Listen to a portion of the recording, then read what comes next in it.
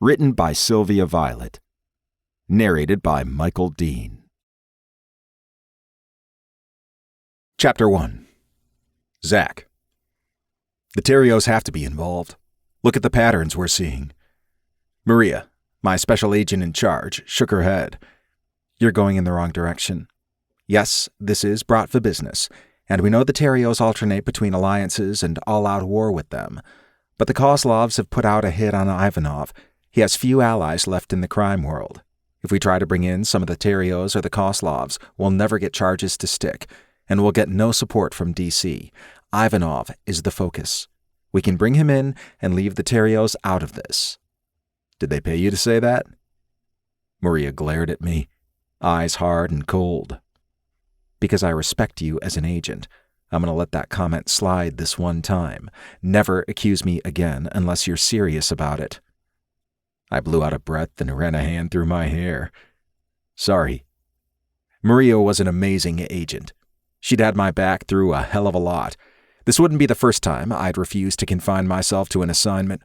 I tended to go off the rails during most investigations, but my hunches were usually right, and I had a gut feeling the Terrios were involved. They know something. I'm sure of it. They could lead us right to Ivanov. Hell yes, they know something. They know something about everything that goes on in New Orleans a hell of a lot more than we do. Unfortunately, exactly. They're the key to this. Maria closed her eyes and blew out a long breath. What are you suggesting? Do you want to march up? Ring the bell at Remington Terrio's house and ask him how he's involved with a man who's been trafficking teenage boys? I rolled my eyes. He'd kill you instantly, and we'd never find a single piece of your body. Maria was right. But there's a younger cousin, Raphael. He runs their casino. He's barely managed to keep himself out of police custody. If it wasn't for his family, he'd be in prison. As much as I'd like to worry about everything that goes on in this city, money laundering at a casino is far down the list of importance. That's not what I'm interested in. Though it's always good for leverage. With the Terrios' power here, I don't think you can count that as leverage. I huffed. Maybe not. But I want to get in with him. I want to join one of his backroom, high roller games. There are rumors of a connection to the casino. Ivanov's been sniffing around there. Maria frowned. What have you found? I handed her a thumb drive. Check this out. She took it from me and accessed the pertinent files. Read what I've highlighted, and you'll see. Maria hummed as she read. I see the potential connection, but there's no indication here that Raphael's involved directly. Do you think he's part of Ivanov's organization? Possibly. Either he's in on it, or Ivanov is taking advantage of him. Either way, I need to look into him. Raphael is very selective about who's allowed to participate in these games. They put offers on the table that aren't just money. It's definitely a place Ivanov could be moving some inventory. She narrowed her eyes. How do you propose to get involved? I want to go in as a player. I need to be on the inside to learn more. She sighed. I guess you're going to need identification and a whole undercover setup. Yes, and you can get me that. I could. But let me do this. Even if it's a dead end, the undercover persona will be useful as I look for other connections. All right. You'll have the documentation you need in 48 hours. Be careful. You know the Terrios aren't people to play with. I didn't need Maria thinking too much about that. This guy's just a kid. He's a loose cannon, and if he's involved with Ivanov, I want us to bring him down. But Ivanov is our ultimate target. Don't forget that. I won't. But we've got to strike where we can. That's the name of the game, especially in New Orleans. I left Maria's office before she could change her mind and headed back to my desk to lay out what I knew about the case. Andrei Ivanov had been trafficking in boys as young as 13, as well as college students. There was evidence going back years. Maria refused to tell me how he'd gotten hold of all that evidence, but it was clear Ivanov was not only the leader of the organization, but he'd also kept some of the boys for himself, hiring them as household staff, luring some in with promises of money and kidnapping others. The boys and young men he forced to stay with him usually died in unexplained accidents or simply disappeared. It made my stomach turn to consider how many atrocities he'd committed. Several months ago, a fire destroyed his home, and he disappeared off the radar. There was clear evidence the Terrios were present at his home that night. Some of his top lieutenants had been systematically killed or disappeared over the next few days. All those incidents had links to the Terrios, so either they were involved or they were also trying to bring Ivanov down. I needed to know which it was before I could go any further. If they were working to eliminate him too, then I could move more aggressively, knowing we were on the same side. If they were in league with him, my choices were limited. If I could bring them down, I'd be able to write my ticket to whatever position I wanted, but I didn't want to deal with all that fucking bureaucracy. I wouldn't wish that on anyone. I liked putting people away, not dealing with politicians and government bullshit. I didn't know how much longer I was going to last anyway. 10 years of this had nearly killed me. If this was my last time undercover, I was sure as hell going to make it count. Raphael was my ticket to learning more about the Terrios' involvement and identifying some of Ivanov's contacts. I pulled up my file on him. I'd been studying him for days, seeking out every article, picture, and video of him I could. There was one of him at a club that I hadn't been able to stop watching. He might be a fucking mobster, but the way he moved his body on the dance floor was intoxicating. I was surprised he'd been chosen by Remington to run the casino, and even more surprised at what a good job he'd done. The place was far more successful than it had been a few years before. Based on his reputation, I would have expected him to run it into the ground. Maybe he just knew how to hire good people to make the business decisions, or someone in his family did. I had no proof he was actually hands-on with running the place. From what I could tell, he was far more interested in his own pleasure than in anything else. He spent plenty of nights at the casino, but he also spent time hopping from club to club, picking up both men and women, sometimes at the same time. He was an up-for-anything kind of guy. I could play to that. I might be straight, but I had no problem flirting with him, luring him in, and making him want me. Doesn't that mean you're not so straight after all? I pushed that thought away. I didn't have time for a personal crisis now. Chapter 2. Rafe. The buzz of my phone woke me. It was clearly morning, possibly even afternoon. I squinted against the bright sun coming in through the hotel room curtains. Why the hell hadn't we pulled the blackout shades closed? My phone kept going off from somewhere on the floor by the bed. I managed to extract myself from between two women whose identities I didn't know. I vaguely remembered following them back to the hotel, but if I'd ever learned their names, I didn't know them now. It would probably be best if I got myself out of there before they woke up. Fortunately, neither of them stirred as I slid from the bed. I found my phone in the pocket of my jeans and fought the pounding in my head as I read the screen. Fuck. It was Remington. He never called me about anything good. The phone stopped buzzing, and I decided it would be best to find my clothes and get out of the suite before calling him back. My jeans were on the couch, but my underwear was nowhere in sight. I'd have to just leave commando. It took a few moments to find my shirt under a chair. It was a wrinkled-up mess, but I slipped my arms into it and did up enough of the buttons to keep it on. There's no sense in trying to fake it. Why the hell did I care if anyone in the lobby knew what I'd been up to? It wasn't like I had a pristine reputation to keep up. This was totally on brand for me. My phone started to buzz again, and I continued to ignore it. I found one shoe, then the other. The phone stopped ringing as I slipped my feet into them and headed out the door. When it started up a third time, I knew I was in trouble. I pulled it from my pocket and answered as the elevator opened and I stepped into the lobby. Hey! I hurried to find a place where I could talk privately. Where the hell are you? I was in bed. Your own? No. Remington snorted. Like you didn't hook up all the time before, Henri? I don't have time for bullshit today. Damn. Not only was Remington calling when he usually ignored me, but he was fucking cranky. What's up? This is a private conversation. I'm in a booth in the hotel lobby. There's no one around. We got a problem. No shit. Why else would he have called? Which is, you need to be very careful who you let into the high roller circle. Had he really called to tell me how to do my job? I am. more careful than usual. Why? Rumor has it Ivanov wants to infiltrate the casino. Fuck. You think he's crazy enough to show up there? No. But he might send somebody. Or we might already be compromised. Damn. I'd be able to think a hell of a lot better if my head wasn't pounding and I wasn't wearing too tight jeans with a zipper getting dangerously close to my most important parts. Go home, get presentable, and get to work. I want a list of everyone involved in your high rollers games, even the one you don't tell anyone about, including me. Did he have to hit me up with all of this when I just woke up? About that. If I'd wanted it stopped, it would be over, and you'd be gathering info from the streets for me. Yes, sir. I need anything you can give me that might help us determine if someone is already watching the operation.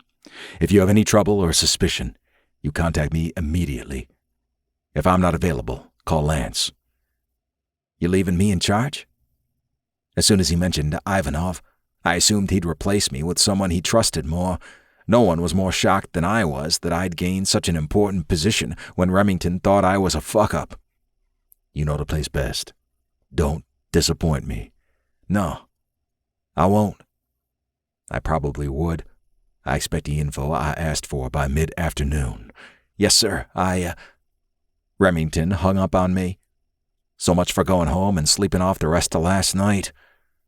Why would Ivanov target the casino? How would that be a way back in for him? Or was it only for revenge? Did he think he could somehow use it to bring our family down?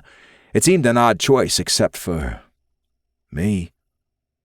He would see me as the weak link, the least capable person put in charge of one of our businesses. I wouldn't fuck this up. I couldn't. I was going to shock everyone. I was going to figure out Ivanov's plan and take him down. I would make him wish he'd never heard of the Terrios and make him pay for everyone he'd hurt, including my brothers. Chapter 3. Zach. I used my towel to squeeze the water out of my hair, then wiped the steam off the mirror so I could see myself. The dye had done its job. All trace of my red hair was gone. I now had dark brown hair. The curl was still there, but I already looked so different it hardly mattered. Even though I hated how dry my eyes got when I wore them, I put in contacts and ditched my usual nerd glasses. Once I was dressed in jeans, a t-shirt, and a leather jacket, my transformation would be complete. My office look of suits that screamed FBI and ginger hair that made me stand out was gone. I was ready to take on the role of a high-stakes gambler who would bluster his way into the secret games at Casino Fortuna. At least, that's what I told myself. The unsettled feeling in my stomach and the way my throat constricted every time I swallowed let me know I was nervous as hell. I was taking a big chance going after a dangerous pedophile who, according to rumor, was insane and unpredictable, while also trying to get solid evidence against a crime family who'd been ruling New Orleans for years. I was in it now, and I couldn't turn back. I hadn't fought for permission to try this angle for nothing. Half an hour or so later, I walked through the main doors of the casino. I'd studied the building schematics until I had them memorized. I'd already guessed where cameras would be placed, and I'd made sure Rafael Terrio would be there tonight. I couldn't guarantee he was watching the cameras himself, but I knew he'd be contacted if someone was caught cheating. I'd learned from talking to a few employees that Rafael liked to handle problems himself, most likely because he enjoyed the adrenaline rush of a fight. I couldn't picture him caring all that much about business. He wasn't known for his ability to stay calm, and I was counting on that. If I were honest, I was fucking intrigued. I wanted to see what he was like when he was angry, in person and up close. I glanced around at the lavish interior decorated in Mardi Gras colors, green, purple, gold. It was garish and tacky, but the fixtures weren't cheap, and surprisingly, neither was the rich purple carpet. I ordered a seltzer with lime. I needed to keep my mind sharp, but having a drink gave me something to do with my hands while I walked around. I confirmed the layout I'd seen in the schematics and numerous videos I'd watched of people enjoying themselves in the various areas of the casino. I knew my information was solid, but it was always different to walk through a place in real time. I played the slots for a few minutes to give myself a chance to observe. Then I found a blackjack table where I'd be right in the line of a camera. For once, I was hoping to get caught instead of trying to avoid it. I'd always been able to count cards, and over time I'd learned plenty of other tricks and strategies to give myself an advantage. I'd used my skills to put myself through college. Back when I was far too young to be around the kind of men he played with, my dad had brought me with him to his weekly poker games. He made sure I watched him carefully, and eventually we worked out a system where I gave him signals as I watched the gameplay. By 15, I was joining the games myself. I hated the stuffy, smoky rooms and the crude, unnerving men who took part in the games, but the extra money we earned gave me opportunities I wouldn't have had otherwise, like a solid education and the chance to go after men just like the ones my father took money from. I was anxious to get on with my investigation. I wanted to be taken into the back rooms of the casino, where I would demand a meeting with Raphael, but I couldn't be too obvious. The last thing I needed was for Raphael to see my suspicious behavior and guess I was law enforcement. I needed him to think I was playing a far different game than the one I was. I started out only using my ability half-heartedly. I let myself lose a hand, then win, then lose. I bowed out of that game, walked away, got another drink, and joined another table, one I'd specifically picked because the people around it were either several drinks in or gave off an air of inexperience. I pretended to study my hand, making sure I looked as perplexed as the woman next to me, who needed a grip on the table to keep herself upright. What the hell was she doing playing with money in this state? The man across from me made an outrageous bet. Was he bluffing? Or just arrogant as fuck? I played conservatively as I observed everyone and got a feel for the table. I didn't try to win at first, but I didn't lose big either. Slowly, I began letting myself win, and my chips started piling up. When no one questioned my winning streak, I started using my counting abilities more openly, or openly to someone you knew what to watch for.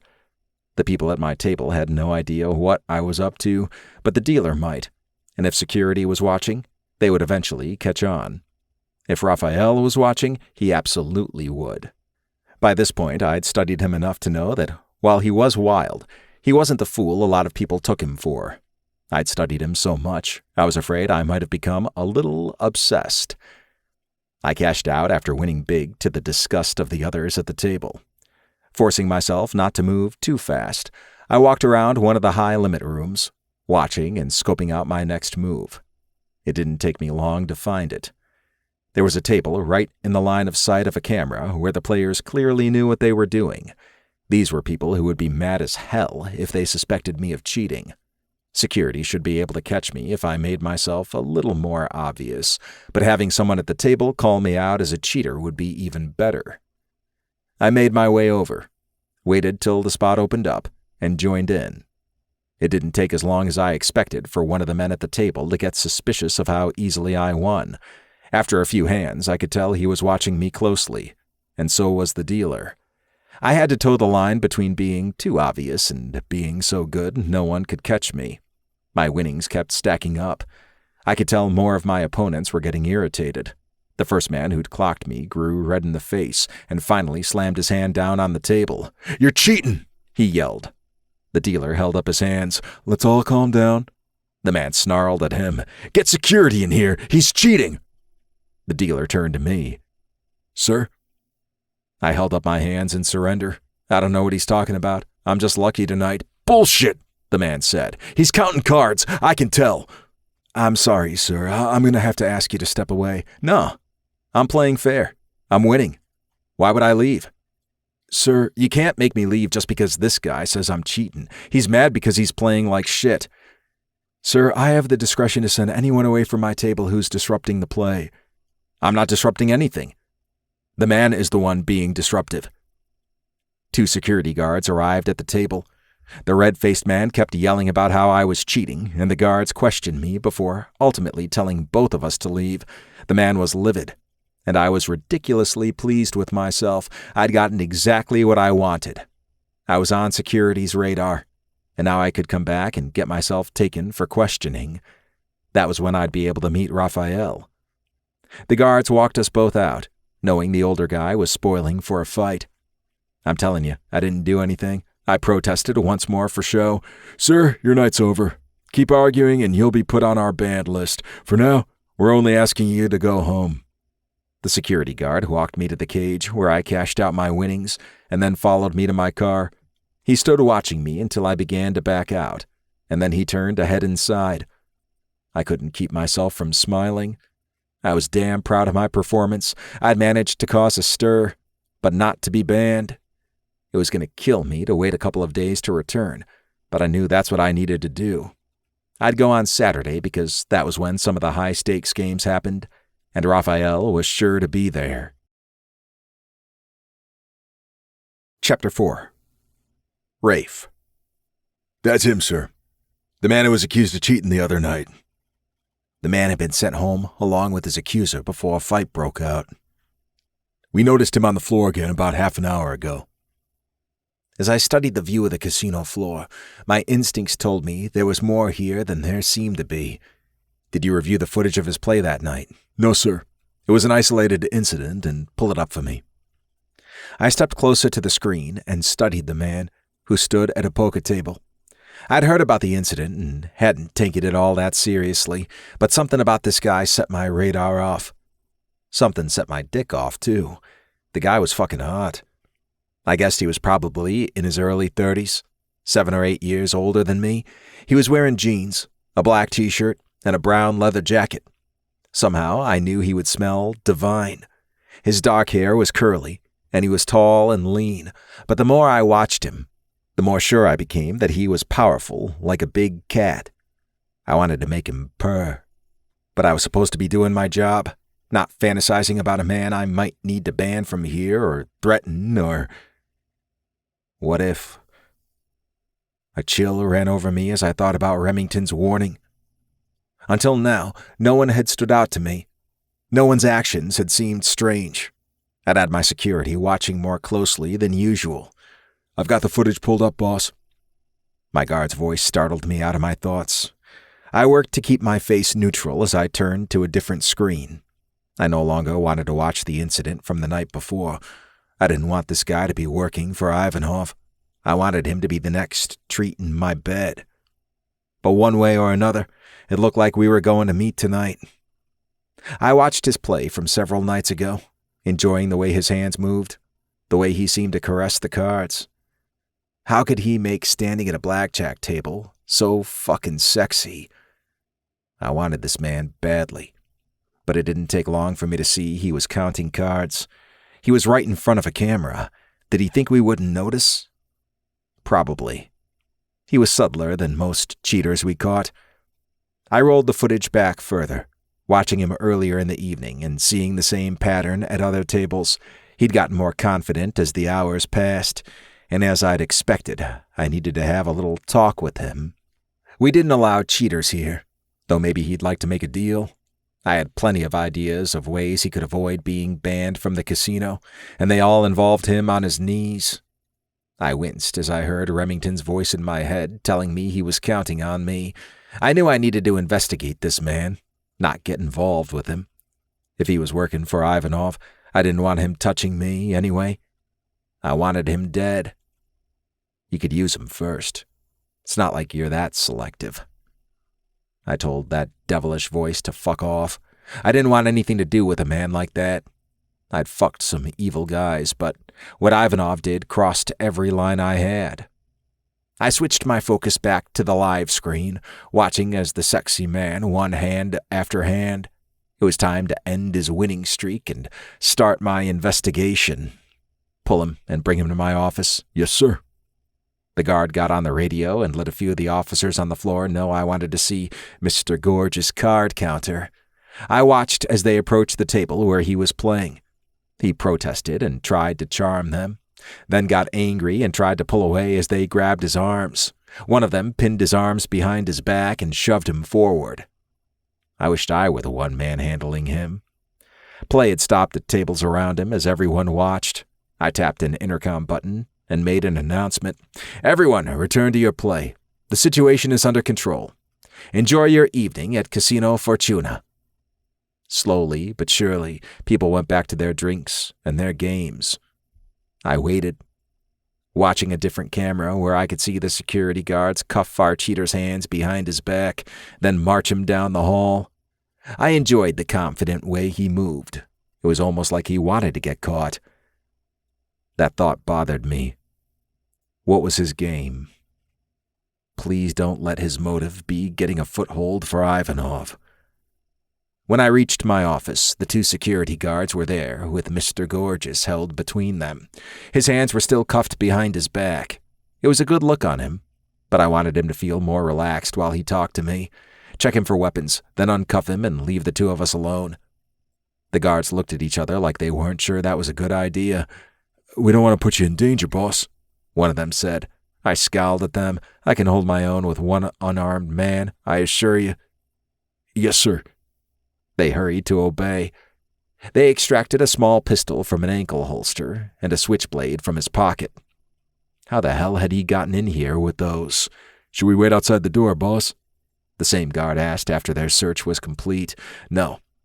I want to have a private conversation with this gentleman." "Yes, sir."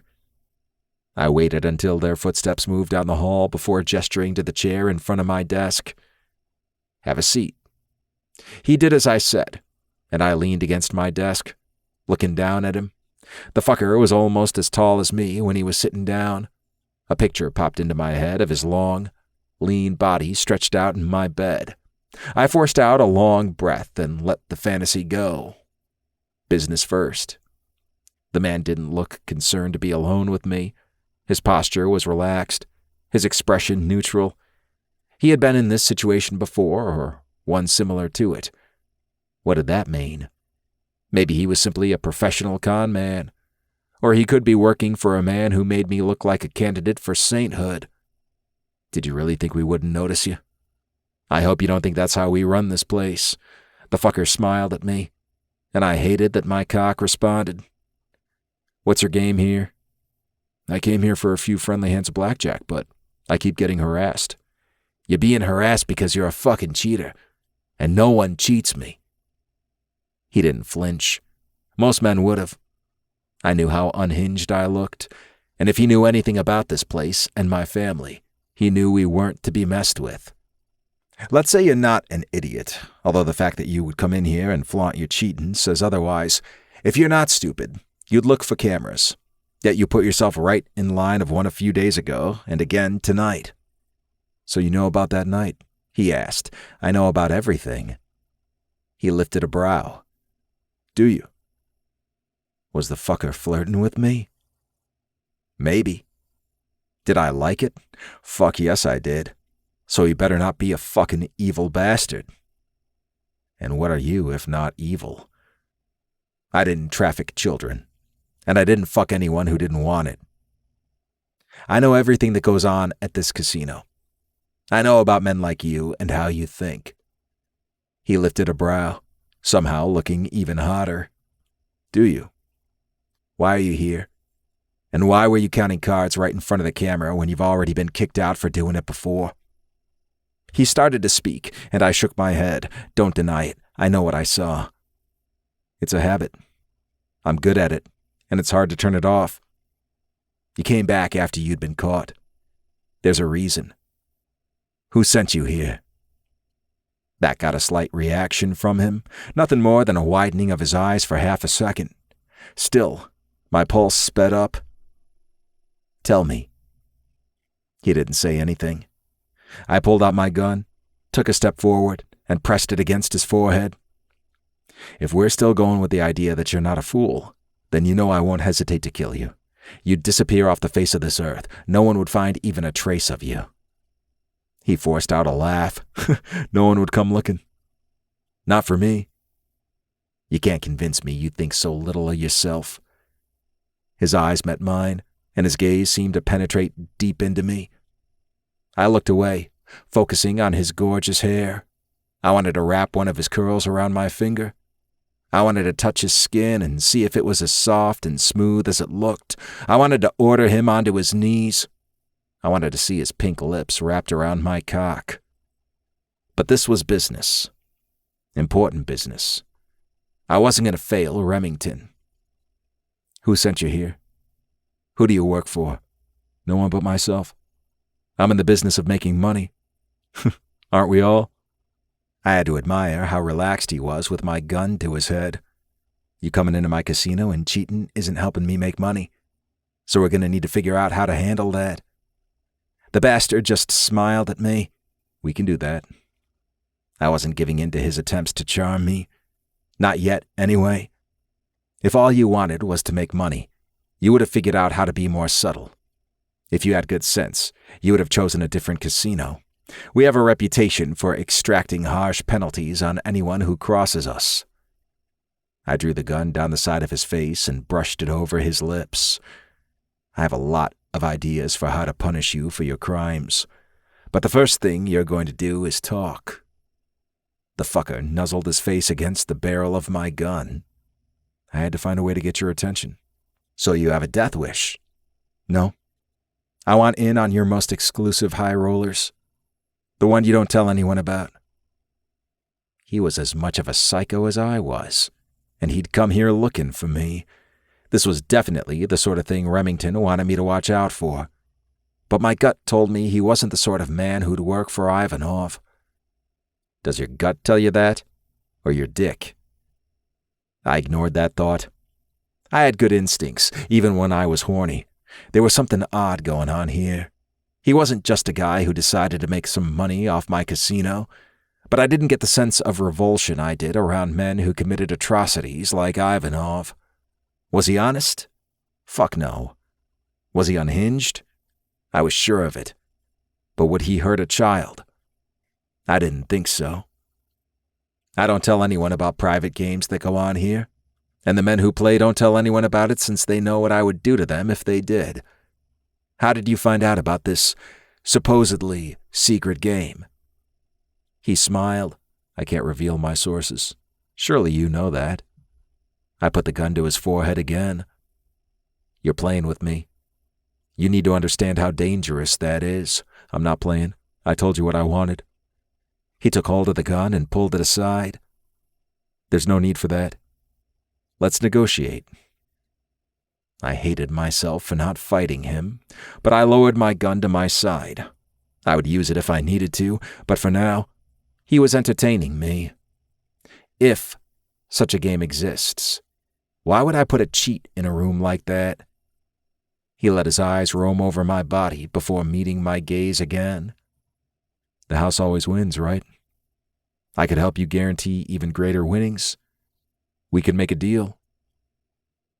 I considered the offer.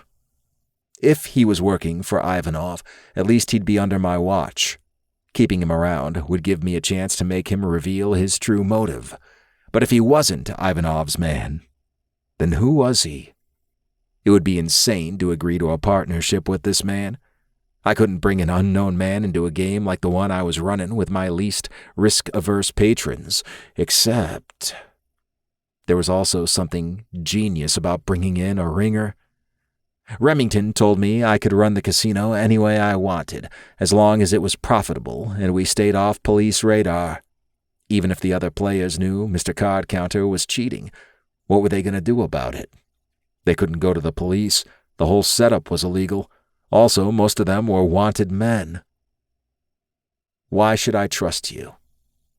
I'll be in your room with your guards, and you'll be watching, assuming you do watch this game that may or may not exist. I nodded. You'll be able to keep track of my every move. As far as me splitting my winnings with the house, there's no concern there. You control the money, right? You're the one that hands it out. I'm the one that should question whether I trust you. Before I made a conscious decision to move, my hand was around his throat and my gun at his temple. Never question my honor. He started to speak, but I squeezed harder, wanting to cut off his air, wanting him scared. He was way too fucking smug, and I hated how easily he made my body react. His face grew red, but he didn't fight. Who was this man? I needed to find out. I let go of his throat before he passed out, but I kept my gun where it was. I held his gaze and smiled as I cocked it. When he tensed, I pointed at the floor. I'd wanted a reaction from him, and I'd gotten it. Play starts tomorrow night at 10 o'clock. Come to the back left entrance. Security will know who to let in. He nodded. Make a wrong move or do anything to cross me, and you're dead.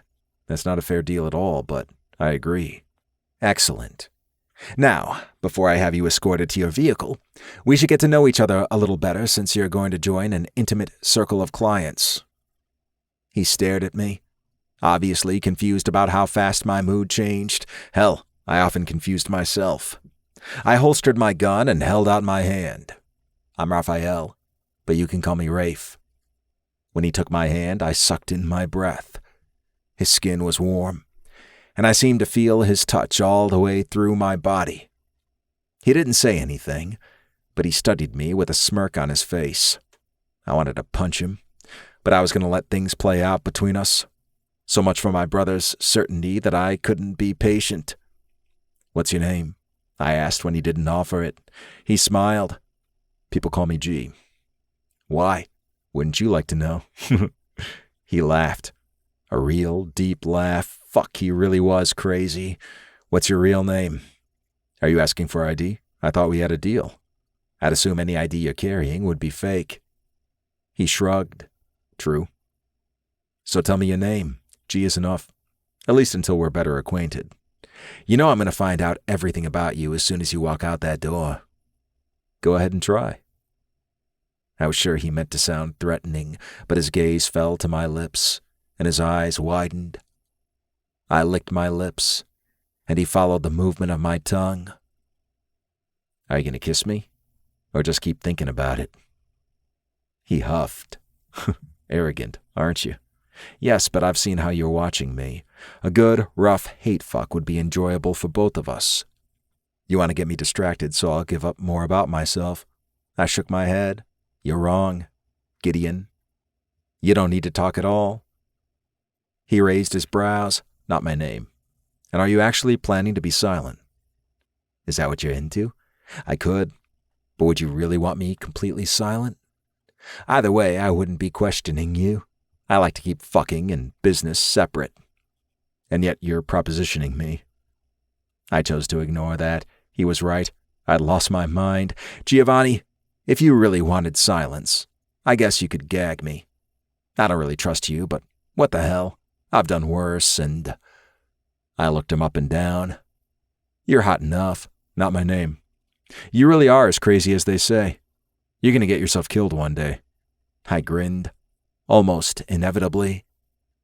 I pressed the button on my desk to summon the security guards. Maybe I wasn't all that crazy after all. Chapter 5. Zach. I called Maria as I drove to the apartment she'd arranged for me. I'm in. She sighed. What? Did you want me to fail? No. Yes. Fuck, I don't know. This is a bad idea, and it could compromise the whole investigation.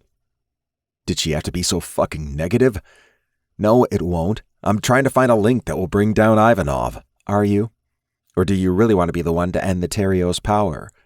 Can I want both? I asked, blowing through a light as it turned red. Not if you want to focus on the current objective. I'm focused. Bullshit. Was I? Was I focused on getting Ivanov or on Raphael Terrio? I knew my assignment. Rafe was a means to an end.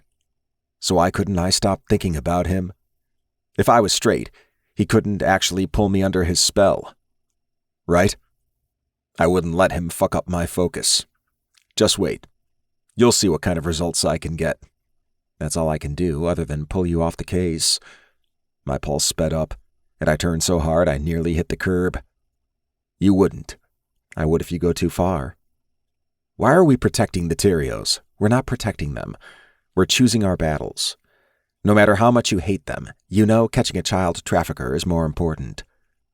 I couldn't argue with that. Like I said, why not both? Our resources are already stretched way too thin. We don't have the manpower to go after them both. I won't put my people in danger because you have a vendetta. They're killers, they are. But you know how this job works.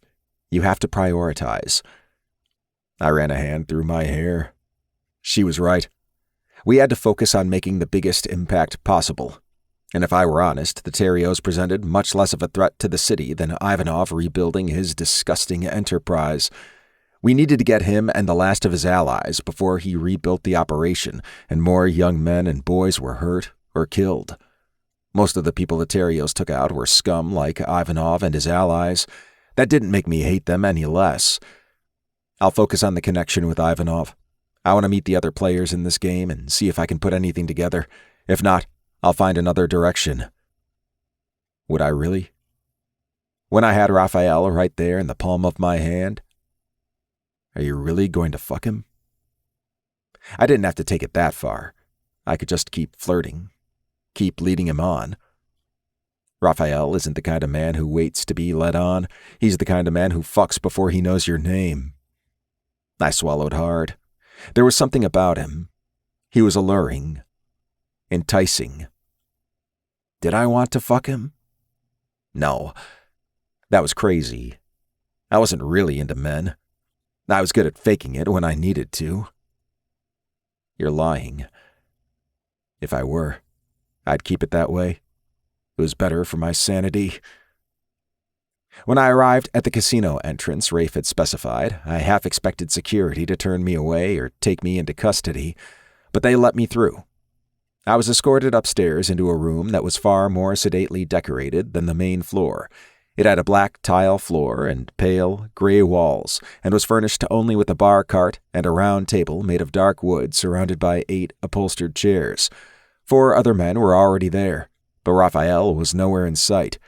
He said he watched the game. Did he mean on camera? I'd assumed he'd be present. Maybe he liked to wait until everyone was there. Did it matter, though, for any reason other than me wanting him there? I didn't want to think too much about why that was so important. I introduced myself, and the other man reciprocated.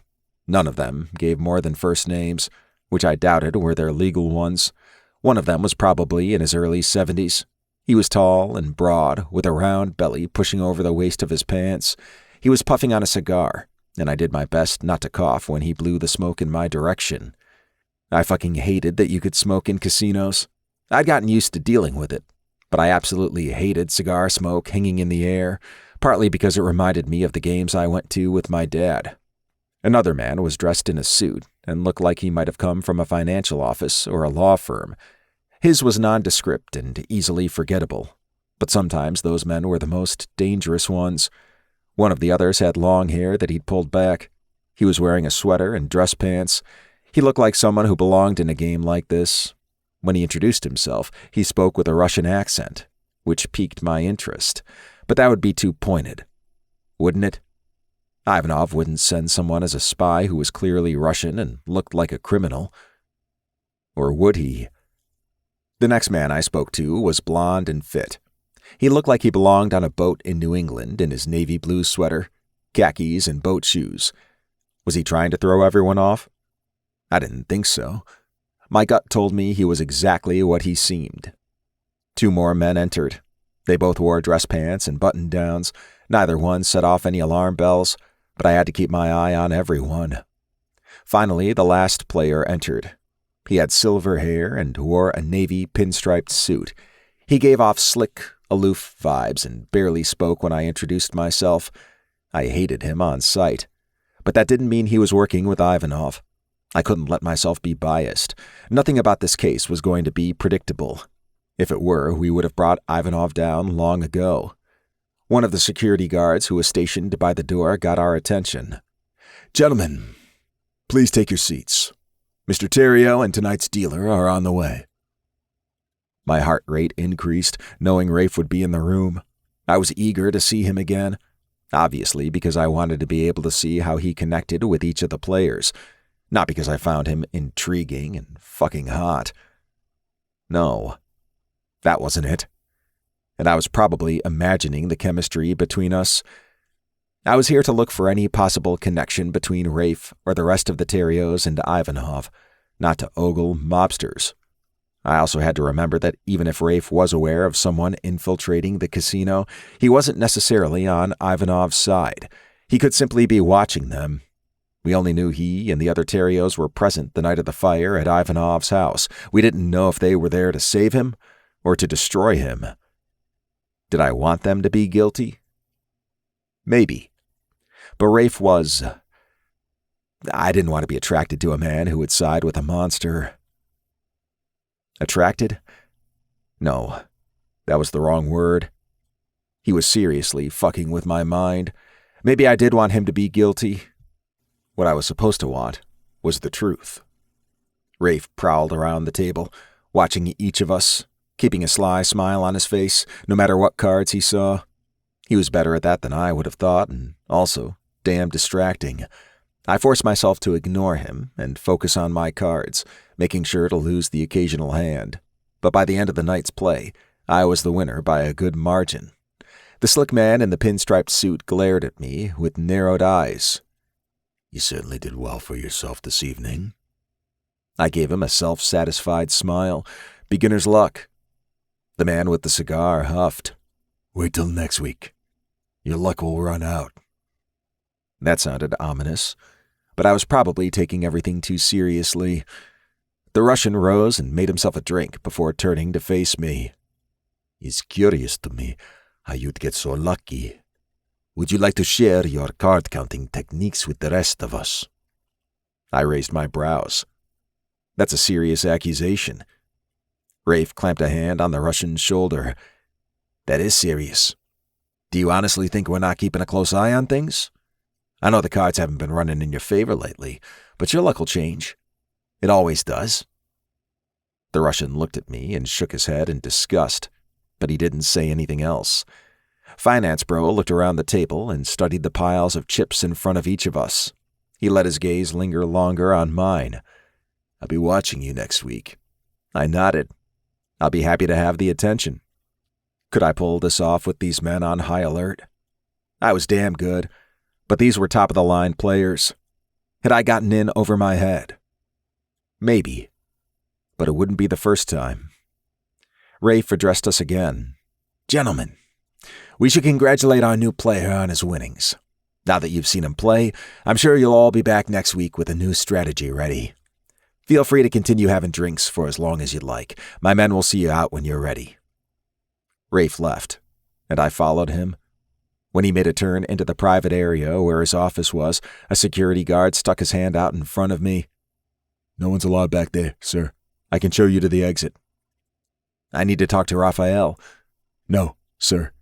He's not available now. I scowled at the man. I don't like being accused of cheating my first night in this game. I want to speak to your boss.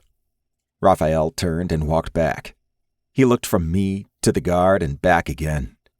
He was angry, but also intrigued. He sighed. Let him through.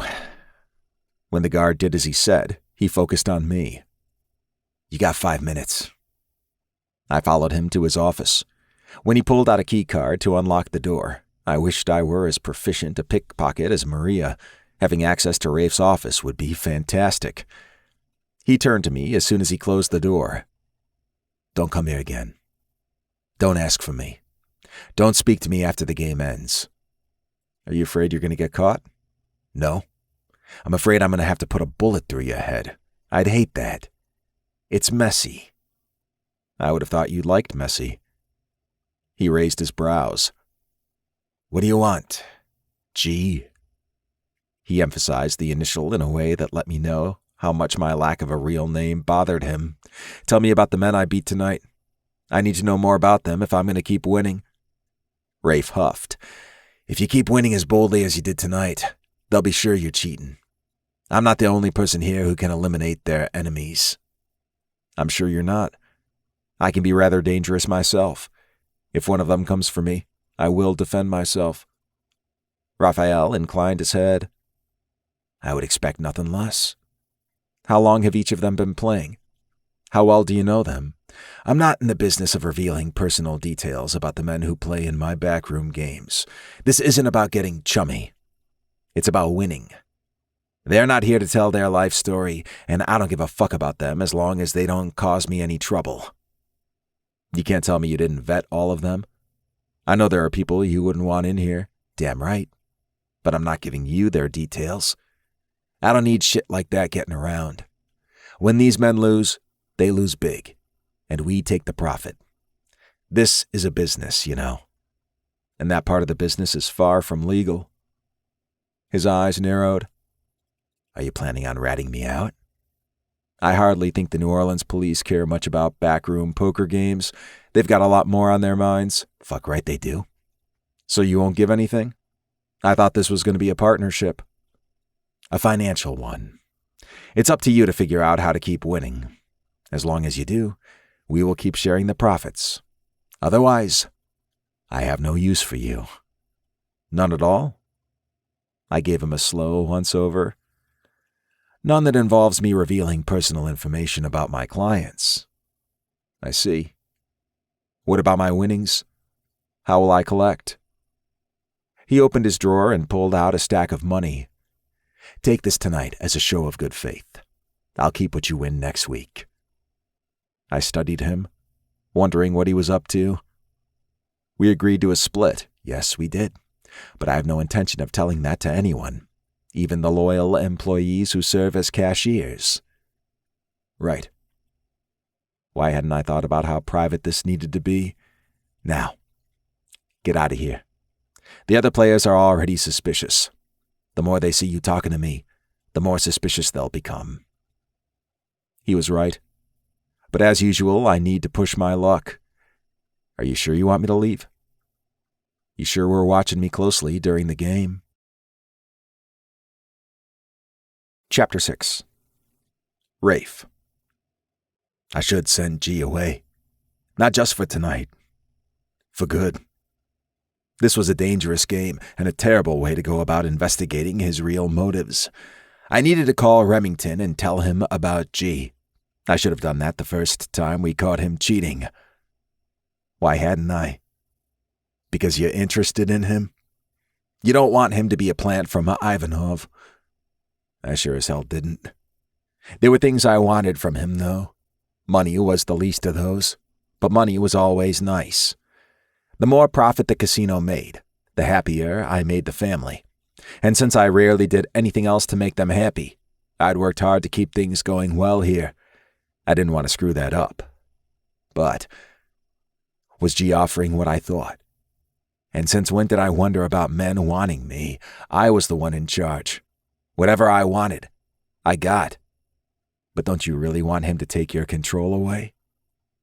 Fuck. I couldn't think about that. I could seduce him if I wanted to. I could wrap him around my finger. I could make him spill all his secrets. Except I wasn't sure I wanted to hear them.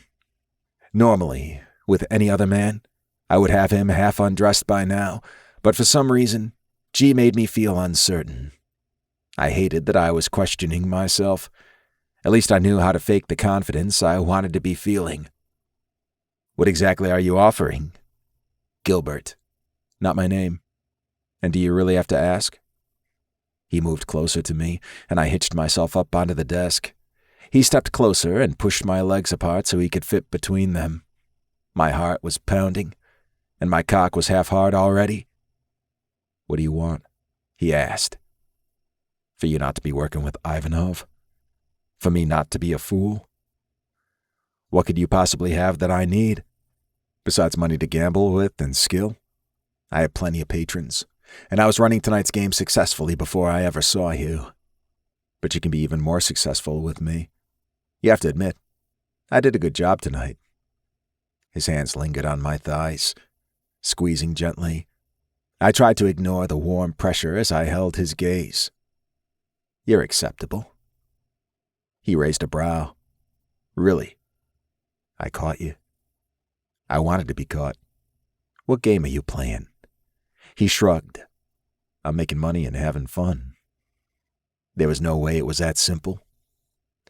I told you I don't work for anyone but myself, he said, anticipating my question. You're lying. You just want to be right. Is that what you think I want? I asked, shifting closer to the edge of the desk, bringing myself so close I could feel the heat of his body. I think you want a lot of things. I think you're a very greedy man. I forced myself to smile. So what if I am? That's not a criticism, just an observation. So what are you greedy for? He rubbed his thumb over my bottom lip.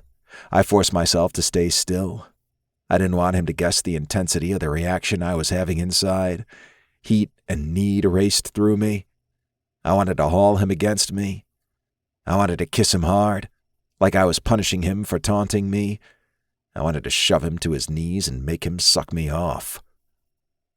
Do you really? No. Damn it. What I really wanted was for him to flip me over, lay me out across the desk, and fuck me. That kind of dominance was what I often wanted with men, but I very rarely asked for it, and even then, I made sure I was in control. Do you want this? He asked.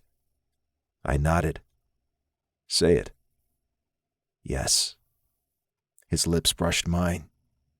It was too gentle, too soft.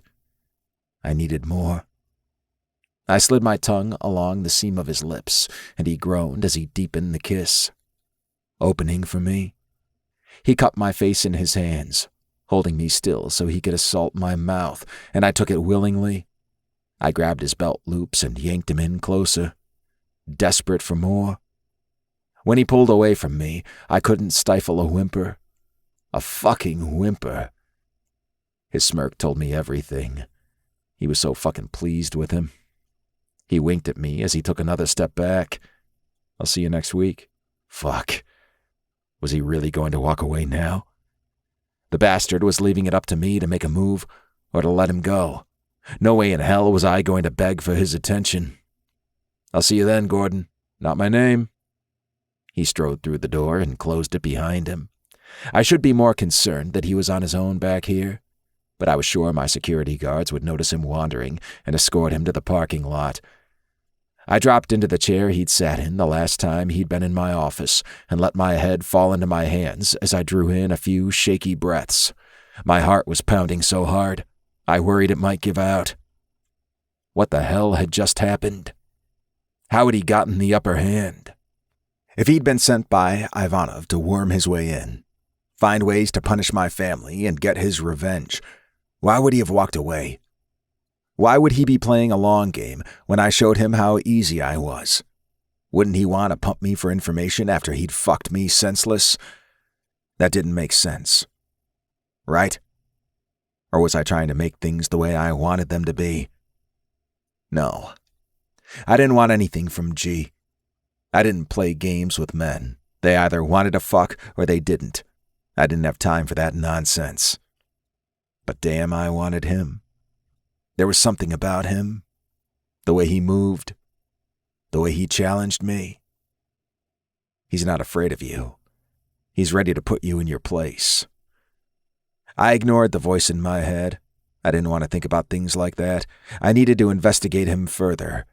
But to do that thoroughly, I'd have to tell Remington about him. I didn't want to do that. I wanted to handle this myself. Are you going to kill him yourself when you find out he's from Ivanov? Fucking intrusive thoughts. I would, though.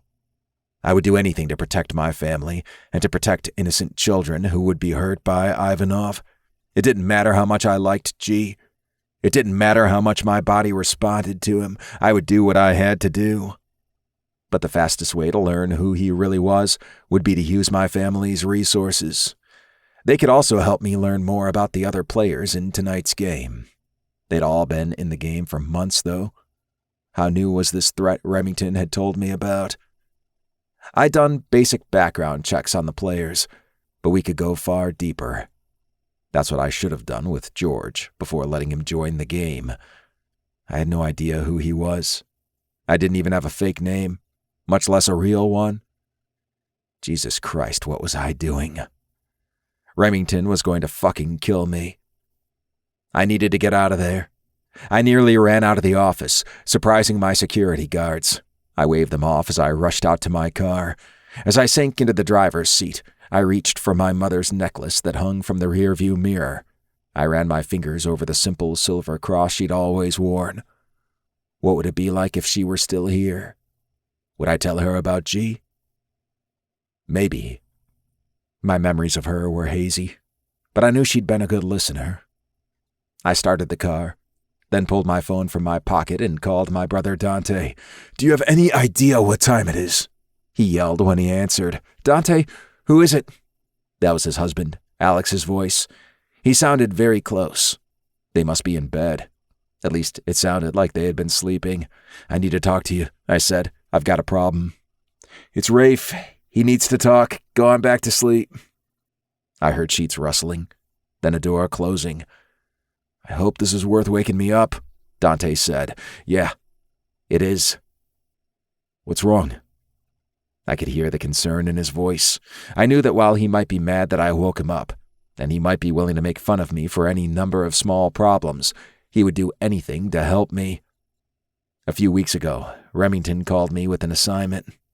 "And you didn't bother to share that then?" "Does Lorenzo know?" "No. I wanted to deal with it myself. Remington was trusting me." Dante huffed. "What's the job?" I explained to him that one of Remington's informants let him know that someone associated with Ivanov might attempt to infiltrate the casino. We didn't know whether they would be a player, an employee, or what, but I was supposed to be on the lookout. "What happened?" "Nothing yet. At least, not anything significant, or at least nothing bad." "Raphael, spill it." Security caught a man counting cards. He'd been accused of cheating once, and he and the accuser were asked to leave after causing a disturbance. The guy came back. We caught him again, and I had him come to my office. I suspected he was trying to get caught, and I was right. He wanted my attention. "Rafe, tell me you didn't ignore how significant that is." "I didn't. He wanted to be part of one of my high rollers games." "And you let him?" "We made a deal where the house gets half his winnings. I figured this gave me a good chance to watch him without him knowing what I suspected, while bringing in some extra money so Remington's happy. Trust me, I've got my eyes on the guy." "What did Remington say?" "That's a problem." "I didn't tell him." "What the fuck, Rafe? Remington told you to look for anything unusual. Then a guy comes to you after cheating and starts making propositions?" It sounded so much worse when Dante spelled it out. I wanted to handle it myself. "There's something you're not telling me." How did he always know? I should just confess. There was no reason for me to bother calling him if I wasn't going to tell him everything. Otherwise, I might as well have called Remington. I like him. I don't want him to be Ivanov's man, and my gut tells me he's not. Your gut or your dick. If I only wanted a hot fuck with him, I could take it, then turn him in. Dante sucked in his breath. "You wouldn't fuck him if you really thought—" "No, I wouldn't. I'd cut his dick off if I thought he was working with Ivanov, but I'd still need to tell Remington about him. I can't make these decisions on my own." "Damn, Rafe. You're really growing up." "Shut up, asshole." "How much do you know about this man?" Heat rushed to my face. I really didn't want to fuck up again. Not nearly as much as I should to have let him into this game. "Right. My guys are following him tonight. They should at least find out where he lives, and we can work from there. Remington could find out a whole lot more, and then he'd realize I let the guy in without knowing shit." "Damn it, Rafe. What do you want me to do? Tell me what's right? Help me investigate him, or just listen?" He hummed. "You really are growing up. I've been telling you and Lorenzo to stop treating me like a fucking child. I'm doing a damn good job with this casino. Remington came to me, not to Lorenzo, and not to you. So call him and tell him. Don't break his trust." I thought maybe if I had him investigate everyone in the game, then it wouldn't be as pointed toward the new guy. Dante hesitated before answering. "No, it wouldn't." "Do you suspect any of the rest of them?" "No. They wouldn't be in there if I did. If I thought any of them were involved, I would have told Remington. We would have set them up, and they'd be in our custody now, spilling everything." "Call him, Rafe. I know it sucks, but you're doing the right thing. And don't get involved with this guy." "I don't get involved with people. That's for you and Lorenzo. Rafe, just leave him alone. Talk to him for business only." "You don't usually give it to him. It's not like we have some kind of office rule." "True. But there's something in your voice. I'm worried about you.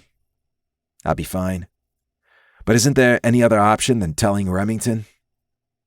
Dante was silent for a few moments, and then he said, "Maybe. Give me a little while.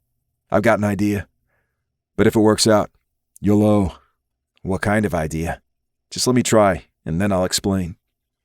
I didn't like how secretive he was being, and I had no idea what he meant. Either I told Remington, or I didn't. What else was there to do? "Okay, but don't leave me hanging for too long. I won't." He ended the call. I poured myself a drink and threw it back in one go. I considered another one, but I needed to be sober if I was going to talk with Remington. He was an early riser, which meant I could potentially call him in a few hours. I prayed Dante would call me before then. Chapter 7. Zach. Someone followed me as I drove home. I was 90% certain it was security guards from the casino, so I did only minimal work to avoid them. I had no doubt Raphael would do everything he could to check out my identity, and I hadn't tried to make it all that hard to find out where I was living. I was trusting Maria to create a watertight identity for me, though I did worry that was impossible to do when up against a family like the Terrios. They would have resources even better than what the Bureau had. I needed to work quickly to figure out who at the casino was involved with Ivanov. After meeting Raphael, I no longer thought he was involved, but I couldn't know for sure. Not yet. The idea that there was a link to the Terrios was set in my mind, but I was willing to accept that they were working to eliminate Ivanov, just like I was. If so, continuing my seduction of Raphael could give me the in I needed. I thought about how it had felt to slide my hands along his thighs, to step in between them, tease him, touch him. The moment my thumb made contact with his lip, my whole body became electrified.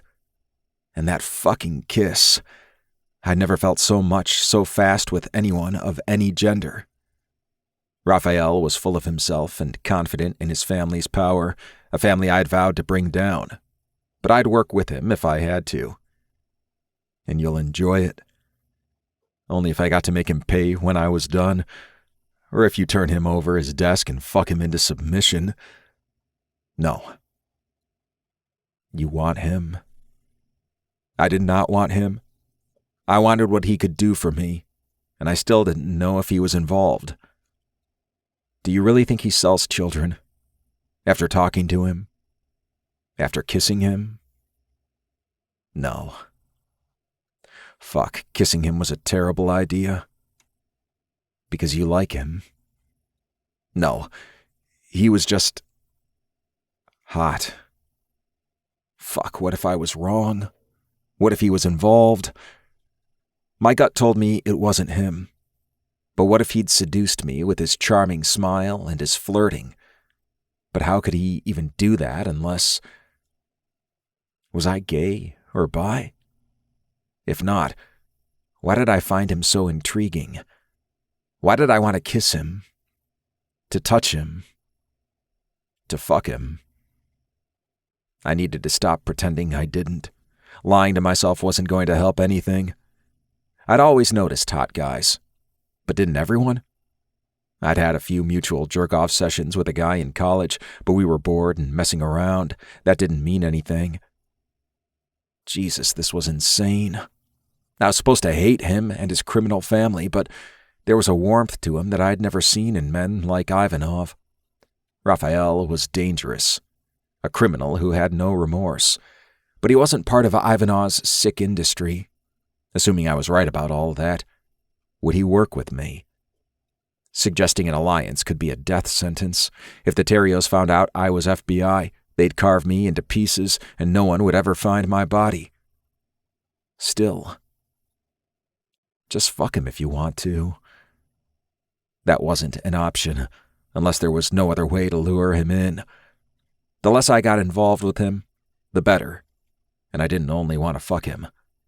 I wanted to hurt him, to punish him. What would he do if I tried?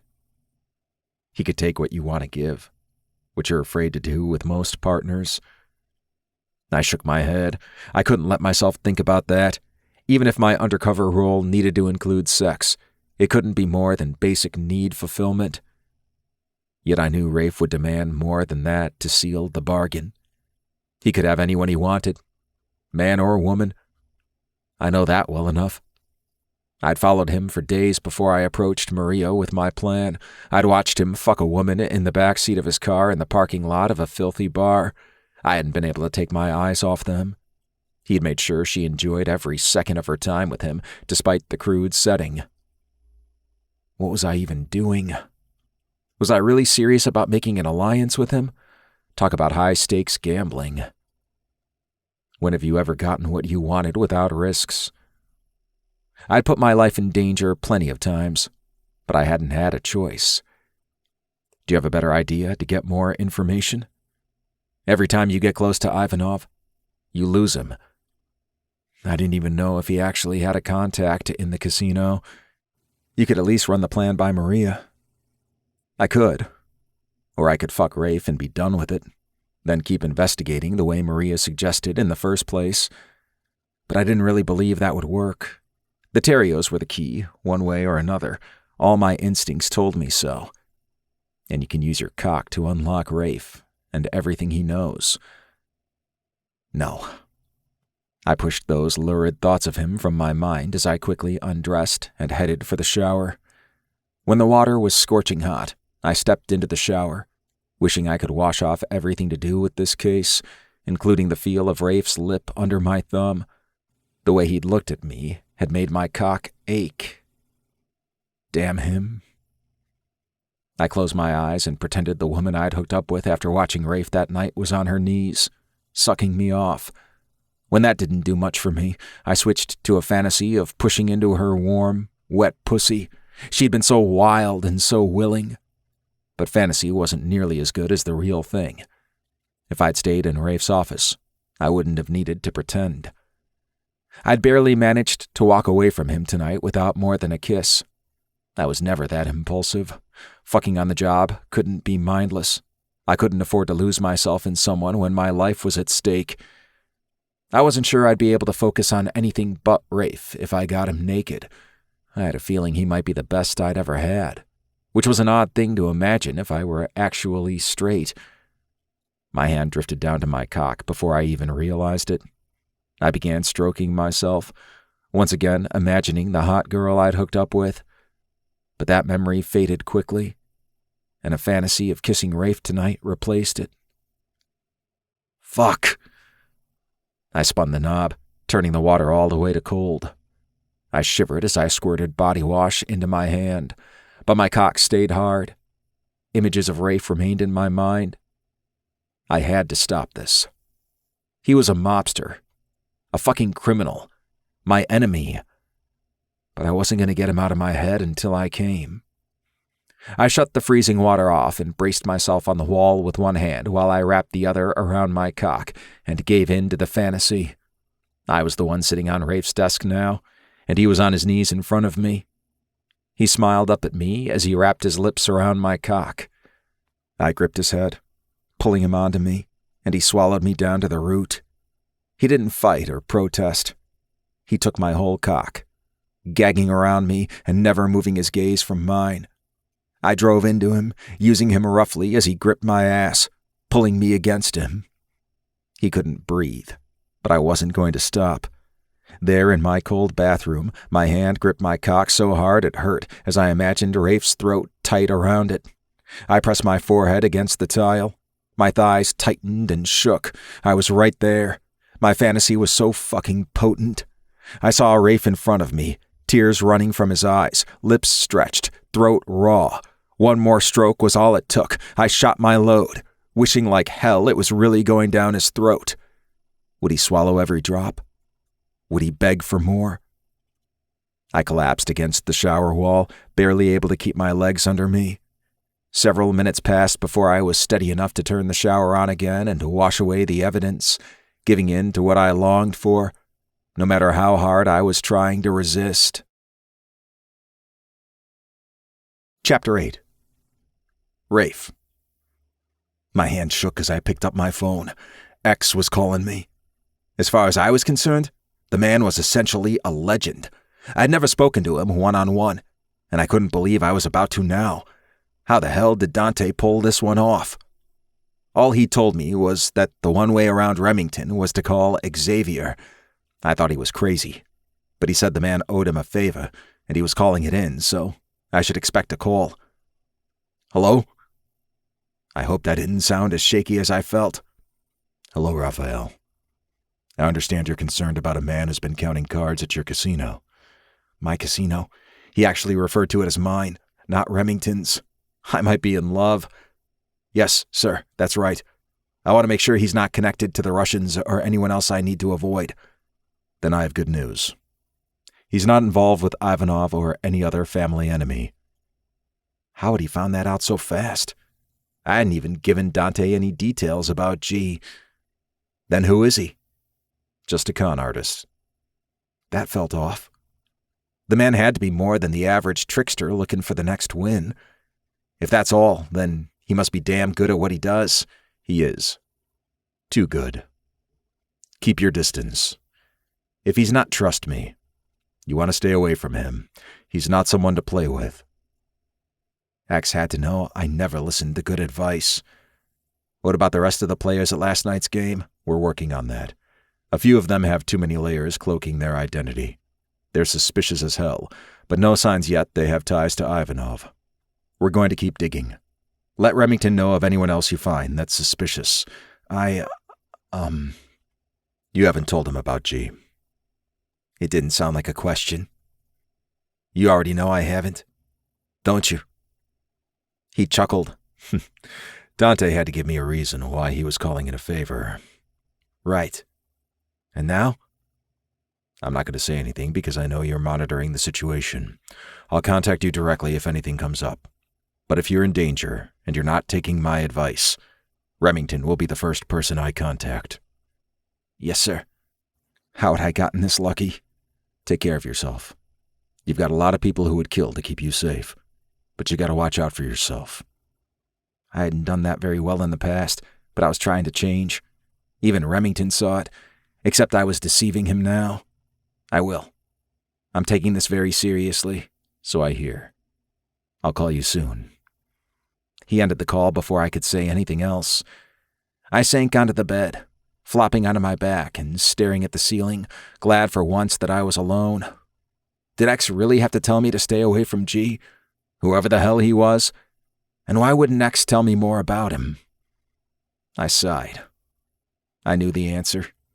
He didn't believe in giving out more information than was absolutely necessary. Was I going to listen to him? If he said to keep away, then that's what I should do. But G was so fucking hot and intriguing as hell. The fact that I'd been warned off and he was still a mystery to me only made me want him more. I'd always been that way. I always wanted what wasn't mine, what I couldn't have. I'd been told I needed to work on that, but somehow both of my brothers managed to take what they shouldn't have. Lorenzo was living with the son of our now dead enemy, and Dante had married his former student and was still teaching at the university where his husband, Alex, was a student. Why shouldn't I get to play with the forbidden? No. I needed to do what X said. I was trying to prove myself to my family, to finally make them believe I wasn't a kid anymore, that I could handle business on my own, that I could be trusted. But I'd been so responsible lately. Would it really matter if I fucked G once or maybe twice for good measure? Just to see what it was like? When he touched me earlier, my whole body lit up. I wasn't sure I'd ever gotten hard from nothing but a man rubbing his thumb across my mouth before. Fucking him might be wrong, but it also seemed like exactly what I needed. Damn it. I couldn't keep being so self-indulgent. I needed to distance myself from G and everyone else at the casino. I needed to observe closely and find out who Ivanov had sent to spy on me. He wanted to get revenge on the family, but I wouldn't let that happen. He wouldn't hurt my family anymore. We would track him down and tear him apart, little piece by little piece. That was better than what he deserved. Ivanov was my focus. But did that really mean I had to stay away from G? If he wasn't connected to Ivanov, Then I could continue to let him work with me while I found out who else G was working for and what his end game was. Right? Why couldn't I play with him too? He's dangerous. All the men I was around were dangerous. But you usually fuck the easy ones. The ones desperate to do your bidding.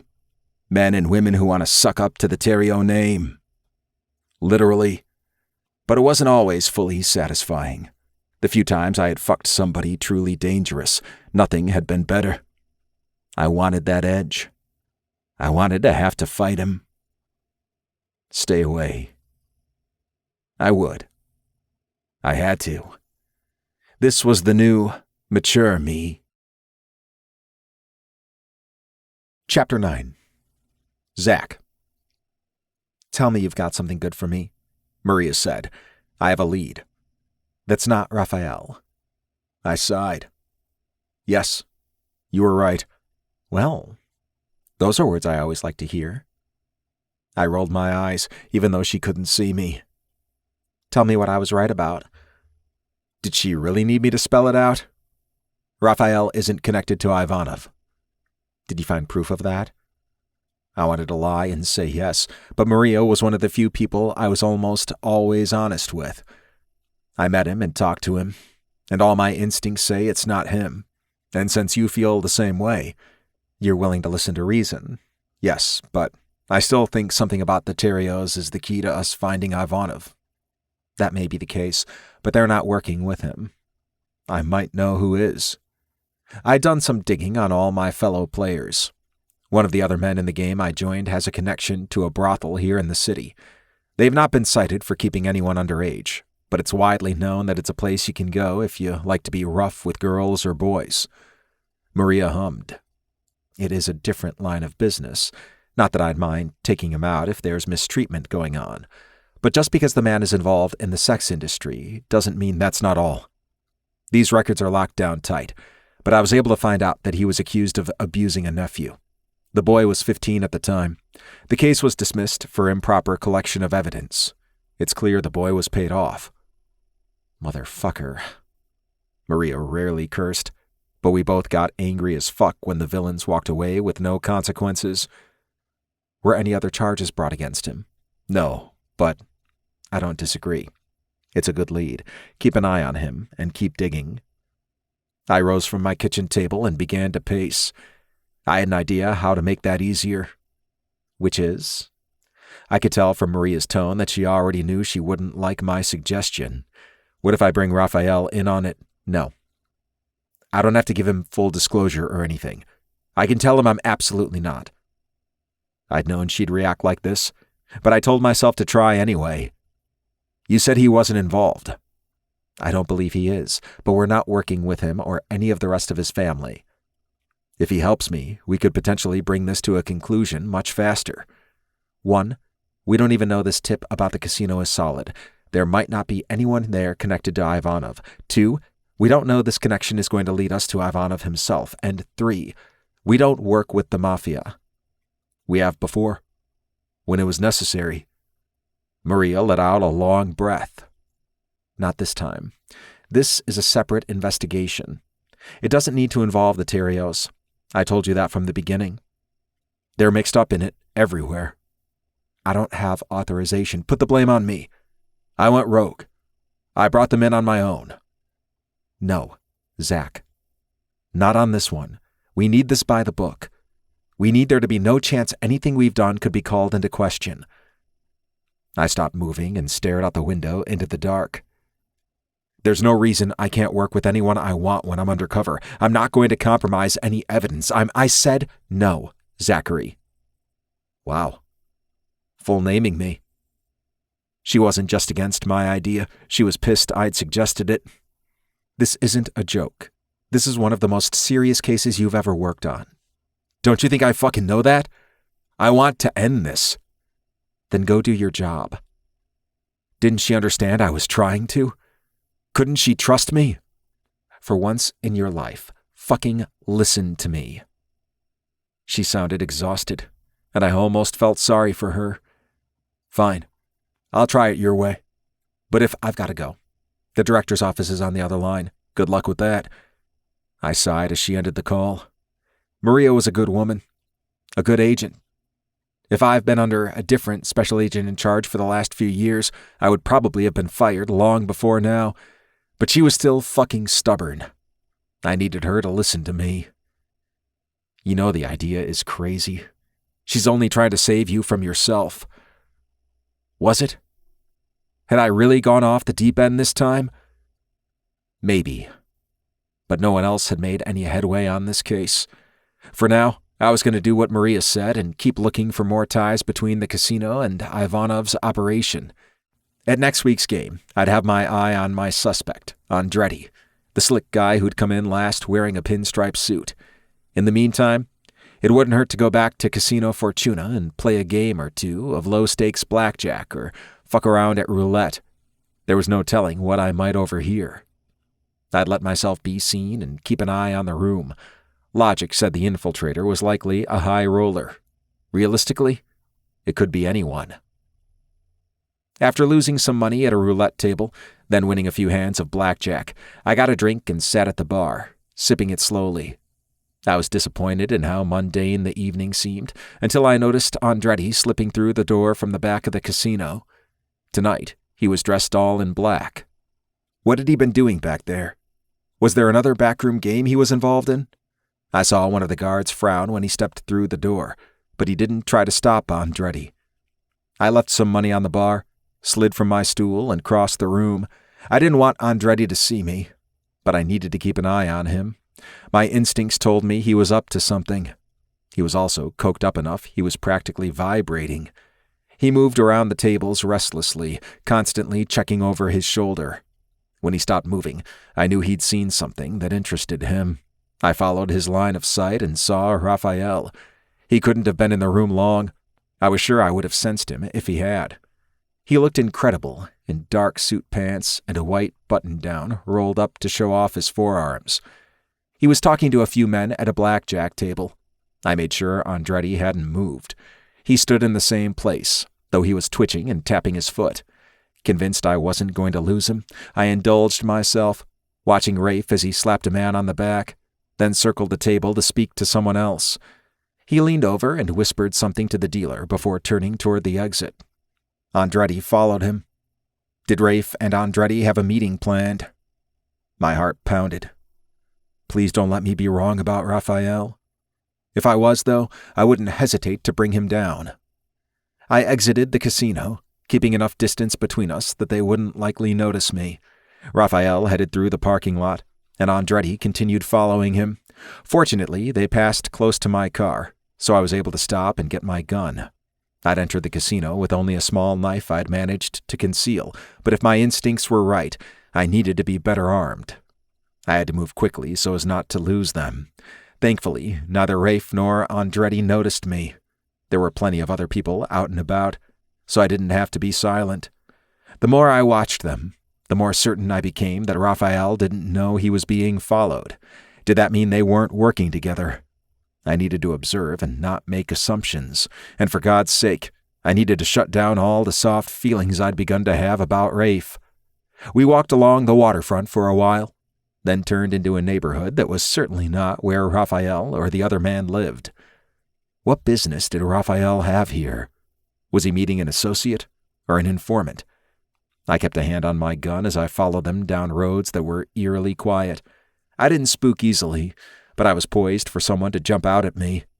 Something felt very wrong.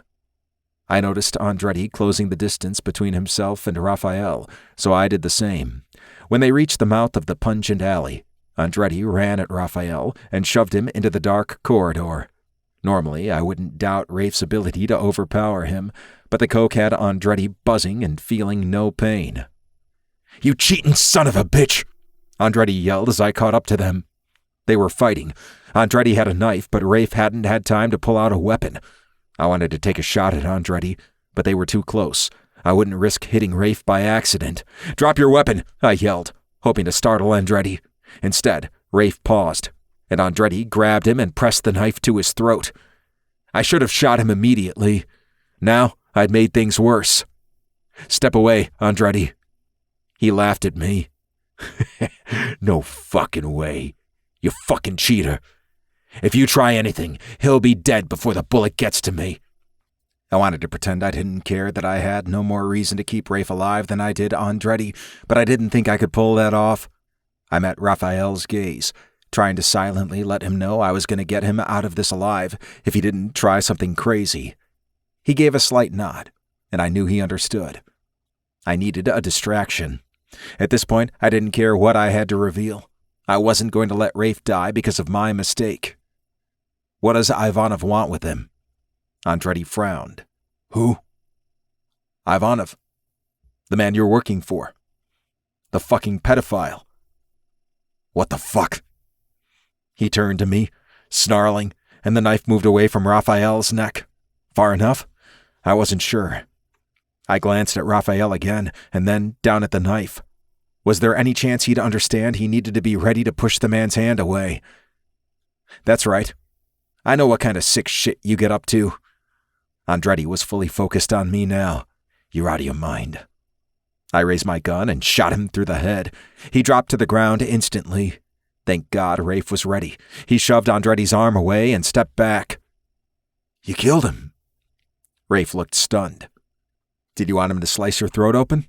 No, but Thanks. I knew there was no way Andretti was still alive, but I needed proof. I bent and felt for a pulse. When I was satisfied the bastard was as dead as he should be, I rose and took a step toward Rafe. He only has half a head. You thought he was still breathing? No, but I had to be sure. He stared at the pavement where blood pooled beneath the man. I gave the body another kick. What was that for? Rafe asked. He tried to hurt you? I wish I could kill him again for that. Rafe stared at me like I'd lost my mind. I probably had. Maria had been waiting for the moment when I stepped over the edge and couldn't bring myself back. Was that happening now? I laid a hand on Rafe's arm. Call your family. Ask them to clean up this corpse. And don't mention me. Rafe made no move to pull out his phone. Who are you? How do you know about Ivanov? There will be time to explain later. Just do what I said. You, Raphael. Call them now. Don't you have someone you can call? That would be a disaster. You don't want me to involve my people? Finally, he pulled out his phone and did as I'd said. Chapter 10. Rafe. What is it? Remington asked. He sounded pissed that I'd called him, and I was in no shape to handle that. Andretti, one of the men from my not-so-secret game, accused me of cheating and attacked me. He's dead in an alley. Where are you? In the alley with him. I glanced at the closest street sign and gave the address. Do you think he was the man we're looking for? I'm not sure. I accused him of working for Ivanov before I shot him, and he acted like he'd never heard of him. Remington was silent for a moment. Do you think he was telling the truth? I don't know. Maybe. He did seem truly confused. He's been losing heavily. I think he took too much coke and lost it. Okay, get out of there. I got men on the way. What if someone finds the body before they get here and calls the cops? In that part of town, no one is going to touch him. He was right. Get moving. I don't want you on the scene. But Fuck. I didn't know what to say. I couldn't tell him G was here with me without spilling everything. Are you okay? Shit. I hope that didn't sound as confused as I felt. Yes. Then go home. You did good. I'll let you know what we learn. Thanks. I ended the call and met G's gaze. What the hell just happened here? He scowled at me. You really want me to believe you didn't know what this fucker was up to? I checked his background. He had a prostitution ring, but he wasn't involved with children, and his employees weren't trafficking. Was I that much of a fucking idiot? Remington was going to kill me. If I'd missed something so obvious, he'd never put me in charge of anything again. You really think he's working for Ivanov? I do. Do you have proof? G looked away. No. So he could have just been mad at me because you cheated him the other night. G shrugged. Possibly. But I saved you, so I've already paid you back. He had, but I didn't want to admit it. You interrupted a conversation with a patron. That was not a fucking conversation, and he was on enough cocaine to make his heart explode. Ivanov's men would never lose control like that. They'd know better. G sighed. This isn't the place to talk about it. You don't actually expect me to leave with you, do you? All I know right now is that Andretti's been on my back about bringing you into the game for the last 2 days, then you showed up and started questioning him about Ivanov. What's your role in all this? Right now my role is saving your ass. I shook my head. Do you really think I'm that stupid? You're not some opportunist who happened to be in this part of town when I was? No. I followed you. Technically, I followed Andretti because he was following you. Had G really been trying to protect me? Why? Tell me how you know Ivanov. I don't know him, but I want him dead like you do. Who the fuck was G? And how damn much trouble was I in? I was going to have to confess everything to Remington. Xavier told you he was clear. You can trust him. I needed time to think. I'm going home. Don't follow me anymore. I turned to walk away, but G grabbed my arm, spun me around and shoved me against the wall of a building. It was filthy, and I could barely smell G's spicy scent over the dumpster next to me. Not that I wanted to smell him or talk to him or even see him. Unless, what if he could help me find Ivanov? It didn't matter. I couldn't talk family business with a stranger. I should have sent him away the first time I saw him. I should have had more sense than to ever agree to his fucking plan. My mind stopped spinning when G pulled out a gun and pressed it to my chest. You're going to stay right here and listen to me. You think no one's held a gun on me before? You think I'm scared of you? I think you should be. Tell me who the fuck you really are. That's not happening. He stroked the side of my face, and I fucking shivered. I was mad as hell that he had me half-hard, but this was exactly the kind of danger I'd been craving. I've been a good boy for far too long. G held my gaze. Don't turn this into a fight. Come with me. No. I'm going home like Remington told me to. Fine. We'll go to your house. But you're not going anywhere alone. I scowled at him. You're not coming to my fucking house. You shouldn't be on your own. We can't be sure why he came for you, or that he was working alone. Like you give a fuck what happens to me. God help me, I think I do. Oh no. I did not feel a flutter in my chest. I was not interested in anything but hate fucking this asshole. I don't need you. You did a few minutes ago. If you want to come with me, then you have to tell me who you are and what is going on. Or I could wait around and tell whoever your family sends. I snarled at him. Get the fuck out of here. Not without you. I met his gaze and watched his eyes darken. He wanted me as much as I wanted him. Are you going to shoot me or not? I haven't decided yet. Fuck off. I pushed the gun away, and he laughed as he shoved it into his pants. I'm going to follow you wherever you go. Why did that sound so fun? You really think I can't lose you? I'm not even sure you want to. I wasn't either, and that pissed me off. Xavier said G wasn't connected to Ivanov. He also told me to stay away from him. But since when did I listen? Good luck, Grover. Chapter 11. Zach.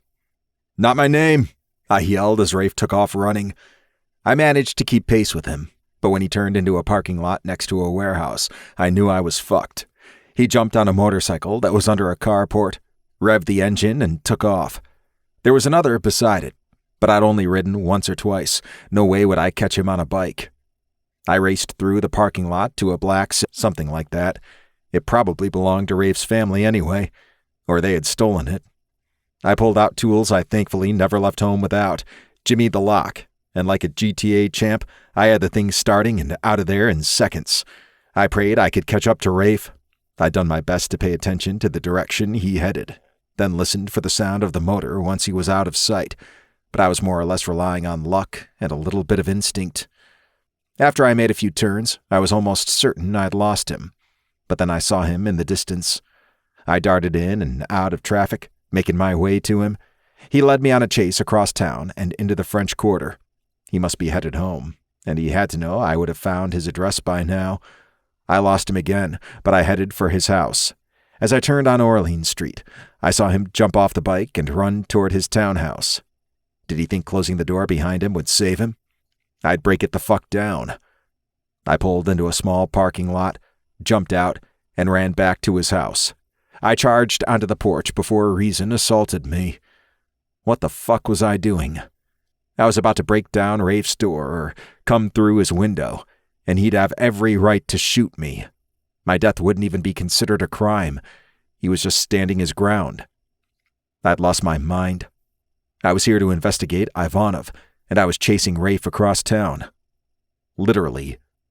In a stolen car. That I did not need to commandeer. I really hoped it belonged to him or someone in his family. Suddenly, the door opened, and Rafe stood there grinning. Are you coming in? Or not? What the fuck? He grabbed my arm and yanked me inside.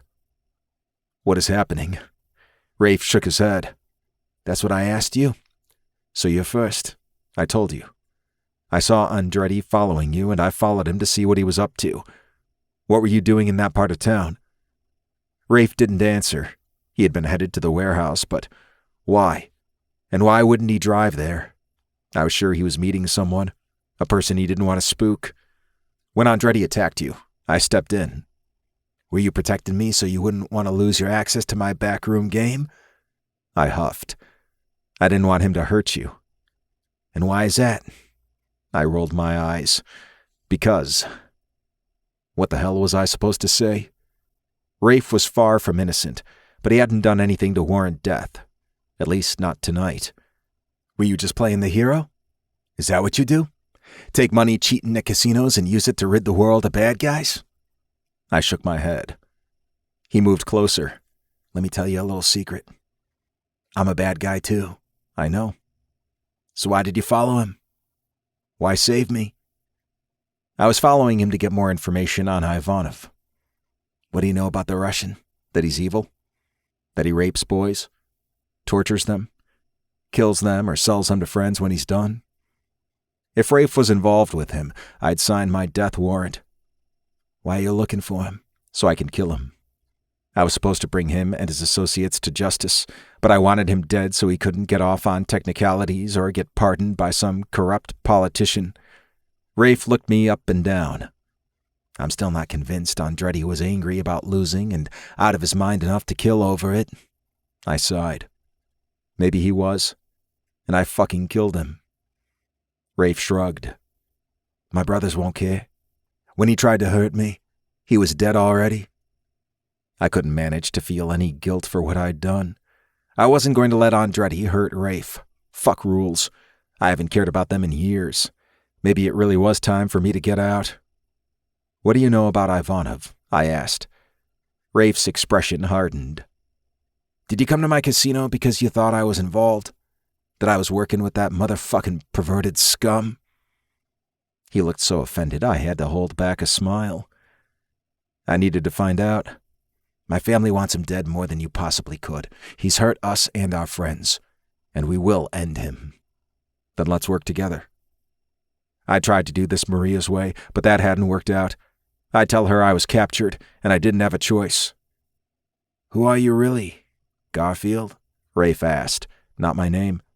And you don't need to know anything other than our shared motives. Yes, I do. I don't work with people who want to reveal their real identities. I'm here to stop Ivanov. That's enough. He shook his head. Who do you work for? I told you. No one. I didn't buy that before, and I'm not buying it now.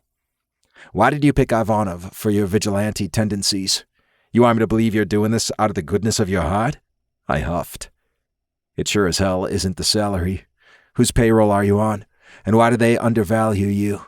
That was a damn good question for Maria. I can't tell you that. Will they kill you? I considered that. Possibly. If Maria didn't, some CIA agent might be sent to silence me. I could also kill you if you don't tell me. Then my people would come after yours, and they would start a huge war, and neither of us wants that. You wouldn't have to worry about that if you were dead. I'd prefer not to be dead. He smiled. Yeah, me too. And I'd sure as hell like to be there when Ivanov goes down. Alliance? I held out my hand for him to shake. I was warned to stay away from you. My pulse increased. By who? By whom? Actually, sorry, that's my brother's influence. He's a professor, but I'm sure you know that. I glared at him. Who warned you off, and why? I can't tell you. But they want to protect me. Did someone in his family know? Would it be better if I went all in with him the way I'd planned? Or was this the stupidest plan I'd ever devised? Maria tried to tell me it was, but the longer we worked together, the greater the chance Rafe would figure it out anyway. I'm going to ask you one more time. Who do you work for? Here goes nothing. The government. Rafe's eyes widened. He took a few steps back before pulling his gun on me. This is becoming a habit with us, I said. It's not going to be a habit for much longer if you don't get the fuck out of here. If I see you again, I will kill you. If I was after you, I would have already made the arrest or the kill or whatever my overlords ordered me to do. Are you part of some fucking Black Ops assignment? I shrugged. Something like that. I wasn't about to let him know I was with the FBI. I'd taken enough risks admitting I was working for Uncle Sam or his evil twin or whatever. You really think I'm going to work with you now? You came into my casino, robbed me with your cheating ways, then proposed we work together. I'll let you in, but you were just a snake the whole time. I took several steps toward him. Back off. I shook my head and moved even closer. There was confusion in his eyes. I saved your life. That doesn't mean a fucking thing. Are you sure about that? I took the last step. His gun was pressed against my chest. A shot would kill me instantly. Are you going to do it? He didn't respond. If you're going to take me out, do it now. Or you could trust me, and we could find Ivanov and end him. There won't be any consequences for you or your family. You're not part of my assignment. But you want me to pay, right? He looked me up and down. One way or another, I do. I meant it. I wasn't acting out a role. I truly wanted him. But if I was after your family, would I have told you why I'm here? The uncertainty in his eyes was making me hotter. I liked that I'd rattled him. He might be a hardened criminal, but he could be seduced. Come on. You know you want this. Chapter 12. Rafe. My cock was so hard, I thought it might split the seams of my pants. I did want this. I wanted Gerald Gino Gardner. I wanted him to fuck me, which probably meant I'd lost my mind. What if he really could help me find Ivanov? I wanted my family to believe I was a grown-ass man who could do serious work like the rest of them. Nothing would do that like finding Ivanov and delivering him to my family to torment. We all wanted to take a piece out of him. But working with a government agent, letting him see behind the curtain, that was crazy. It was wrong. And if it went south, Remington would possibly kill me and certainly exile me. I wouldn't see my brothers anymore. I shouldn't do this. I was trying to be good. I realized I'd said the words out loud when G's smile grew wider. Why bother? You were made to be bad. So you're not trying to reform me? He raised his brows. Is that what you want? Fuck if I know. He pushed his chest into the barrel of my gun, forcing me to bend my arm more. I should shove him away or shoot him, but I wasn't going to do either. I didn't need a dead government agent on my hands. Not that I doubted my family could disappear his body, but I didn't want him dead. I didn't even want him to leave. He put his hand over mine, and I let him have the gun. He laid it aside on a table and walked me back against the wall. He was taking charge, and my body screamed for me to let him.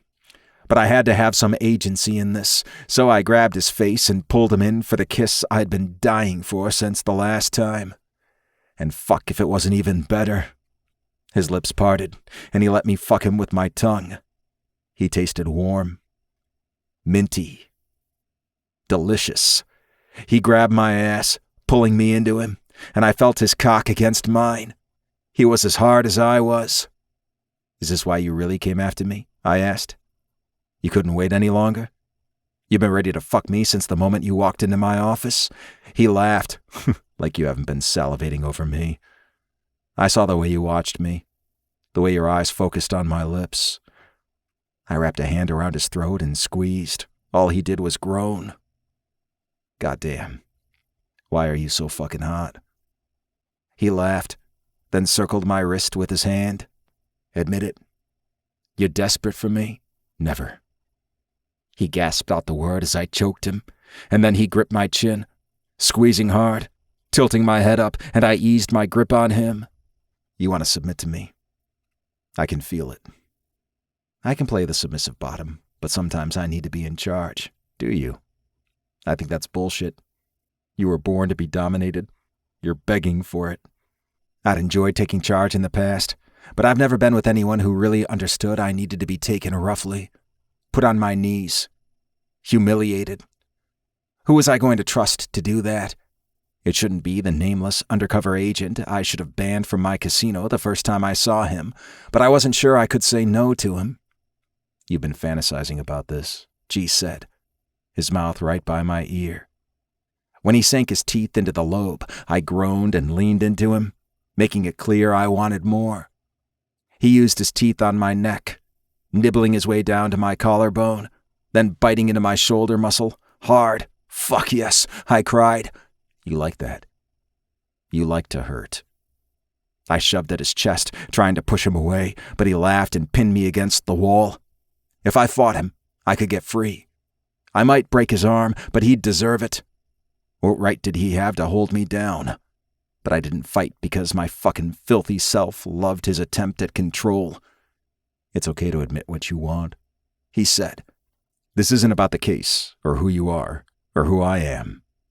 This is just about us, which is exactly what you would say if you intended to fuck me, then torture me to extract secrets about my family.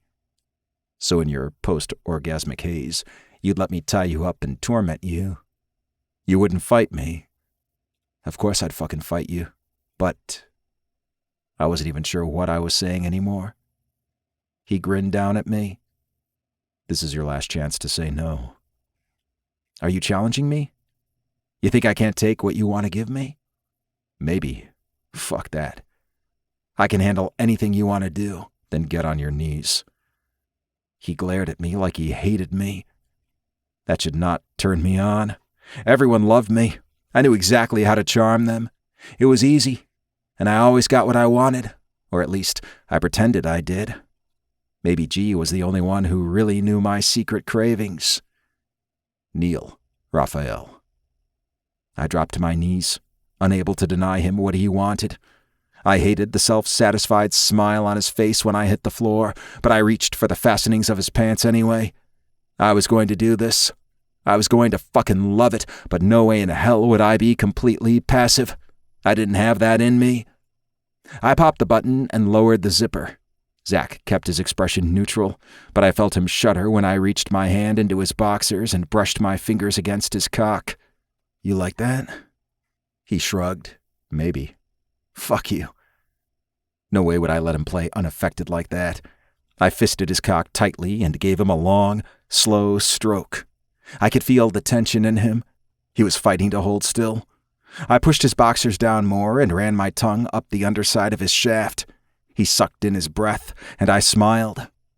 "You do like it. I fantasized about this the other night." "Of course you did."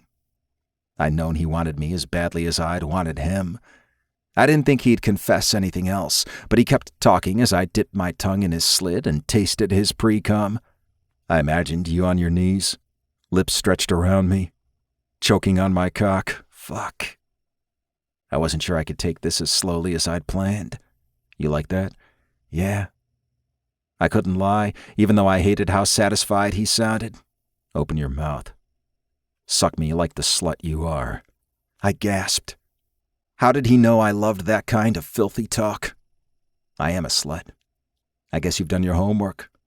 I'll fuck anyone, or several people at once. Right now, there's only me. And you better make me happy.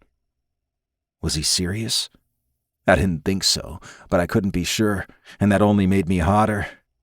He used his thumb against my chin, pressing it down and forcing me to open up. I looked up at him and then stuck out my tongue, wiggling it invitingly. G growled as he pulled me to him, hands sliding into my hair. I fought to swallow around him as he thrust into my mouth. He clearly had no intention of being gentle, which was exactly how I wanted it. Apparently, all I had to do was make him angry, and he'd give me my fantasy. He worked his cock in and out, and I gripped his ass as I drew his length deep into my throat. He tried so hard to be quiet, but he couldn't hold back all those needy sounds.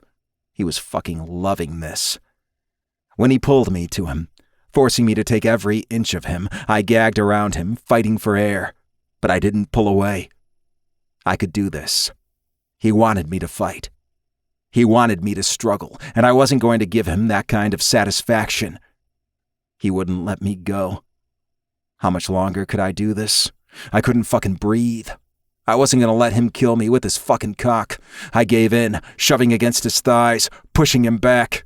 He growled and yanked my hair, pulling my head back and forcing me to look up at him. "Take it," he demanded, forcing me to open my mouth. I let spit run down my chin, knowing I had to look depraved. He smiled as he drove into me again and held me against him, cutting off my air again. I remained still. I could survive this. He wasn't really going to kill me. Finally, he let me go. I fell forward onto my hands, gasping for air, the room spinning around me. "You said you'd do anything," he taunted. I sat back on my heels and looked up at him, grinning. "Bring it." His expression softened. "You're fucking incredible." I smiled at him. "I know." He reached for my hand, pulled me to my feet, and kissed me again. I knew he could taste himself in my mouth. His pre-cum had been leaking like crazy, and I'd sucked it down, loving every drop. He pushed me back into the wall. "Up," he demanded as his hands came under my thighs. I wrapped my legs around his waist as he fumbled with my pants, seemingly desperate to get a hold of my cock. When he wrapped his hand around it, my head fell back against the wall. "More," I begged, no longer caring if he knew how badly I needed him. He laughed as he wrapped his hand around both our cocks. After a few strokes, he let go and held his hand up to my mouth. "Get it wet." I spit in his hand, and he rubbed the moisture over us both. "Hold on." I did, letting him stroke us, lifting my hips as much as I could. I gripped his shoulders, squeezing tight, hoping I'd bruise him. He fucking deserved it. His cock felt so good against mine, so fucking hard and thick. My throat ached, and my lips stung after the way he punished me. I fucking loved it. Damn. You really are a slut, aren't you? You would do anything with me. I already told you that. I could barely make the words come out. I was breathing so fucking hard. I was close to coming. Don't stop. You need this? You need to come? Fuck yes, I do. You got this turned on from me fucking your mouth? Yeah. That's part of being a slut. Right? He worked his hand furiously, gripping us so tightly I thought I might die from the pleasure. Show me how much you need this. Show me how good I made you feel treating you like I own you. I cried out as heat raced through me. Cum shot from my cock, and his hand worked us even faster. I wanted to push it away. It was too much. The touch too harsh now. But then he was coming too. I clung to him as he thrust his hips against me. When he was done, I looked down. We'd made a filthy mess. He slid his hand up and down our cocks one more time, then lifted it to my mouth. "Clean me up," he ordered. I wrapped my hand around his wrist, holding him steady as I licked his palm, carefully cleaning him and loving the taste of our mingled cum. He shuddered when I drew his thumb into my mouth, taking my time to suck on it, then on each of his fingers. When I swirled my tongue around his pinky, he tried to pull his hand away, but I wouldn't let him. I held his wrist so tight, he'd have to fucking break it to get free. I ran my tongue over the back of his hand before finally letting go. All clean? Damn. You're something else. I looked away, suddenly overwhelmed by the intensity in his eyes. I lowered my feet to the ground, hoping my legs would hold me up. I could feel G giving me a slow once-over. I need to see you naked. Your body is perfection, thank you. I've worked hard for it. We stared at each other for a moment, and then I couldn't help myself. I started laughing. He stared at me like I'd lost my mind, and then he started to laugh too. We both ended up seated on the floor, pants still open, looking like we'd both been thoroughly used. This can't be real, he said. No way did this just happen. As my near hysterical laughter faded, panic started to settle in. I was fucking everything up. G was a government agent. Oh my God, it's G for G-Man. He smiled. My mind was racing. I needed him gone. I need space to think. Was I willing to keep this going? Or was I going to end things now? I had no idea what was right. You should go. But if you're serious about working with me, come to my office at noon tomorrow. I'll decide then if I should kill you or work with you. Chapter 13. Zach. Was Rafe fucking serious? He wanted me to walk out of there with no agreement. No further discussion about working together. For all I knew, if I turned up at his office tomorrow morning, he'd have his guards take me out. I definitely wouldn't count on him welcoming me with open arms after having the rest of the night to think about all the reasons he shouldn't work with me. No fucking way. I'm not leaving until we have a deal. What kind of deal do you think you'll get from me? Are you going to write up a contract for me to sign? Do you think I give those kinds of guarantees? No. I want your word. I want to know where I stand. We're both taking risks here. Neither of us can afford to fuck this up. His expression softened, and for a moment I thought he was going to agree to talk. Then he shook his head. Be there tomorrow. We'll talk then. Was this some kind of test? Was he trying to see if I'd come back for more? I think your cock would miss me. I think you're arrogant as fuck. They say the same about you. Takes one to know one and all that. Now get out. I stuffed my cock back in my pants and zipped them up. Without looking at Rafe, I grabbed my jacket and walked out the door. I was furious, but yelling at him wasn't going to help. As I stepped onto the porch, I remembered that I'd gotten there by driving a stolen car that I'd parked illegally. Fuck. The last thing I wanted to do was turn around and slink back inside. I could just take the car if it hadn't been towed. I'd drop it off at the casino in the morning. What was he going to do about it? If he told his family I'd stolen it, he'd have to tell them about me. I doubted that was something he wanted to do any more than I wanted to tell Maria I'd asked him to work with me. I owed Maria a check-in, but she could wait until the morning. If I put it off much longer than that, she'd start harassing me. I hated lying to her because she was damn good at seeing right through me, but no matter how hard she pushed this time, I wasn't going to give her the whole story. Some of what had happened between me and Rafe was none of her business anyway, no matter how much she'd become a friend over the years. I wasn't even sure she'd believe it all. I wasn't sure I did. Had I really had the best orgasm of my life with a man? A fucking mobster? What the hell was going on with me? Had this job finally pushed me over the edge, or had I really liked men all along? All I knew was that I would have spent all night fucking Rafe over and over if he'd let me. I was already half-hard again thinking about it. He might be several years younger than me, but tonight I'd been so turned on, I was sure I could keep up with him. I jumped when the door opened behind me. I'd forgotten to pay attention to my surroundings, which could be deadly in my position. Rafe was really messing with my head. "I'm going back to the casino," Rafe announced. "I assume your car is there?" "It is. I'll give you a ride since you shouldn't be driving around in a stolen vehicle. But no talking." He gestured toward a black sports car parked in front of his house. That would be awkward. But what other choice did I have, other than standing here, waiting for an Uber? I doubted Rafe was going to let me stay here alone. Okay. As he started down the porch steps, he clicked the fob on his keys. We were both thrown back against the house as the car exploded. I knew I should be hearing the roar of the fire and parts of the car raining down, but the blast had taken my hearing.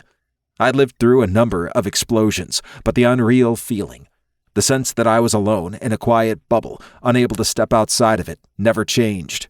I coughed, choking on the smoke as I tried to blink my vision back to normal, and I looked for Rafe. I screamed when he started running toward the burning car. I stumbled down the steps and tried to grab him, but he was too fast. Rafe, stop!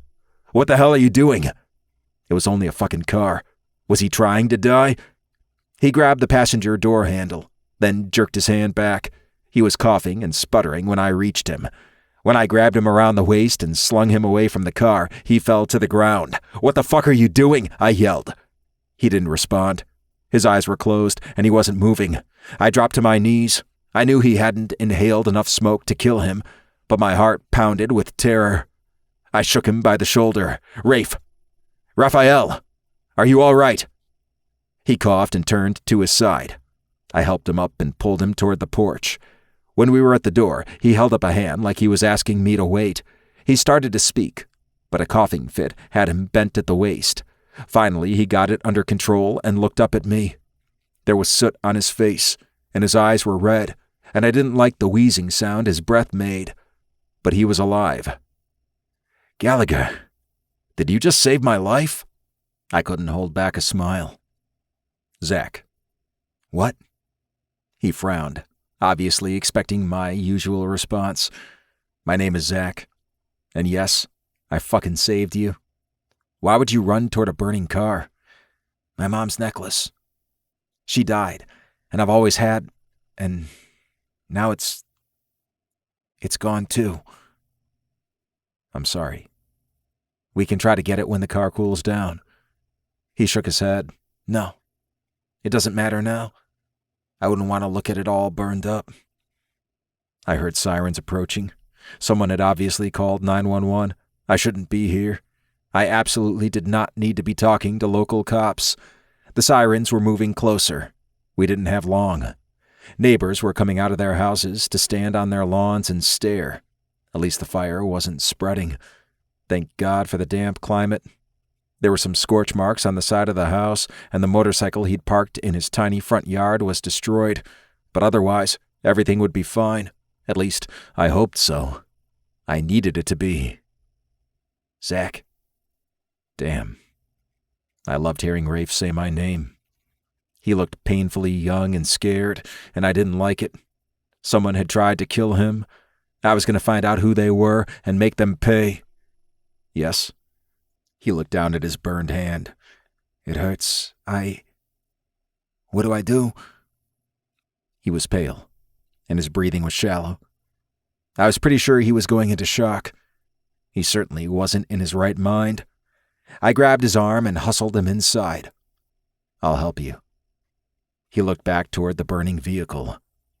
The police? Fuck. He was really out of it. We'll deal with them when they get here. We need to take care of your hand now. I pulled him into the kitchen, turned on some cool water, and stuck his hand under the faucet. He gasped and started to pull away, but I gripped his wrist tight, holding his hand there. You need to let the water run over it as long as you can. He nodded. Yeah, I can do that. I left him at the sink long enough to grab a blanket off the couch and wrap it around him. He was shivering, and his pupils were huge. He needed care, but we didn't have time. I laid a hand on his shoulder. Are you going to be okay? I think so. Sorry, I'm not usually... I kissed the top of his head before I thought about what I was doing, but I couldn't regret it when he looked up at me and smiled. Where's your phone?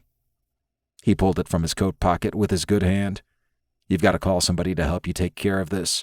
He nodded. Right. You can't be here? I'm sure some of your neighbors have already seen me. Why was I arguing with him? He was right. I couldn't stay with him. Couldn't talk to the police. I shouldn't even let the firefighters see me. My brothers. I can't tell them about you. Say I'm some guy you hooked up with. Okay? Go hide. I'll pretend you left.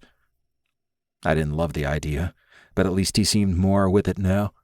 He could handle this with his brother's help. All right. But call them now. Hurry. Go upstairs and stay there. The arrogance was back in his voice, and it made me smile. What if you need... I need to protect you. You... Fuck. You saved my life. You don't owe me anything. I didn't need things to get any more complicated between us. Yeah, I do." He tapped his phone, and a moment later, whichever Terrio he'd called answered. I retreated toward the stairs and stepped out of his sight while staying close enough to hear what he said. I was a hell of a lot better off if his family knew nothing about me, and I sure as hell didn't need to meet them under these circumstances. I had no doubt they'd suspect I had something to do with the explosion, but I would do whatever it took to protect Rafe. I didn't like thinking about what that meant. How'd he gotten to me so fast and so deeply? Chapter 14. Rafe. A few moments after I sent Zach away, a plainclothes cop banged on my door, and I turned off the water. The pain that surged through my hand made me gasp. How could I have been so stupid? I wasn't getting into that car. The worst thing was, grabbing a burning piece of metal might not be the stupidest thing I'd done that night. I took a deep breath. I could do this. I hated how I'd fallen apart in front of Zach, but I wasn't going to let myself look weak in front of a fucking cop. He started speaking as soon as I opened the door. "I'm Detective Robichaud." He gestured toward my car and the motorcycle that was also destroyed. "Are these your vehicles?" He flashed his detective badge as he asked the question. Remington told me to be as vague as possible until he got there and took over. They were. I guess they're not anymore. The detective glared at me, but I ignored him and surveyed the scene. Firefighters were spraying my car with a hose, while more police officers corralled neighbors and told them to go back inside. None of them seemed inclined to listen. I'd want to watch too, if it weren't my car. "Your neighbor called this in. They said you went back inside the house after it happened. Why didn't you call 911? I was in shock. I burned my hand. Robichaud glanced down and frowned. "How did that happen?" I might as well tell the truth since it would be on video from some neighbor's camera and probably some asshole's phone. I tried to get something out of the car. "After it exploded?" "Yes." Robichaud huffed. "You're lucky all you got is a burned hand." He was exactly as sympathetic as I expected him to be.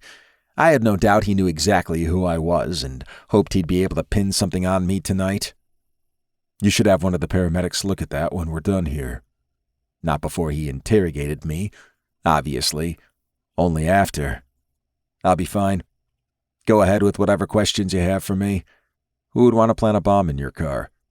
At least he was getting right to the point. "I have no idea." "Are you sure it was a bomb and not just a mechanical failure?" He raised his brows. "Seriously?" I shrugged.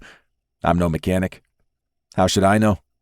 Obviously, cars don't usually explode spontaneously, but I assumed it was possible. I don't know why anybody would want to blow my car up." "You don't? You can't imagine a single reason?" I held his gaze, keeping my expression neutral. "No, I don't." Robichaud sighed.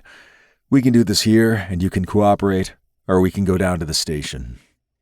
"I'm the victim here. Somebody blew up my car and ruined my motorcycle. And look at the damage to my house and my yard. I'm not the person you need to take to the station." "Then who is?" "That's for you to find out." He scowled at me. "If you actually wanted to find whoever did this, you would answer my questions. I've answered all of them." I forced myself not to smile when Remington pulled up in front of my house. The police might not think anything of being assholes to me, but Robichaud's attitude was going to change when Remington confronted him. I watched my cousin step out of one of the family's black SUVs. He wouldn't dare get his beloved Ferrari near a fire. He greeted one of the firefighters, shaking hands and clapping him on the back. Then he checked in with the paramedics, probably wanting to be sure no one had been injured.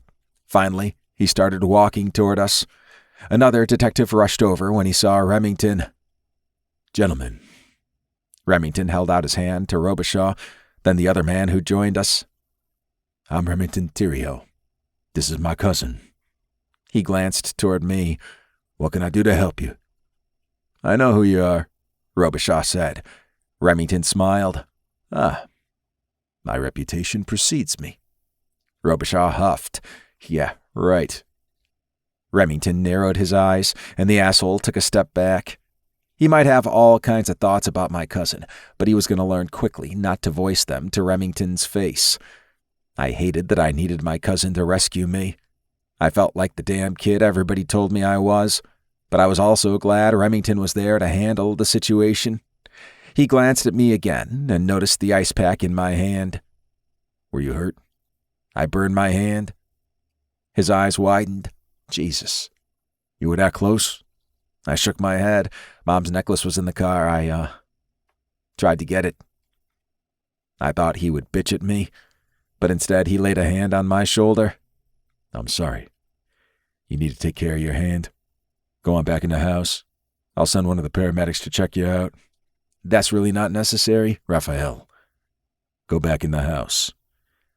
"We're in the middle of interviewing your cousin," Robichaud said.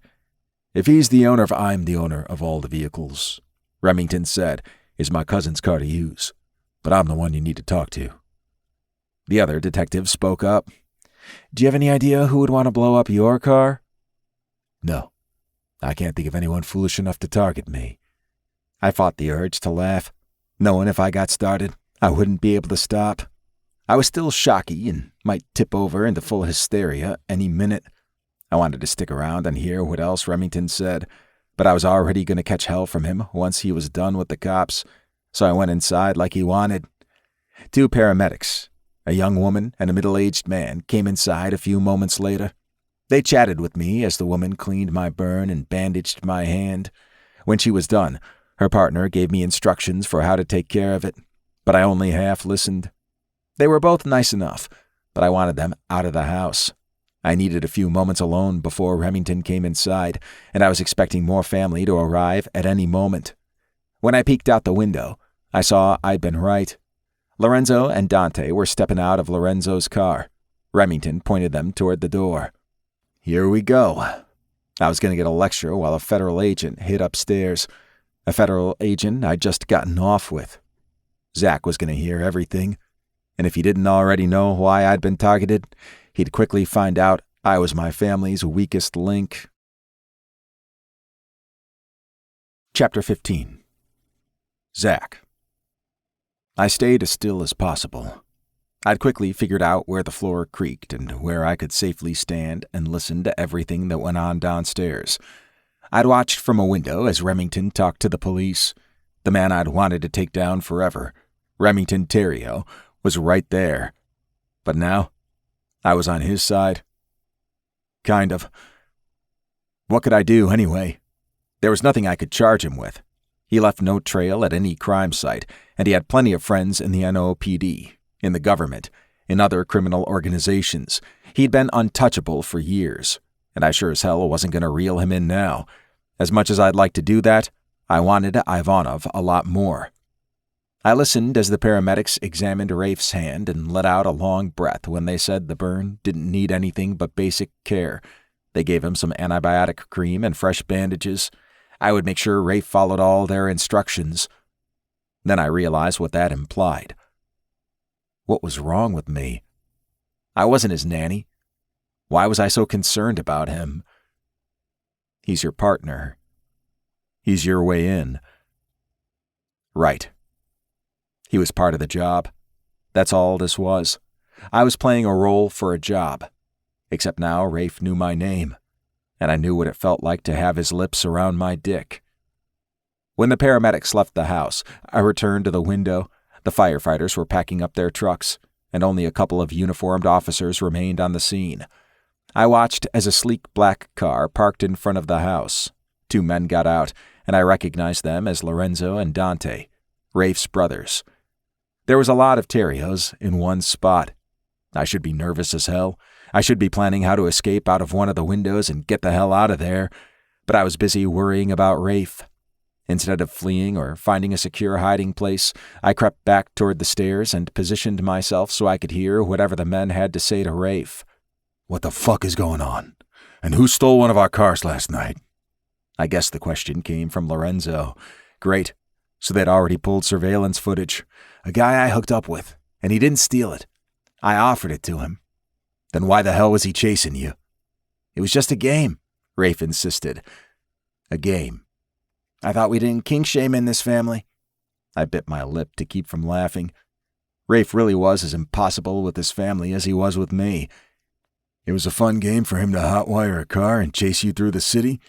That question must have come from Dante, the professor who was now married to a former student, one who had been targeted by Ivanov. Yeah, I told him if he caught me, he could have me. Jesus Christ. Lorenzo again. So some random man chases you down. Then your car blows up the next morning. I tensed, ready to run if I needed to. He's not involved, Rafe said. Who is he? Remington asked. It doesn't matter. He didn't put the bomb in my car. He was going to ride to the casino with me so he could pick up his own car. He's as lucky to be alive as I am. Why did it feel so good for him to lie to protect me? I tried to push that thought away. He was probably trying to save himself trouble as much as protect me. You pulled him away from a burning car. Don't think maybe he feels some kind of loyalty to you? Before I could think about that anymore, Remington spoke again. Raphael, I need you to be serious and objective. When I put you in charge of this investigation— Wait, what? Lorenzo yelled. This is between me and Raphael, Remington said. Fuck no. This is my baby brother you're talking about. Somebody tried to blow him up. I want to know what you've involved him in. The car went off when I hit the fob to unlock it, Rafe said. It could have been a warning. Either way, you could have died, Dante said. I am being serious and objective. I imagined Rafe pleading his case to Remington. I was with the guy the whole time he was here. There was never a time when he could have put the bomb there. So where is he now? Gone. I sent him away so he wouldn't be involved. He could have put the bomb there before you hooked up, Lorenzo said. If I had any sense at all, I would get the fuck out of there and find another way to track down Ivanov. But I didn't move. I couldn't abandon Raphael. I didn't think his family would hurt him, but I had to be there for him if he needed help. Chapter 16. Rafe. It's not him. He's been vetted. Not by me, Remington said. X vetted him, okay? Remington's eyes widened, and Lorenzo made a strangled noise as Dante looked at me like I'd lost my mind. You went over my head, Remington asked. You told me to handle this my way, so I talked to X about people I was suspicious of. He cleared the guy. Lorenzo and Dante looked at each other. Shit, they were reading too much into this. I could tell. You seem very interested in assuring us of the man's innocence, Lorenzo said.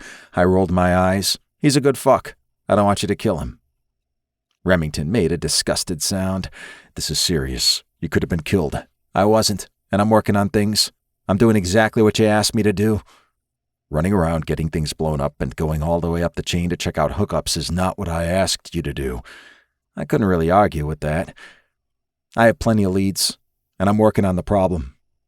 So far tonight, you've almost had your throat slit, and now your car exploded. How many of my men do I need to have watching you to keep you alive? None. I could take care of myself. I'm 90% sure the knife thing was a personal vendetta. You're likely right. We haven't found any connection between Andretti and Ivanov, but we'll keep digging. What about your car? Any suspects there? No. That one might not be personal. I need you focused. I need you to stop having personal vendettas that cause people to chase you with knives. Fucking hell, Rafe. I thought you were ready to act like an adult. I am. I'm taking care of this. I'm watching several people at the casino, and I'm going to do everything you asked. I hope the hell you are. Let me know when you learn something. Not X. And try not to get killed. Yes, sir, I said. When Remington left, I closed my eyes and took a deep breath. I did not want to face my brothers, especially not with Zach upstairs. They were right. I was protecting him. I would do whatever was necessary to keep them from tracking him down, even knowing he was a goddamn Fed. I'd lost my fucking mind. He saved your life. He had, and he hadn't made me feel like a fool, even though I'd acted like one. He'd helped me through the shock. He'd taken care of my hand. What did all of that mean? Start talking, Lorenzo said. We want to know everything about this man. There was no point in trying to argue that he wasn't anyone important. Dante already knew I was interested in a man, and Lorenzo had seen right through me. But what was I supposed to say? I couldn't admit anything. Not that I wanted to. It didn't matter that Lorenzo and Dante had both fallen in love with amazing men. It didn't matter that their connections had happened instantly. I still didn't want to talk to them. And I sure as hell wouldn't reveal anything about how I felt with Zach listening in. There's nothing to tell. Bullshit. And what's this about you secretly working for Remington? Dante asked. I latched on to that. Remington asked for my help and told me to keep it quiet. Even though they knew something was up, I still intended to keep things vague. If Lorenzo discovered exactly what I was up to, he'd freak out and insist on doing the job for me. That wasn't going to happen. For whatever reason, Remington trusted me, and even though he was mad at me, he hadn't taken me off the assignment. If I succeeded in finding the infiltrator and helped to track down Ivanov, I'd secure a real place for myself in the family. What kind of job? Lorenzo asked. That's between me and Remington. He snarled, looking his most dangerous. Since when do we have fucking secrets from each other? I huffed, determined not to let him intimidate me. Since forever. Not about something like this. If you want to hear a secret, I can let you know what I did with my hookup last night. Dante grimaced, like I haven't had to see enough of you and Alex. Alex and I are very discreet. I snorted. You think that? Well, don't follow us around. I need to get to the casino. My hand hurts. My car's blown up, and so is my bike. I've got a lot to take care of. Lorenzo shook his head. Remington said he'd sent a crew over to take care of the cleanup, and you know the family has plenty of cars. Go home and leave me alone. Let me sort through this on my own. That's not how we do things, Lorenzo said. It's how I'm doing things now. You want me to grow up? You want me to stop needing you to look after me? I'm trying. He studied me for a second. There's something you're not telling us, and you're acting weird about this guy. I shrugged. He's hot. We had fun, and he didn't try to kill me. Uh-huh. Seriously, isn't that enough? Lorenzo shook his head. You're my baby brother. I'm 25. You're still the baby. Dante patted him on the shoulder. Come on, let's leave him alone. At least he's alive. For now, Lorenzo said. Dante held my gaze. I was thankful he hadn't said anything about our conversation, but the way he was looking at me let me know he wasn't going to promise much more restraint. I don't like it either, and I will intervene if I need to, but Rafe's right. We keep telling him he needs to be responsible. We've got to let him prove it. Exactly, I said. Lorenzo huffed. You just want to get home to Alex. You probably got out of bed for this. What I'd like to do is get enough sleep to be on time for my class. Lorenzo and I both rolled our eyes, but he let Dante hustle him out the door. I closed and locked it behind them, then rested my forehead against the cool wood. My hand was throbbing, and my head was swirling. How much longer was I going to be able to keep all my secrets? A few seconds later, I heard footsteps on the stairs. I pushed away from the door and turned to face Zach. If I had any sense at all, I would send him away, then call my brothers back and tell them everything. If I did that, I'd end up accepting their help. Not this time. I was going to do this on my own. I didn't need interfering family. Are you all right? Zach asked.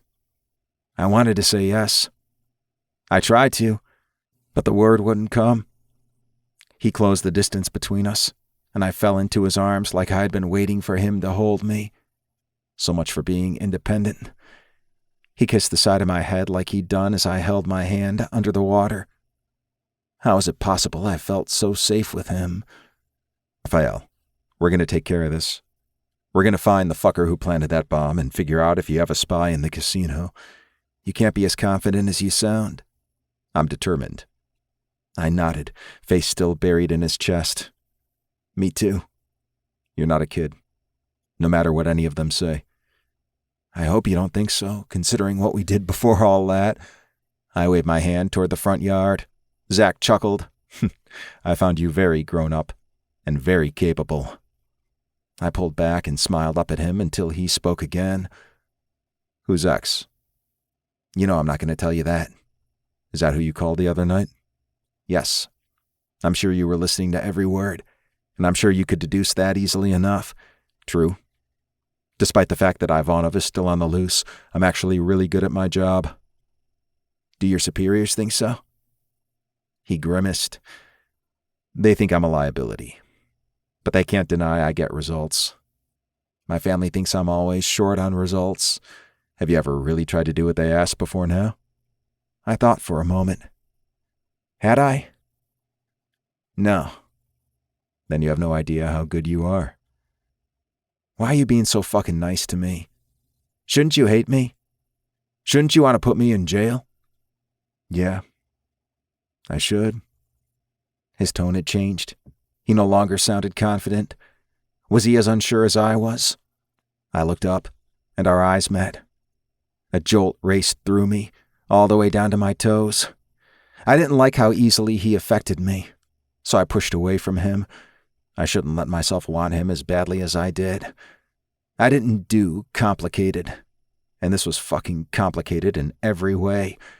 Remington was finally trusting me with an assignment. I shouldn't be fucking a government agent who could betray me at any time. I had to stay wary. Taking pleasure from him was one thing, but softness? I shouldn't let myself go there. I walked into the kitchen and reached for the bottle of whiskey I'd left on the counter. Suddenly, Zach was there, pulling it out of my hand. What the fuck? That's not what you need. If I want a drink, I'll fucking have one whenever I want. I've got something better. He pressed me against the counter, and his hips connected with mine.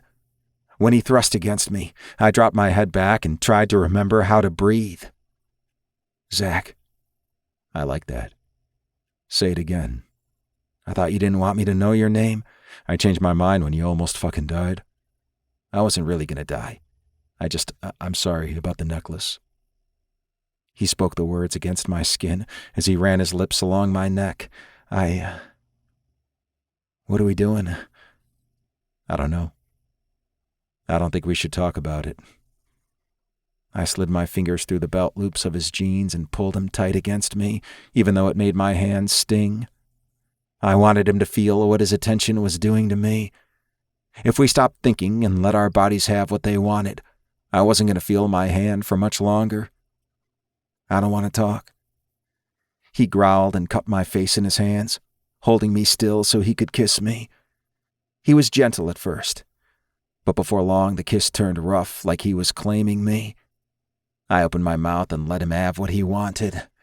His tongue slid along mine, and I worked my hips against his, feeling his hard cock press into mine. In no time, I was out of control, desperately gripping the back of his shirt with my good hand, trying to lift it up and over his head. Don't hurt yourself, he murmured. He remembered I was injured. Most of the men I hooked up with would never have thought about my hand or cared if I got hurt. They were only interested in getting off. I didn't want that callousness from Zach. I wanted his concern, tenderness, and this out-of-control need. What was happening to me? Why did I want to close these feelings off while also wanting to feel even more? I wasn't sure I'd be able to breathe if Zach walked away right then. He let go of me long enough to pull his shirt off and toss it on the floor. Pants too, I demanded. He grinned as he unfastened his pants, then shoved them and his briefs down. I stared at his cock as it sprang free. He was so eager to fuck me, he was already leaking. When I met his gaze again, I sucked in my breath at the intensity in his eyes. It was too much. He saw way too far inside me. I turned around, bent over the counter and shook my ass at him. Go ahead. Take what you want. Do you want me to fuck you? To ride you hard? Make you scream? God, yes.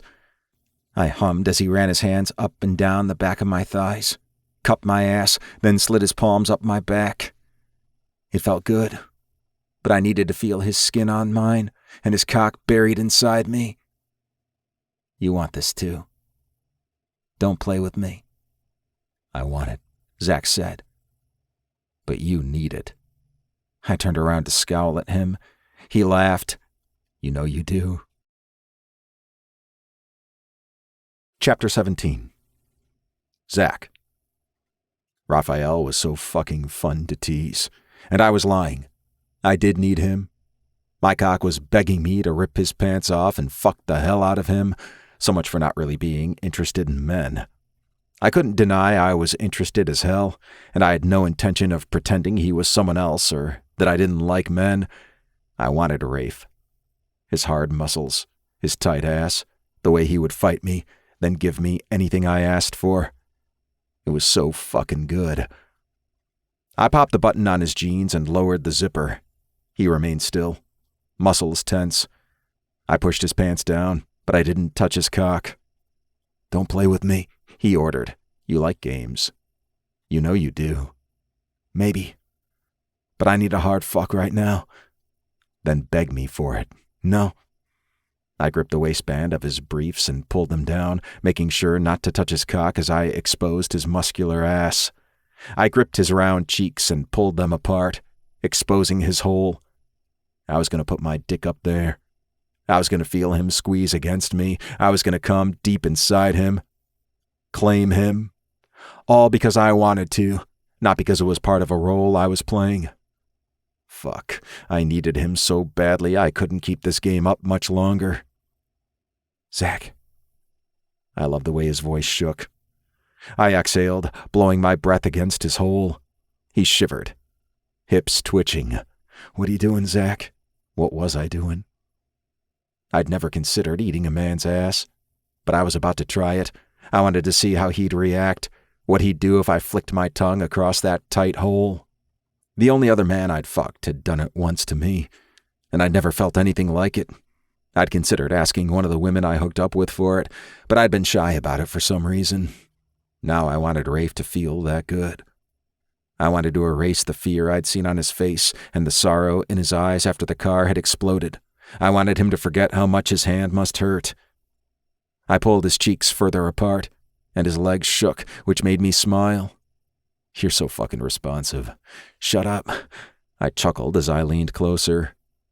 "Zach." I ran my tongue up from behind his balls and over his tight hole. The whimper that spilled from his mouth was everything. I did it again, faster, then flicked my tongue back and forth over his hole. He squirmed, thrusting his hips against the edge of the counter. I gripped them, holding him back. I didn't want him getting any friction. "Beg me," I demanded. "I can't." "You can. You will. Fuck. Please. I want your mouth on me. I want your dick in me. I want everything. I know I'm going to make you feel better, make you forget all about this morning." He groaned when I pushed my tongue inside him and reached back, trying to hold my face against his ass. I pulled away enough to say, "You love this, don't you? You love being spread out for me against your kitchen counter." I spoke between licks and nips as I continued to tease him. "You're a filthy little slut." "Zach!"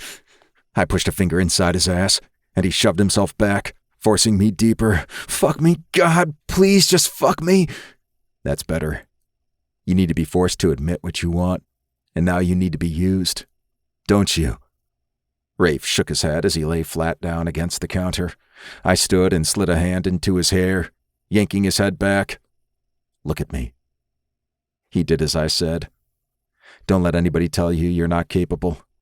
You're strong, and brilliant, and gorgeous, and it's going to feel so good to shove my dick up your ass."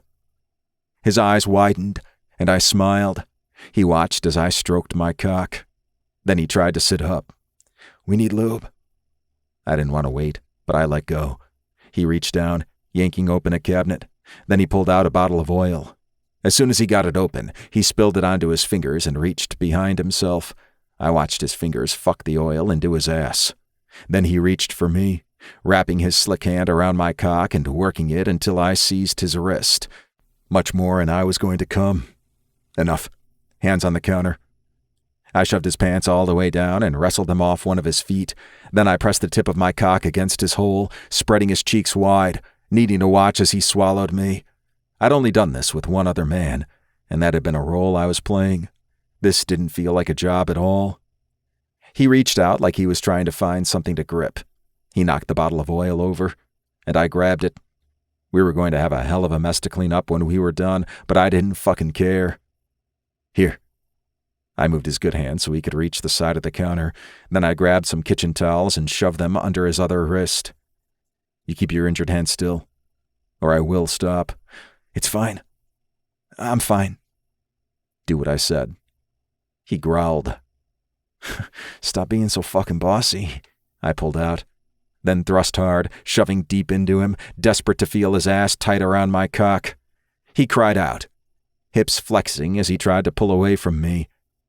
No. You're gonna take it all. Fuck. I need time to adjust. No. You need a good, rough fuck. That's what you asked for, and that's what I'm gonna give you. I pulled out again and shoved in deeper. He was writhing under me, whimpering, groaning, making the most amazing noises, and the way his ass squeezed me was unreal. I needed every inch of me inside of him. I needed him as full as he could get. Part of me wanted to punish him for being so fucking seductive, for pulling me in, for making me lose my mind. But part of me wanted to give him the deepest, purest pleasure he'd ever experienced. He arched his back, and I ran my hand down his gorgeous body. Good? Fuck. I gave him a slow, gentle stroke. No. Harder. Like you were. So you do need it rough. He groaned as I kept up the slow fucking. Yes, damn it, yes, I need... Please. That's so good. You do know how to beg? I realized I needed to see him, to watch his face as he surrendered to me. He whimpered when I pulled out. Turn over. Fuck. He did as I said, and I pulled his pants off his other foot and helped him up onto the counter. That's better.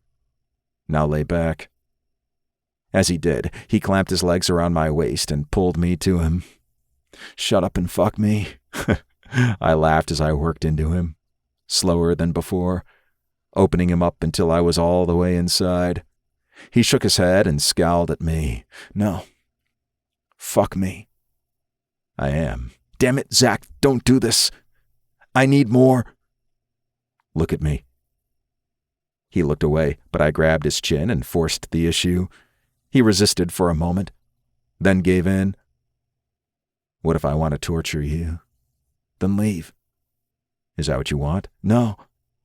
Then take what you can get. He fought me as I gave him a few agonizingly slow strokes before driving into him and shoving him against the counter.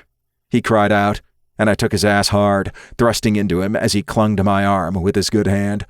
I had to hold his hips to keep him from sliding along the counter. He was going to be bruised, but I didn't fucking care. All I wanted was to watch him come, then fill his ass with my seed and see him ruined by me. I took hold of his cock, working him up and down, faster and faster. Oh God, Zach, Come for me. Show me how you love this. Show me how you're my little slut. Chapter 18. Rafe. I was so fucking close, but I fought to hold back. I didn't want to give in to him. Didn't want him to think he could command me to come, but damn it, he could. I was afraid he might be able to make me do anything. He knew exactly what I craved. He hadn't hesitated to drive me insane. Rough 1 minute, then gentle, totally taking control. He'd known I needed to be made to give in, to be forced to be his slut. Not yours. I forced the words out. Wait and see. He tightened his grip on me, and I lost my fight.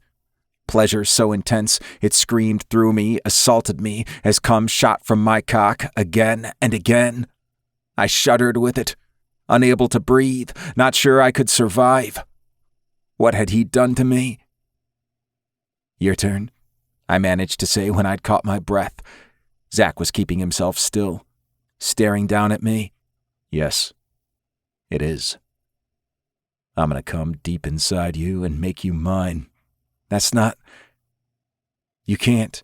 I can, and I will. Jesus, I'd lost my mind. I was careful, though I was sure my brothers would never guess that. I used protection, and I'd never let a man come in me bare before. But he was right. He could. I wasn't going to even try to stop him. I wanted to know what it felt like. I wanted him to claim me like that. I wanted to feel his cum running down my thighs. I looked up at him, meeting his eyes. Do it then. He took hold of my thighs, doubled them on my chest, and pinned them down. "Hold on," he ordered. I started to reach for the sides of the counter. One hand. I wanted to defy him, but his words pinned me down as easily as his hands. I was strong as fuck. I could break his hold if I wanted to. I might snap his wrist, but he'd deserve it. Wouldn't he? For thinking he could use a Terrio this way? This was wrong. I shouldn't. "You want this." His voice was low and rough, and his eyes had gone dark. How did he know what I was thinking? "Tell me." I shook my head. He started to pull out, and the words tumbled from my lips. "Yes. I want it. I want your cum in me." "Fuck right you do."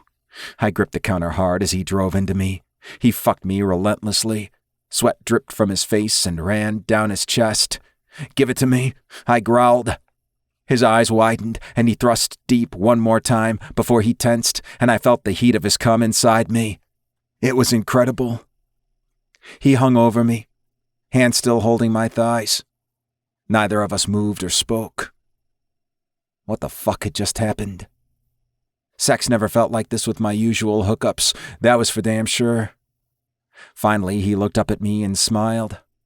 "I told you not to send me away. Maybe. Occasionally, you have a good idea. But what the fuck are we gonna do now?" Instead of answering, he pulled out of me.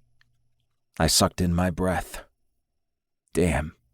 He'd gone at me hard, and now I felt so fucking empty. I wanted him right back inside. I wanted to fuck him all night, or all day, or what the fuck ever. I had no idea what time it was. So fucking gorgeous. He was staring at my ass, all gaping and sloppy. Jesus. I love watching my cum slide out of you, and you call me filthy. He laughed. We're a good match for that. I wasn't touching that comment. Because we were. And it was fucking with my head. I squeezed my ass, then relaxed. I felt it. His cum dripping out of me. Fuck, that's hot. Do it again. I did. I wish you could see how goddamn good you look. Show me. He grabbed his pants from the floor, pulled out his phone and snapped several pictures before handing it to me. My eyes widened at the sight. I looked so damn used. So messed up.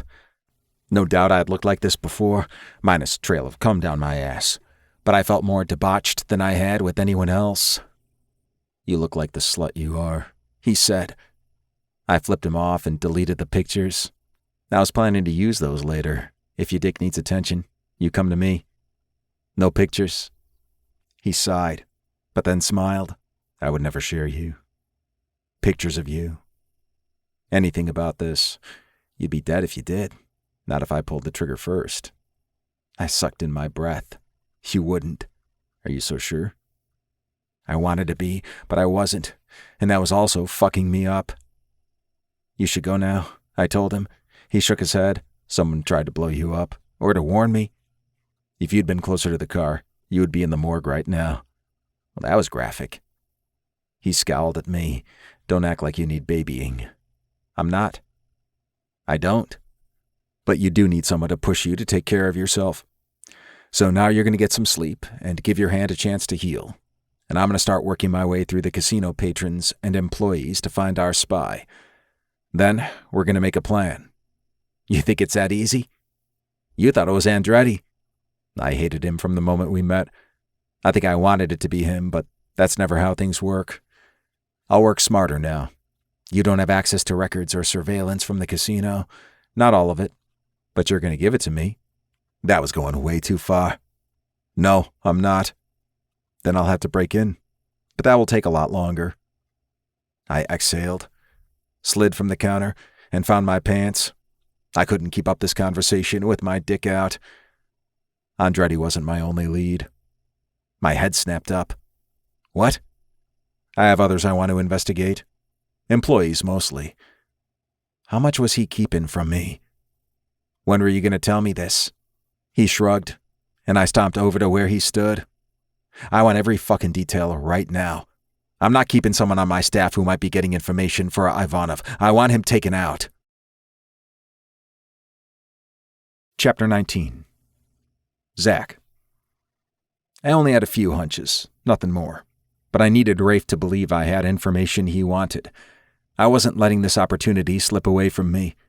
And I also wasn't done with him. Fuck. I'd never come like that in my life. It's a few leads. I don't have any proof. Who is it, Zach? Tell me now. Not before we make a deal. A deal? You just came in my ass. That's all the deal you get. I grinned and shook my head. That was the prize you won for bringing me here. You followed me. You begged me to. Fuck off. I pulled my clothes on as I said, I need to know that we're working toward the same goal. That when this is over, we'll both walk away, alive and well, with no consequences to either of our careers. Something flashed in his eyes. Disappointment? Fuck. My chest tightened. I didn't want to walk away either, but what choice did I have? I couldn't fucking date one of the Terrios and keep my job. The job you hate? The one that holds you back?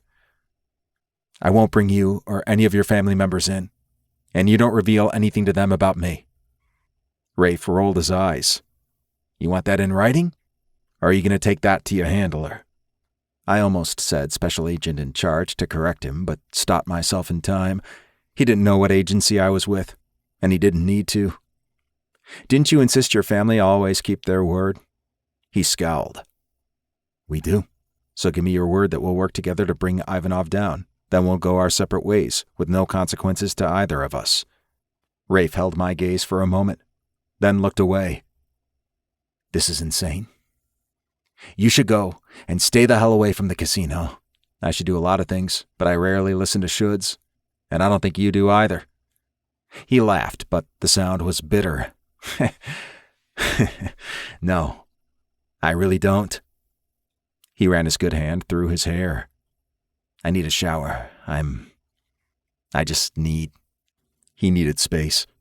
He still wasn't fully himself after nearly being killed twice in one night. How the hell could he be? Go shower.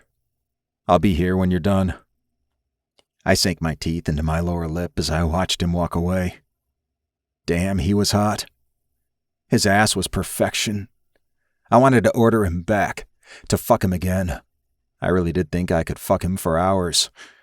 I had to sink into one of his kitchen chairs as I remembered how much better the reality of Rafe was from the fantasy. And it had been a good fantasy.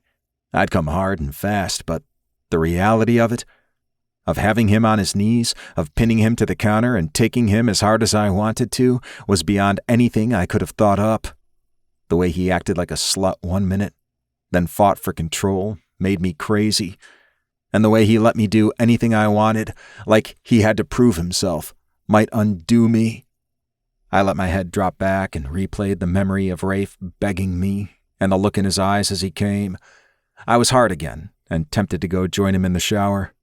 But somehow, I had enough functioning brain cells to stay where I was and let him have his space. I pulled my phone out and saw message after message, as well as a few missed calls, all from Maria. I didn't want her sending someone looking for me, so I texted her back. I'm alive. I'm onto something. I'll get back to you when it's a civilized hour. Her response came faster than it should have at this hour. No, call now. I considered ignoring her, but her patience wasn't endless. I was in so much trouble. I'd gone off the rails before, but never like this. I wasn't going to tell her nearly everything, but I'd have to confess at least part of what had happened tonight. She'd likely seen something about the explosion already. Would she assume I was involved? No matter what she said, I was going to keep working with Rafe. And fucking him. Maybe I should quit now. Maria had to know I wasn't going to last much longer. I'd put up with government nonsense for as long as I could, and it was only getting worse. I couldn't work undercover if I had no autonomy. But I wanted to bring Ivanov down before I left the bureau. I needed to finish my career with that accomplishment. I'd been working toward it for too long. I had to remind myself that was why I was here with Rafe. He was my way to more information. This wasn't real. No matter how good it felt, I was just playing a role. Right.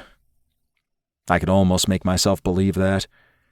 Except There was absolutely no reason for me to fuck Rafe to work with him. I could have kept my hands off him and still gotten what I needed. I didn't like admitting that, so I pushed the thought away, hid it in an old, dusty file in the back of my brain, and hoped it wouldn't come out again. I'd reconsider everything later, after I left here. Later was going to suck almost as much as this call. I listened for the sound of the shower, making sure Rafe wouldn't be able to hear me, and then I blew out a breath and made the call. "What the fuck is going on with you?" Maria asked. "I'm working on a lead." "Does that lead have to do with the explosion at Rafael Terrio's house?" "Fuck. Not directly." "Where are you?" "Working on a lead." "I'm about 10 seconds from pulling you off this assignment. It's time to start answering honestly." "You should get some sleep. Then you wouldn't be so cranky." 9, 8, 7. I went to the casino and saw Andretti. He followed Rafael, and I followed both of them. And? I was convinced he was working with Ivanov. I assumed he was keeping an eye on Rafael, but I was wrong. It was personal, and I managed to save Rafael from a knife across the throat. Maria exhaled. "Would you rather I let him die? He's a Terrio. Should I care? He's not—" I froze. I'd been about to say he wasn't like the others. Fucking hell. What was happening to me? He was exactly like the others. But he felt so good when he gave in to me, when he... "He's not what?" Maria asked. "He's my connection. My way in. I need him alive. For now."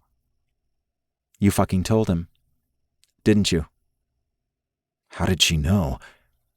I had to say something, right, and as a respected, veteran undercover agent, you couldn't come up with anything but the truth?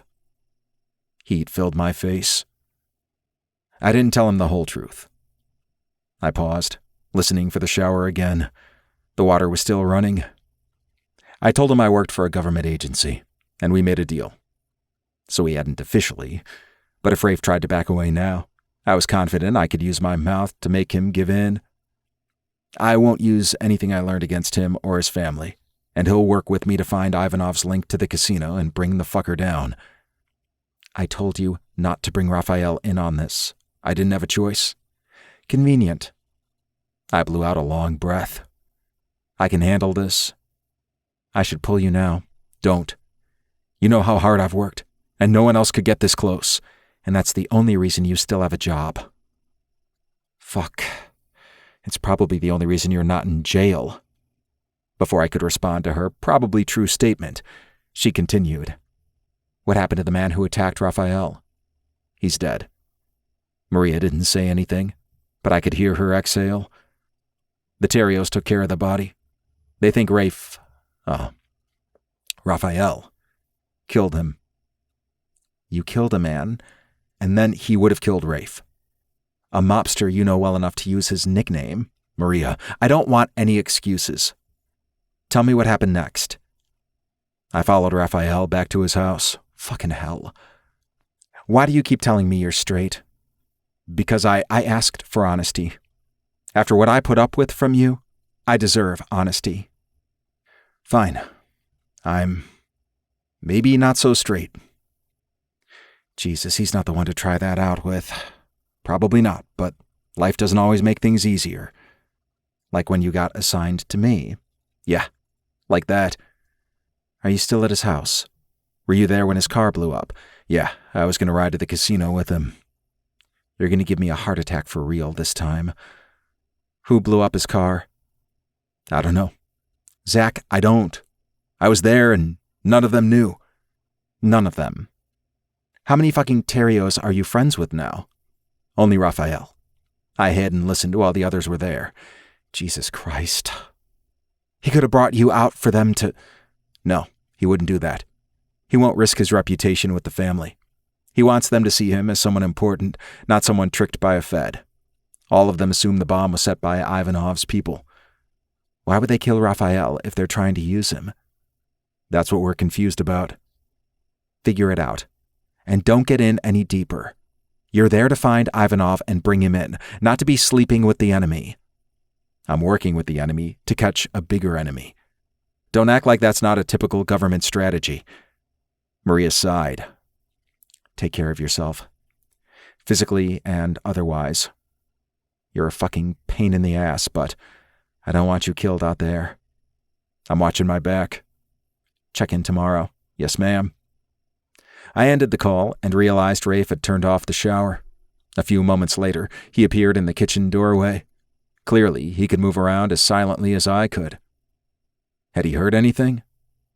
As soon as I saw the raw, ragged burn on his hand, I forgot about everything but the pain he must be in. Come here. Let me rebandage your hand. He frowned. You don't have to do that. Yes, I do. You need to keep it covered to prevent infection. Did you listen to anything the paramedics told you? Not really. Of course not. I was a little preoccupied. I softened my tone. I know. I took hold of his wrist, and he let me pull his hand toward me. Does it hurt as bad as I think it does? Rafe shrugged. I've had worse. I shook my head, hating the thought of that. Even though I'd been shot multiple times and suffered several broken bones, I knew the kind of life he led, but I didn't want him hurt. Not even a scrape. Where the fuck did these intense feelings come from? I laid his hand on the counter, palm up. Don't move. I went to find the bandages and antibiotic cream the paramedics had left. I was surprised when I came back and he really hadn't moved. He was watching me, and the attention made my cock stir. How many times could he make me come in one night? I'll be as gentle as I can. Rafe nodded. The silence between us felt thick and heavy. I suddenly felt out of breath, but I focused on his burn. It had to have hurt like hell in the shower, but I didn't say anything about that. I smoothed the gel on as quickly as I could, and then wrapped it. I was much too aware of the weight of his arm on my hand, the warmth of his skin, the way he was also breathing hard. I had to force myself not to jerk my hands away when I was finished. Touching him had become way too much. All done? He flexed his hand and winced, then looked up at me. That was your handler on the phone, wasn't it? I wasn't ready for the change of subject, but I managed to answer. Something like that. He huffed. What did you tell him about me? That you love to suck my cock? Rafe flipped me off, and things began to feel a little more normal. I didn't tell him anything that matters. We have a deal. Right? Chapter 20. Rafe. I studied Zach, refusing to give an answer yet. I wanted to see him worry, to have him question whether his cock was really magic enough to make me willing to do whatever he wanted. It was dangerous as fuck to agree to work with him.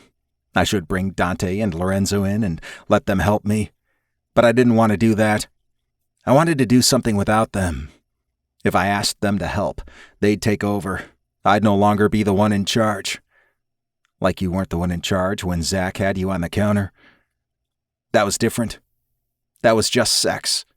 Work was different. At the casino, I was in charge, not my brothers, and I wanted to keep it that way. If Zach helped me, how much further under his spell would I be? I'd be fine. I could fuck him, then send him away when I was done with him. Ivanov would be dead. I'd be a hero. And while I worked toward my goal, I'd have a hot man in my bed. It was a win-win. By the time we were done, I'd be ready to release him. I moved toward Zach, not yet ready to let him think he'd won. When I was close enough to touch him, his eyes met mine. Damn, I loved the way he looked at me like a hungry predator. That's what he was, and I'd invited him right in. I was too foolish to send him away, but I was going to play with him. How badly do you want this deal? Rafe, you need help. I can give it to you. What else can you give me? Mind-blowing orgasms? I smiled. Get on your knees. He raised his brows. You want this deal? Prove it. I'm not playing this game. I think you will. I think you need me enough to do whatever is necessary to get me to work with you. Fuck. Rafe, I kneel. Griffin? He glared at me. You know that's not my name. And I don't do that. I'll call you whatever I want, and you're going to learn to do it now. I'd given him so much. Been so vulnerable in front of him. I had to regain some of that power now. He held my gaze as he slowly sank to the floor. Without me having to order him, he pulled my sweats down and wrapped a hand around my cock. A few strokes were all I needed to be hard as steel. Fuck, he was everything I wanted. Have you ever sucked off a man? He shook his head, and I smiled. Good. I like being your first. Go on. Take my cock in your mouth. I loved being fucked, but I wanted a man who'd give me pleasure however I wanted it.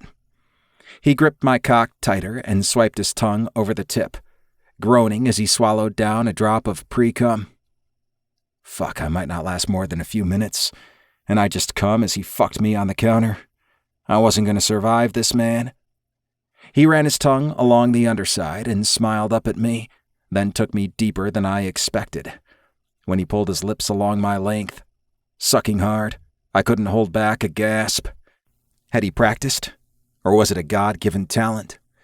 There was nothing clumsy or unsure about the way he pleasured me, pumping the base of my cock as he bobbed his head along the length, using his tongue and a slight scrape of teeth, just enough to make me tense. Holy shit. I wished I could lean on something. My knees were already wobbly. I slid my fingers into Zach's hair and gripped the side of his face. More. I thrust deeper, and he took it. I could see the anger in his eyes when he looked up at me, but he was willing to pay the price. To let me fuck his mouth, to let me damage him if I wanted to. Suddenly I didn't. I wanted. Fuck. I wanted to haul him to his feet and kiss him and then take him to my bedroom, get on my hands and knees and have him fuck me again. I pushed him away and stepped back. That's enough. He sat back on his heels and wiped his mouth with the back of his hand. What the fuck, Rafe? You should go. Now? With you. He gestured toward my dick, which was still very into the idea of fucking his face and coming down his hot, tight throat. But my mind was spinning, and my heart was... nothing. My heart wasn't involved. It couldn't be, though the way it was pounding told me a different story. I'm tired. Right. Come to my office tomorrow. We'll find the fucker who's working for Ivanov. Together. Zach frowned. Are you all right? I pulled up my pants, willing my cock to stop begging me to change my mind. No, and neither are you. Now go. I'm not sure what this game is. I wanted to see if you'd do it. You did. And you loved it. I shrugged. Sure. It was okay. Fuck off. He ran his hands through his hair and looked around for his jacket. I'll have to call an Uber. You seem to be all out of functioning vehicles. Why hadn't I thought of that? I grabbed my phone and sent a text. Your ride will be here in about 30 seconds. You think I'm getting in the car with one of your mafia goons? He's a very nice man when he isn't killing people. He'll take you home. I needed to know Zach was safe, even if I couldn't be around him any longer without melting down. He narrowed his eyes. I'm supposed to trust you. I won't hurt you. I give you my word on that. He was silent for a moment as he studied me, and then he dipped his chin in acknowledgement. I won't hurt you either. Unless you ask for it. I pointed toward the door, and he laughed as he walked out. I watched Zach get into the black sedan that came to pick him up. When he was out of sight, I rested my head against the window and tried to take deep breaths so I could slow the pounding of my heart. It had been a hell of a night. I'd been held at knife point by a cocaine-addled psycho, sucked off by a federal agent, run right toward an exploding car, then been fucked out of my mind. No wonder I'd freaked out when I got Zach on his knees. He came after you. He followed Andretti to protect you and killed him without hesitation. He stole a car to chase after me. Obviously, he wasn't interested in following any government rules. Or he's black ops like you first thought, and he's just doing his job. No. He didn't have to touch me like that to do his fucking job. He might want information from me. But when he was on his knees, when he spread me out on the counter, that was real. It had to be. Fuck, what if I was wrong? This whole situation was insane. What if Remington saw the security footage from the warehouse? He'd see Zach hot-wiring the car. He'd see him take off after me. It wouldn't take any effort to put together that he was the man I'd been with, the one I insisted was safe. He'd investigate, pick everything apart, and he'd never trust me again if he didn't literally murder me. Maybe I could tell him I let a friend borrow the car, and I couldn't find the key. No. That sounded stupid as hell. And why was the friend chasing me? It all sounded like shit I'd done when I was 18, but I wasn't that reckless now. I couldn't be.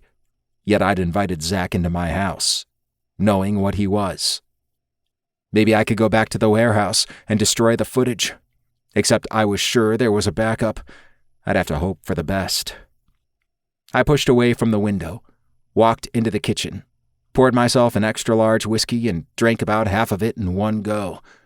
I was going to need the whole bottle to stop thinking about how I'd lost my mind. A government agent? A fucking government agent? Could it get any worse? It didn't matter what agency he was with. He could ruin everything, including me in the best way. And fuck if I didn't want more right that second. How was I going to keep his identity from my family?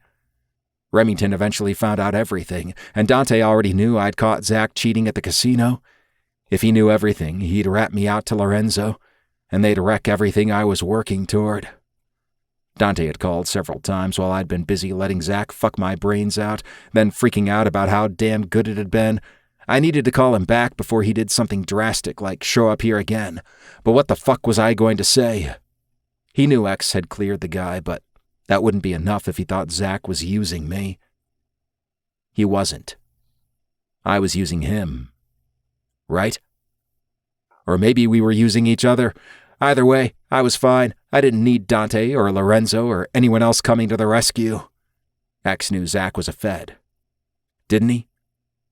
He had to. No matter what kind of secretive, deep off-the-grid, black ops maneuvers Zach was involved in, X would know. Was that why he told me to stay away? Yeah. No shit. My own brain was laughing at me. I was a fucking idiot. I took another drink, letting the alcohol burn its way down my throat. I wished it could scorch away the memory of what I'd done with Zach, or better yet, sear away my desire for him altogether. Why the fuck was it the best sex I'd ever had? I enjoyed sucking guys off when it felt right, but I never wanted to fucking worship a guy's cock like that. If he'd kept fucking my mouth, I might have come hands-free from his cock in my throat. Who does things like that?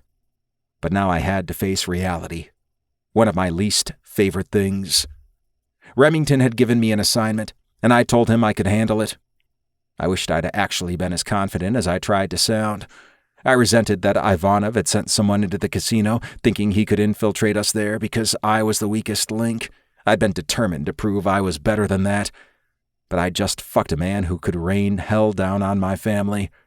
We'd beat him if we had to, but we didn't need that fight. Xavier told you he was safe.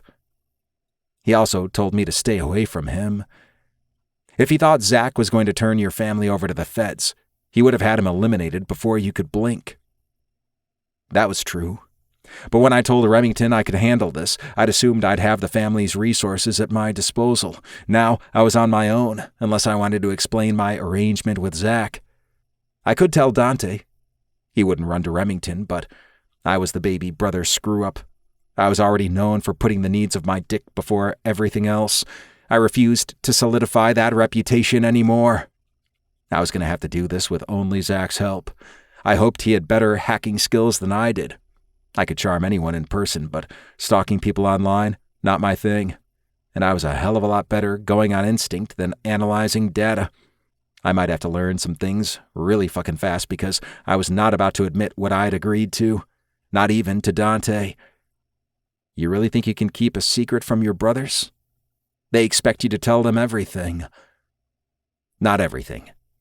They never wanted any details about my hookups, no matter how good they were. And Zach was damn good. Fucking bastard with his magic cock. How did he know I wanted to be on my knees? Why did I freak out? I could have kept him here. taken him to bed and found out what else he wanted to do to me. Maybe you didn't do that because you actually have an ounce of sense. Maybe Zach wouldn't show up at the casino.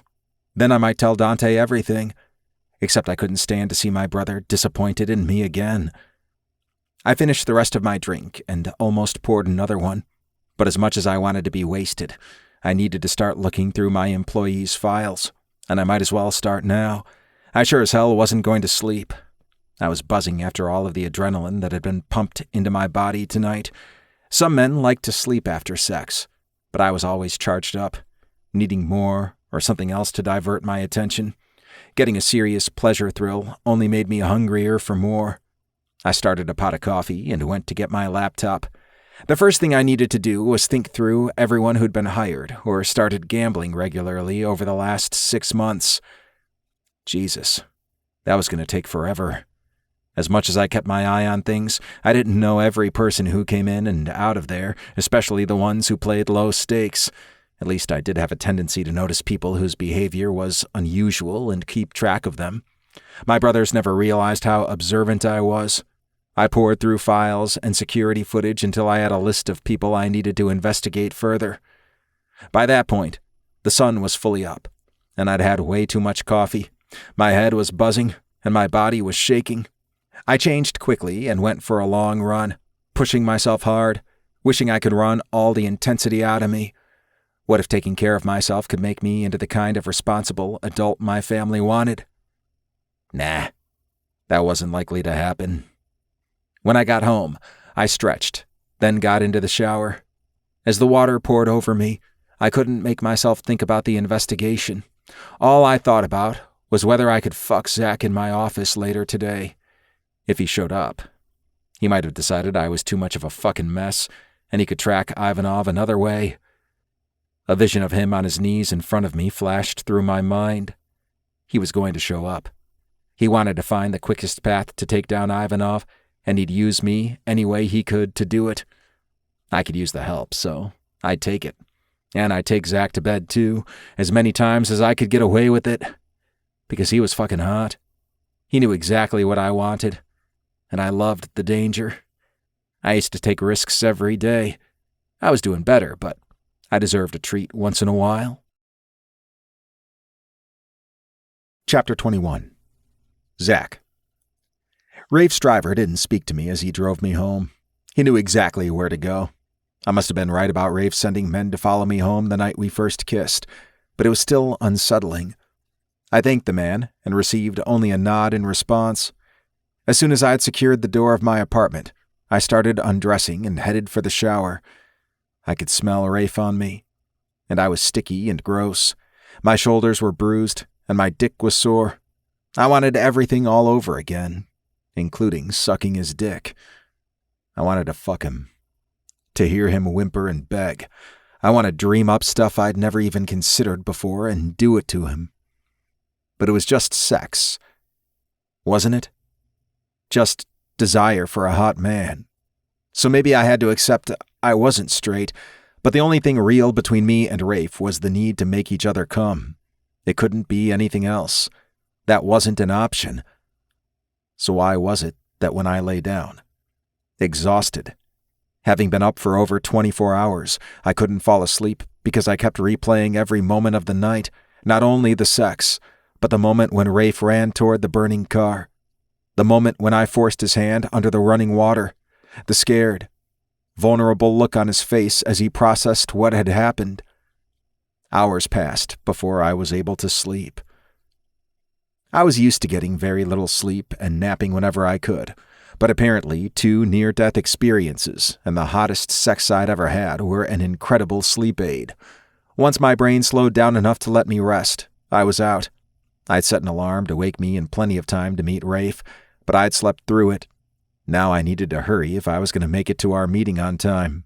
I showered again, feeling like I could still smell Rafe's scent on me, even though I'd scrubbed myself thoroughly the night before. Was I hallucinating? Was I so desperate for more of him that my mind pretended he was here? Fuck. That was messed up. I dressed in a suit, assuming that was the only appropriate attire for meeting with a mobster who ran a casino once your cover was blown. I'd planned to use a rideshare app, but when I looked outside, the same man who'd picked me up the night before was parked outside my apartment. My phone buzzed. "Your ride is waiting." Damn. Was this what it would be like to date a mobster? Date? What the fuck? Why would I even think about that? I considered calling a car for myself anyway, but that could make me late, so I accepted the ride. When we turned into the casino's parking lot, I was surprised to see how full it was. I knew they did business 24/7, but I didn't think that many people were gambling in the middle of the workday. Raphael must be doing everything right to pull in this kind of business. Why did that make me smile? I took a deep breath before I walked through the doors. Once inside, I headed straight to the door that led to the private rooms and offices. I didn't have to say a thing to the guards there. They simply opened the door and ushered me through. I suppose none of them would dare contradict an order from a Terrio. Another security guard appeared before I'd taken more than a few steps. He was about 8 feet tall and 400 pounds of pure muscle, but surely there was no need to panic. "Good evening. I'm here to escort you to Mr. Terrio's office." I nodded. Obviously, Rafe didn't want me loose in the private areas of the casino. Who knew what I might stumble into? When we reached his office, the guard knocked, and Rafe called for us to come in. When the guard opened the door, I saw that Rafe wasn't alone in there. There was a young woman in a skin-tight dress sitting on the edge of his desk.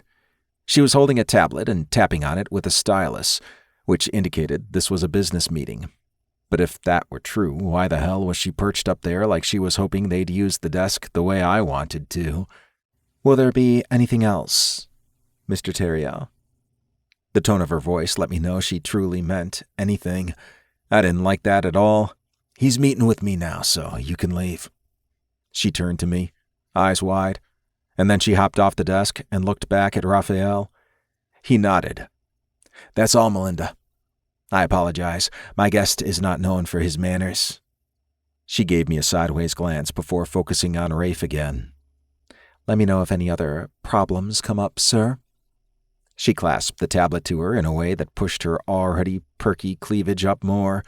I wanted to escort her out of the room myself. Was I actually fucking jealous? Yes. I was. I didn't want anyone near Rafe. I didn't want anyone else touching him, even though that made no sense at all. In any other scenario, I would have been focused on Melinda, wondering if she wanted to hook up with me tonight if she wasn't going to be busy with Raphael, but he was the only person I was interested in now. I did not want to analyze that further. Rafe cleared his throat, and I turned to look at him. I'd been distracted, making sure Melinda left, and the guard closed the door tightly. "I see you showed up," Rafe said, "and apparently you don't think much of Melinda." "I don't think much of you having someone in here flirting with you when you're meeting with me." He grinned. "You get possessive fast." "No, I don't want to play games." "So we're going to ignore what happened last night?" I slammed my hands down on his desk and leaned down until my face was inches from his. "You're going to start talking. You're going to tell me what you know about Ivanov, and we're going to figure out how to find his spy and then kill the fucking bastard." Rafe smiled. "Damn. I thought maybe you'd put me over the desk first. I mean, I could have taken a lot more last night." Just like that, my cock was hard, and that was all I wanted to do. The need to make plans, my anger that he'd been flirting, all of it was gone in a haze of lust. "You really are fucking easy. Maybe you're as big of a slut as I am." I was not about to address that. "Tell me what you're up to here." I tapped the files on his desk. He sighed. "Going through employee information." "On paper?" "I'm tired of looking at the fucking screen. I've been at this since I sent you home." I frowned.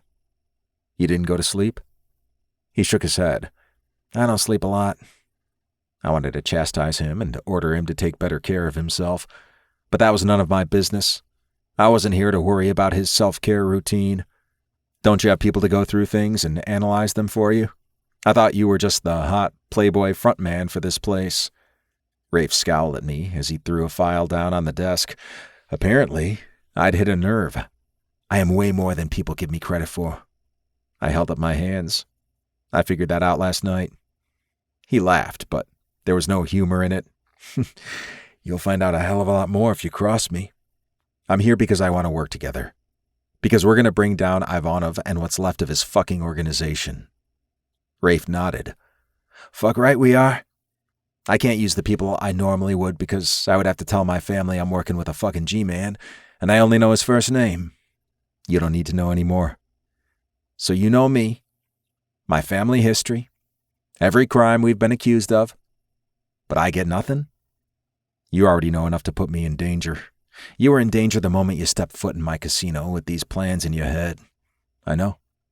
I've taken a big risk and ignored advice, and you've done the same now. We're in this together. So what have you got? I moved around his desk and flipped one of the files open. Anger sparked in his eyes, and he snatched it from me. We need to establish how this is going to work.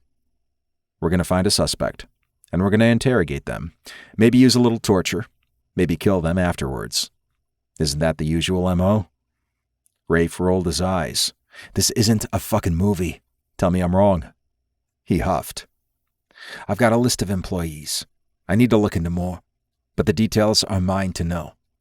You get names and assignments. That's all. You don't want me looking into the casino's finances? He huffed. I don't want you here at all. Really? You seem to enjoy having me there last night. If this mission wasn't hanging over my head, I would have spent the rest of the night using you up, then spitting you out and sending you on your way. Is that what you do with all your hookups? Is that why you're rarely with anyone twice? That's none of your fucking business.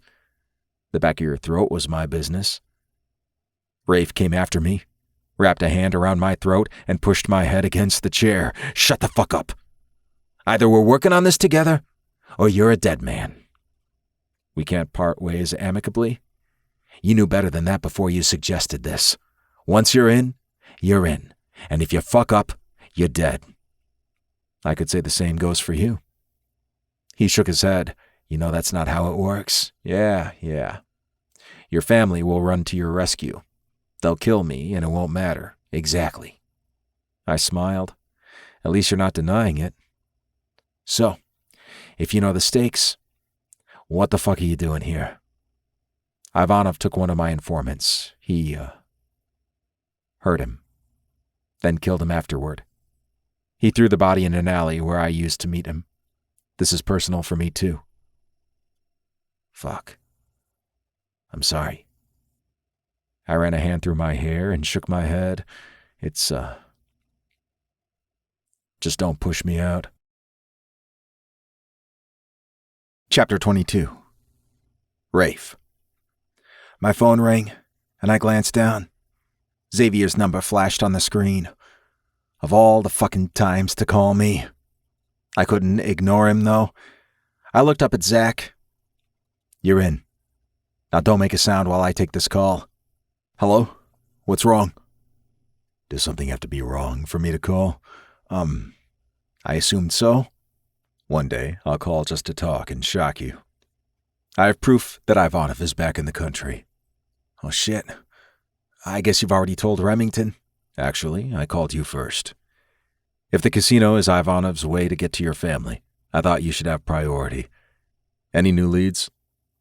I glanced at Zach, and he raised his brows, but I didn't dare ask him the question. Nothing concrete. A few suspects. You are going to call Remington next, right? Because I thought you wanted to prove yourself. I do, but then do it. My courier is bringing you more information about what I learned. When the time is right, you'll tell the rest of your family what they need to know. Was he serious? Why do I trust you? Yeah. You've never given me a reason not to. He said like it was so fucking obvious. But my brothers are your older brothers, and Remington is not good at delegating. He's better than he used to be. Why was I defending him? Xavier chuckled. He's got to delegate some things, or he wouldn't be able to spend time with Henri. That would be unacceptable. I smiled. My cousin could be cruel. He didn't trust easily, and he wanted to be in control all the time. But he was so in love with his boyfriend. It was actually kind of cute. Watch your back now more than ever. Have you been taking my advice? I froze for a second before I forced out my lie. Yes, sir. That's exactly what I thought would happen. He ended the call before I could say anything else or ask him what the hell he meant by that last statement. Did he know about me and Zach? If so, how? Was he watching me? If he was, I'd never figure it out. And what was he doing trusting me with something this big? Remington and Lorenzo were reluctant to even trust me with small assignments. This was huge. Ivanov had put Lorenzo and Dante's boyfriends in jeopardy, and he'd hurt countless people. I might run some profitable games and know how to drive more business to the casino, but was I really the one who could bring this man down? I wasn't lying to myself. I wasn't one of the good guys. I was a fucking criminal. I'd killed, and I would kill again. Sometimes that would include people I knew, even people I'd slept with, but I'd never hurt a child. Ivanov was vile, and he needed to die. How the hell was I going to manage that? I was going to have to bring in my family. Who was that? Zach's question stopped me from spiraling and pulled me back to the room. I raised my brows. You actually think I'm going to tell you? Not really. Then why did you ask? He smiled. I never know when I might catch you off guard. Maybe next time I'll try asking when I've got you right on the edge. I won't let you come unless you tell me. That might be the perfect way to torture information out of you. I glared at him. Don't you dare. You wouldn't like to be tortured by me?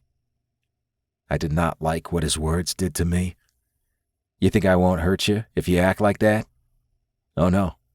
I'm very sure you'd hurt me. You'd kill me if you thought it was necessary to protect your family. I've never questioned that. But right now, I'm useful. And you're useful to me. Isn't that what this is all about?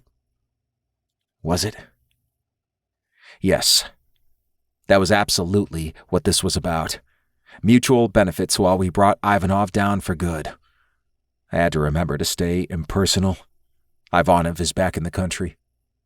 Surprise flashed on Zach's face, but only for a second. That's what your mystery caller told you? I nodded. And you trust this source with my life? He studied me like he was considering whether he should trust the information simply because I did. You're right. I will protect my family any way I have to. But ending Ivanov and keeping him from rebuilding his operation is the most important thing I've ever done. I want your help. I want you here helping me so I can do this for my brothers and for your informant and everyone else Ivanov's hurt, including his own damn daughter. Zach closed his eyes and drew in a breath. Tell me he didn't. He physically and verbally abused her. He made her life hell, but he didn't touch her sexually. He was going to force her to marry her to a man who was actually for him, a man who's kind and good, and who's now my brother's boyfriend. But I guess she probably knows that too. Only some of it. Everything I hear about Ivanov makes me hate him even more. We could do this. We had to. But Zach needed to fully understand my rules. I won't turn Ivanov over to be arrested. He's not going to have a trial. He's not going to have more chances to escape. He's not... Zach raised his hands. I'm not arguing with you. I don't trust the court system either, especially not with Ivanov. No matter what we're supposed to do, I intend to kill him on sight. I shook my head. No. I want his death to be slow. I want him in agony for as long as we can draw it out. He needs to be punished for every person he hurt. Zach nodded. I won't stop you from doing that. But every second he's alive is a second he can escape. Oh, we're not going to leave him well enough that he could escape. We want him barely alive, but we will keep him that way for a long time. Does that scare you? No. Very little scares me anymore, and certainly not that. I hadn't really thought it would, not after the way he'd killed Andretti with no remorse. He'd probably seen as many or more horrible things in his life as I had. Then let's figure this out and bring him down. These are some of the people I'm looking at. I grabbed the files from my desk and handed them to Zach. He let his fingers brush mine as he took them, and heat raced through me. I could barely get my next words out. I'm going to switch to looking at patrons while you check those out. Zach flipped through the top file and frowned. I need access to everything. I need to get into your system. He was already so deep I didn't think I'd ever get him out. That's not an option. I'm not going to fuck up anything. I swear. No, I can work faster that way. And I've got an idea. What? You know how you thought I'd put you over your desk? How the hell was I supposed to work with him putting images like that in my head? Yes.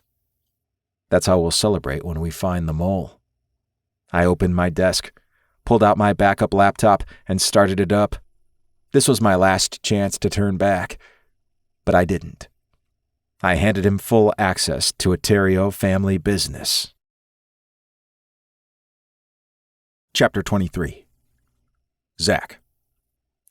Rafe and I had been poring over files for hours. He'd had pizza delivered for dinner from one of the restaurants in the casino, but we hadn't talked as we ate. We'd kept working, which was for the best since I had no idea what to say to Raphael if we weren't working, fighting, or fucking. And neither of us wanted to slow down. We were going to find the mole soon. I was almost certain I was on the right track. I knew to follow the money. I'd just gone to the wrong place. Rafe, what do you know about... I stopped speaking when I realized he was sound asleep. He'd moved to the couch hours ago, and I'd taken over his desk, where I had access to larger screens and could check multiple angles at once. More than once, I'd looked over at him, and he'd met my gaze, and I'd considered shoving the papers out of his hand, climbing on top of him, and taking him right there. But I told him getting fucked would be his reward, and I meant to stick to that. I was sure he'd been up for nearly 36 hours at this point, so I wasn't going to wake him. He needed at least a few hours' sleep. I rose and moved toward the couch, being as quiet as I could. I took the laptop from his hands. He protested, but didn't fully wake up.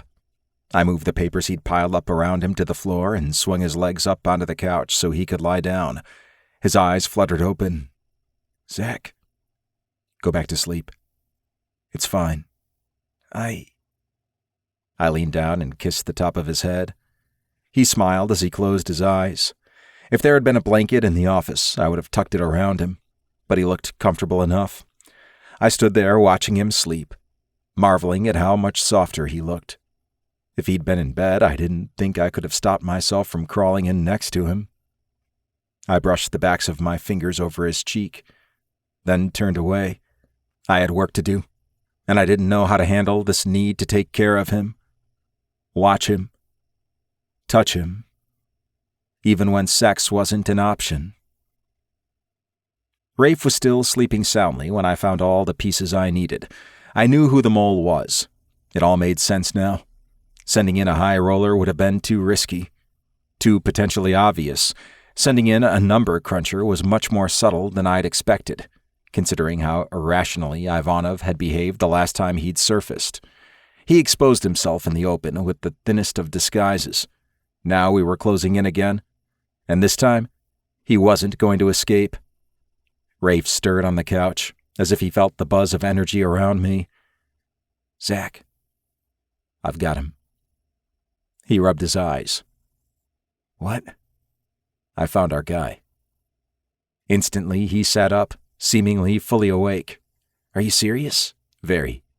He's good. He's really fucking good. But I've got him. Rafe scowled. He didn't like me complimenting another man, and that did things to me it shouldn't. He's not as good as us? Or he wouldn't have been caught? I grinned. As good as me, you mean? You're only here at my discretion. I'm going to make you beg again. He scowled and waved that threat away. Show me who it is. He came around the desk and stood behind me as I pulled the guy's bio up on the screen. This is the guy, Joseph LeBlanc. He was hired around 3 months ago as an accountant. Rafe frowned. How did you find him? I liked that he didn't question if I was right, just how I'd figured it out. When we didn't find any good candidates among the high rollers, I realized there was another way to follow the money. The cashier's office, yes. I started focusing on people who handled the money coming in and out. I found some irregularities, and most of them, all of the big ones, could be traced to one employee. so I looked deeper into him. All of this is there for anyone to see? Rafe pointed at the screen. Not anyone. Someone with skills. But you're not some cyber cop. No, but I've picked up plenty of techniques over the years. Rafe huffed. Tell me more. He worked his way into places in the system he shouldn't be. He's been shifting funds around, putting them into a private account he created in your name. What the fuck? He's setting you up, making it look like you're embezzling from the casino. I think that's how they were going to try and bring you down, or bribe me. Get me to work for them. Launder their money. Get them contacts in the New Orleans crime world again. Fuck. Ivanov really thought I would do it? He thought I would fall for that shit, and my brothers would assume I'd betrayed them. I frowned. Would they? Rafe shook his head. No. They might think I was stupid, but they know I would never steal from the family. They probably wouldn't think I could do the math to set the shit up, but if Remington did think that... The horror on his face made my chest tighten. Where is the bastard? Rafe extracted a gun from his desk drawer and started toward the door. I grabbed his arm, yanking him back. Listen, we can't tell me where he is. We need to move carefully. I don't care about any of your fucking government rules. I need to move fast. No. I hauled him back against me. He's working the night shift now. We don't want to tip off anyone else that we're onto him, so no storming into his office. After he gets off work, we'll go after him at home, where we'll have a quiet place to interrogate him. Rafe pulled free of my hold and turned to face me. What if he already knows? He doesn't. He won't have any idea about my investigation. I know how to cover my tracks. Rafe blew out a long breath. Are you absolutely sure he's the one? Now he was questioning me? I'm as sure as I can be. If Ivanov didn't send him, then we need to know why he's diverting money to a secret account. I can't fuck this up.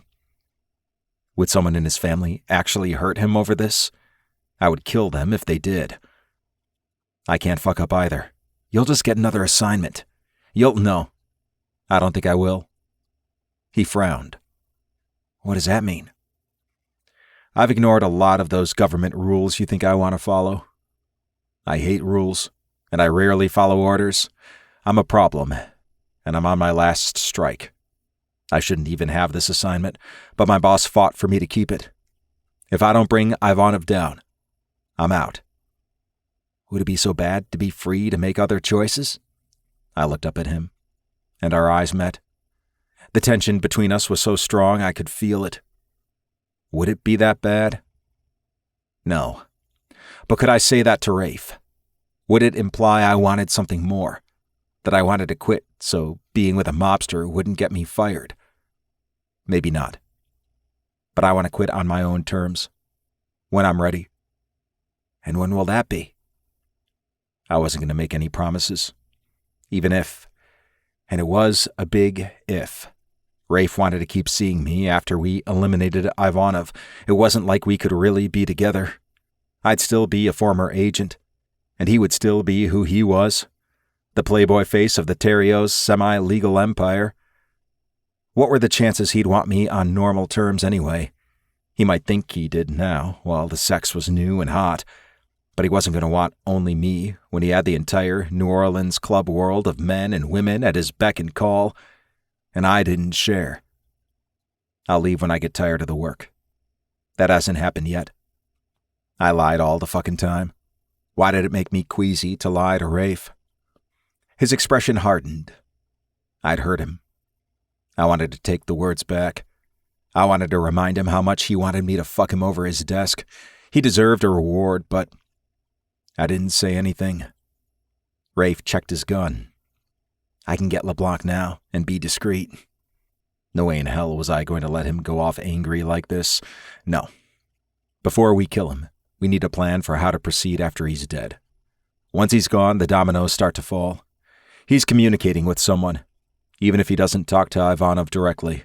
Once it becomes obvious that he's gone, the news will head right up the chain. You really think Ivanov would make a direct strike? I hope not, but I wasn't going to chance it. He sure as hell tried it 6 months ago. He had. He'd been right there, right in Rafe's path, holding Dante's boyfriend hostage. He's crazy. More so now. That's on us. We moved in too fast. Well, we can't do that again. I think it's time to bring in some more players. Rafe shook his head. I can't tell my family I'm working with you. We can take LeBlanc out ourselves, but we need help to bring down Ivanov's whole operation. It's my guys or yours. If you want this to be your family's kill, then we've got to talk to them. We. I can't hide my agency's interest. No way. If my family decides not to trust you, if they don't understand, they could kill you. I shrugged. Then I'd be out of your way, and you could finish the operation. Are you fucking crazy? I don't... He turned and looked out the window. I didn't say anything. I just stood beside him and stared at the slow-moving Mississippi. A river cruise was moving leisurely past the casino. I knew Rafe didn't want me dead. We were well past that. But I also didn't think he cared as much as his reaction indicated. The way he'd looked at me. The pain in his eyes. Fuck. Now my head was going to be even more messed up than it already was. Rafe laid a hand on my arm.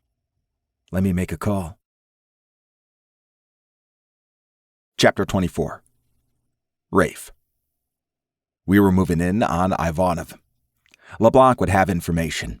Even if it wasn't directly about Ivanov, we'd know more, and we'd find him. I needed to focus on making a solid plan of attack, but all I could think about was how once this was over, Zach would disappear. He'd go back to being a Fed, and I'd go back to random hookups that never... No. I couldn't think about that. I opened my contacts and tapped on X's number. Raphael, what can I do for you? I didn't listen to your advice. I wasn't going to be able to ask for what I needed if I didn't confess to working with Zach, so I decided to get that out of the way first. X chuckled. I never thought you would. You thought I'd get involved with Zach? Ah, I see you got his name out of him. I know I was supposed to stay away, but you were too charming, too seductive, too something. Stupid, probably. Do you want my blessing? I huffed. No, but I do have some news, and I need some advice. Advice from me, and not your family? I'm not ready to introduce Zach to my family. Yeah, that's a big step. Shit, I realized how that sounded. And not because we're in a relationship or something. Zach's eyebrows rose, and I turned away from him as heat arose in my face. So it's casual. X asked. That's good. It means you'll be fine when you wrap this up and he leaves. No, I would not. That's not important right now. We found the mole Ivanov planted in the casino, or at least we're as sure as we can be. Impressive. Are you saying you'd like me to check your work? I'd feel better if you did. Send me what you've got, and I'll have an answer for you within an hour. X didn't play around. I was somewhat convinced he was magic, or his hacker husband was. I held out my hand to Zach, and he handed me the zip drive where he'd saved all the information. I plugged it in and sent X the relevant files, which Zach had encoded. The info should be in your drive. I heard a few keyboard clicks. Got it. What else? We need a plan for how to proceed once we interrogate this man. We're going to need to bring more people in, and you don't have to tell your family about Zach. You could plan everything with them and leave Zach out of it. No, we have a deal. Interesting. Very interesting. Are you fucking with me? He chuckled. Maybe a little. I want you there to back me up. I don't want there to be any chance that they cut him out. No. I pulled the phone away for a second and took a breath. What do you mean? No. You found the mole. You can make a plan and present it. Everything will be fine. I have to protect him. You protect all your casual hookups? No. I mean, yeah. Maybe not like this. More laughter. I didn't think so. I don't know how to tell Remington or my brothers. They aren't going to like the deal I made, but I have to convince them. They need to understand why I did it. I believe in you. Xavier, please. You want to prove yourself to them. Now go do it." He ended the call, and I stood there staring at the phone for several seconds before finally shoving it back in my pocket. What the fuck was I going to do now? "He won't help?" Zach asked. "Not with telling my family." "He will look into LeBlanc." "You called him Xavier." "Fuck. You didn't hear that." "Tell me you weren't talking to the man I think you were talking to." I have no idea what you mean." "Shit." I pressed a hand to my forehead and massaged it, trying to prevent the headache I felt coming on. "He's a friend." Zach snorted. "Of course he is. I mean, he's your friend too. He vouched for you. That's good, I guess." Zach looked confused. "I've never met him, and I don't need to change that. He says I don't need help with my family. He says this is a chance to prove I can handle things on my own." Zach nodded. "It is." He stepped closer and placed his hands on my waist. "You're tense." "Fuck yes, I'm tense. I have no idea how to pull this off, and I really don't want my family to kill you. Or me to kill them. You don't underestimate me." "Fine. I don't want any of that." "No. But I think I know what you do want. What you need right now. Did you forget about your reward?" I had. I couldn't believe I'd actually forgotten what he'd promised to do to me. The call to X. The way he'd insinuated there must be more with me and Zach. The way I might wish there was, had my mind going in 100 directions. Zach turned to us, backing me against the desk. I opened my legs so he could fit between them. He wrapped a hand around the back of my neck. When he pulled me to him for a kiss, heat surged through me. His hips worked against mine as our tongues slid against each other. I cupped his ass and pulled him harder against me. His lips left mine, and he kissed along my neck. "Turn around." I wanted to. I wanted to let this happen. Right there, right then. But I pushed him away. He frowned. "I want you like that. Over your desk, ass bare. Mine to fuck." "Jesus, not here. We'll use the desk at home. I want more privacy." Surely no one would come into the boss's office without permission. True. But I don't want to have to be quiet. He grinned. "Really? You think you couldn't keep it down while I'm deep inside you? Do you want me to?" "No. And if anyone did interrupt us, I might not be able to stop myself from blowing their heads off. Then I suppose it's best. I don't want you making a mess of your lovely office.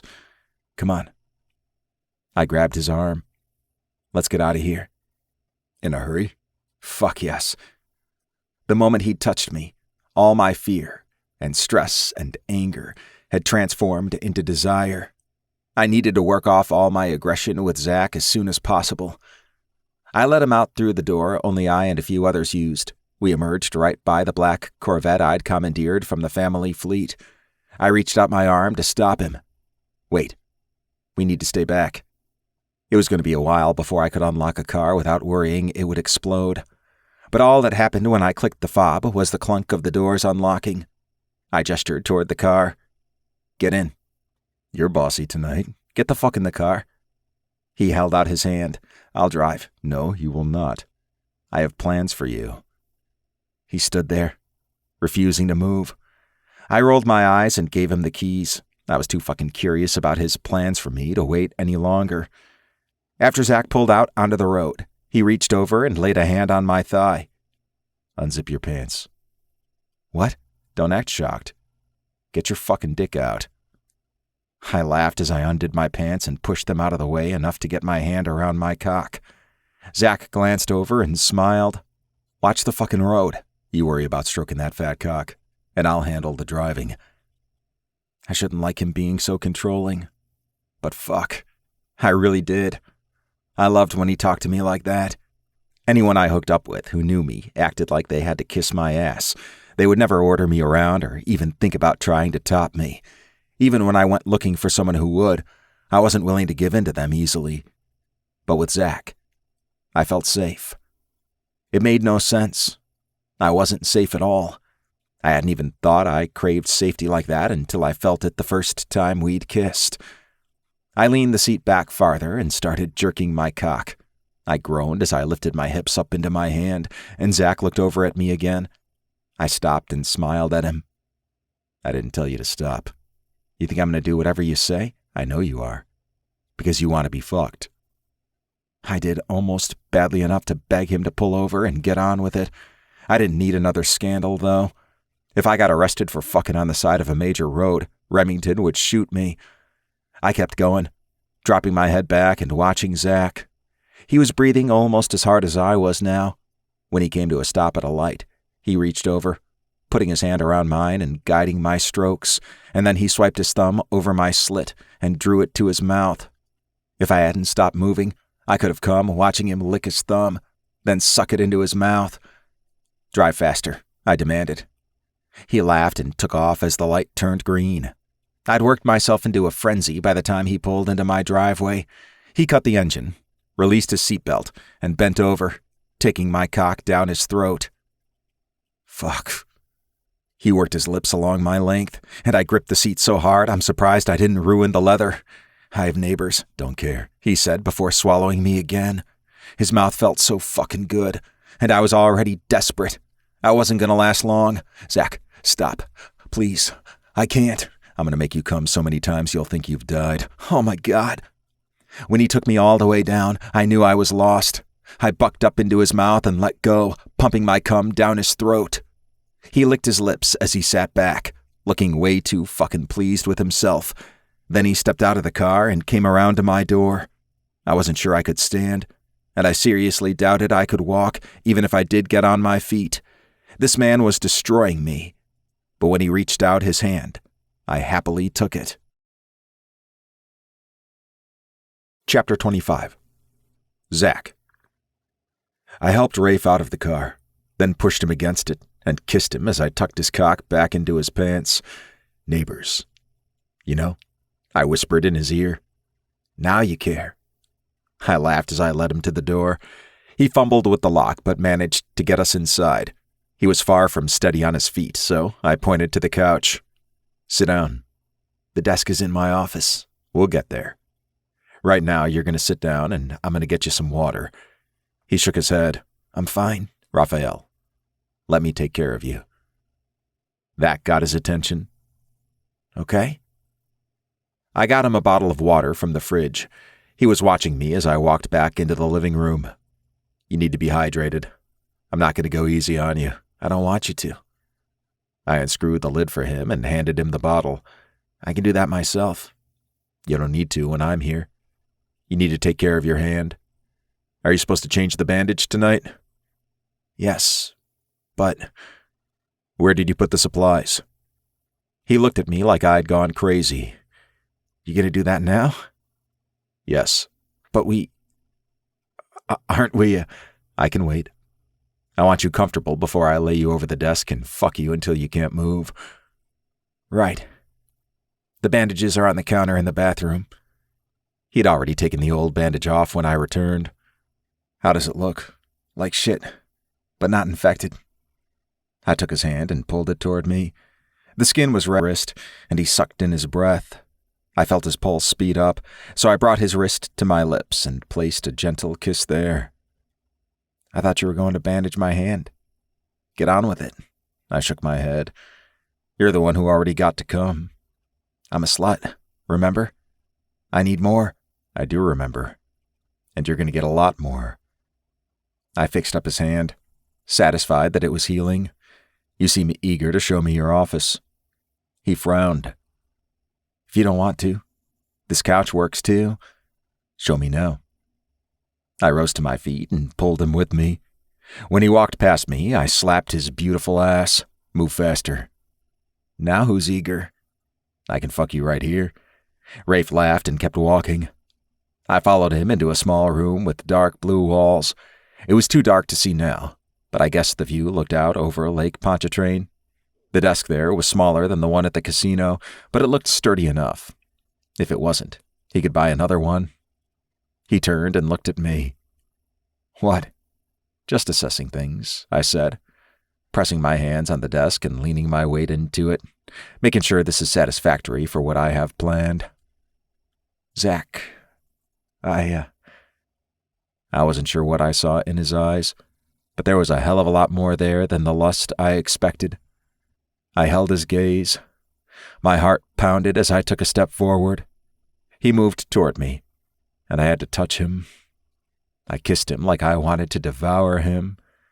He slid his hands under my shirt and pushed it up. "Be careful," I said. "Stop worrying about my hand." "No." I lifted my arms and tugged the shirt over my head, and then I worked at his clothing. I needed him naked. I needed to feel as much of his skin against mine as I could. We hadn't bothered fully undressing before, but we had time now to be deliberate and intentional, no matter how nervous that made me.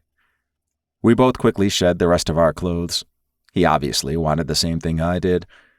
When we were naked, I pushed Rafe back against the wall and took both our cocks in one of my hands. He shuddered and groaned as I stroked us. Damn, he was so fucking hot.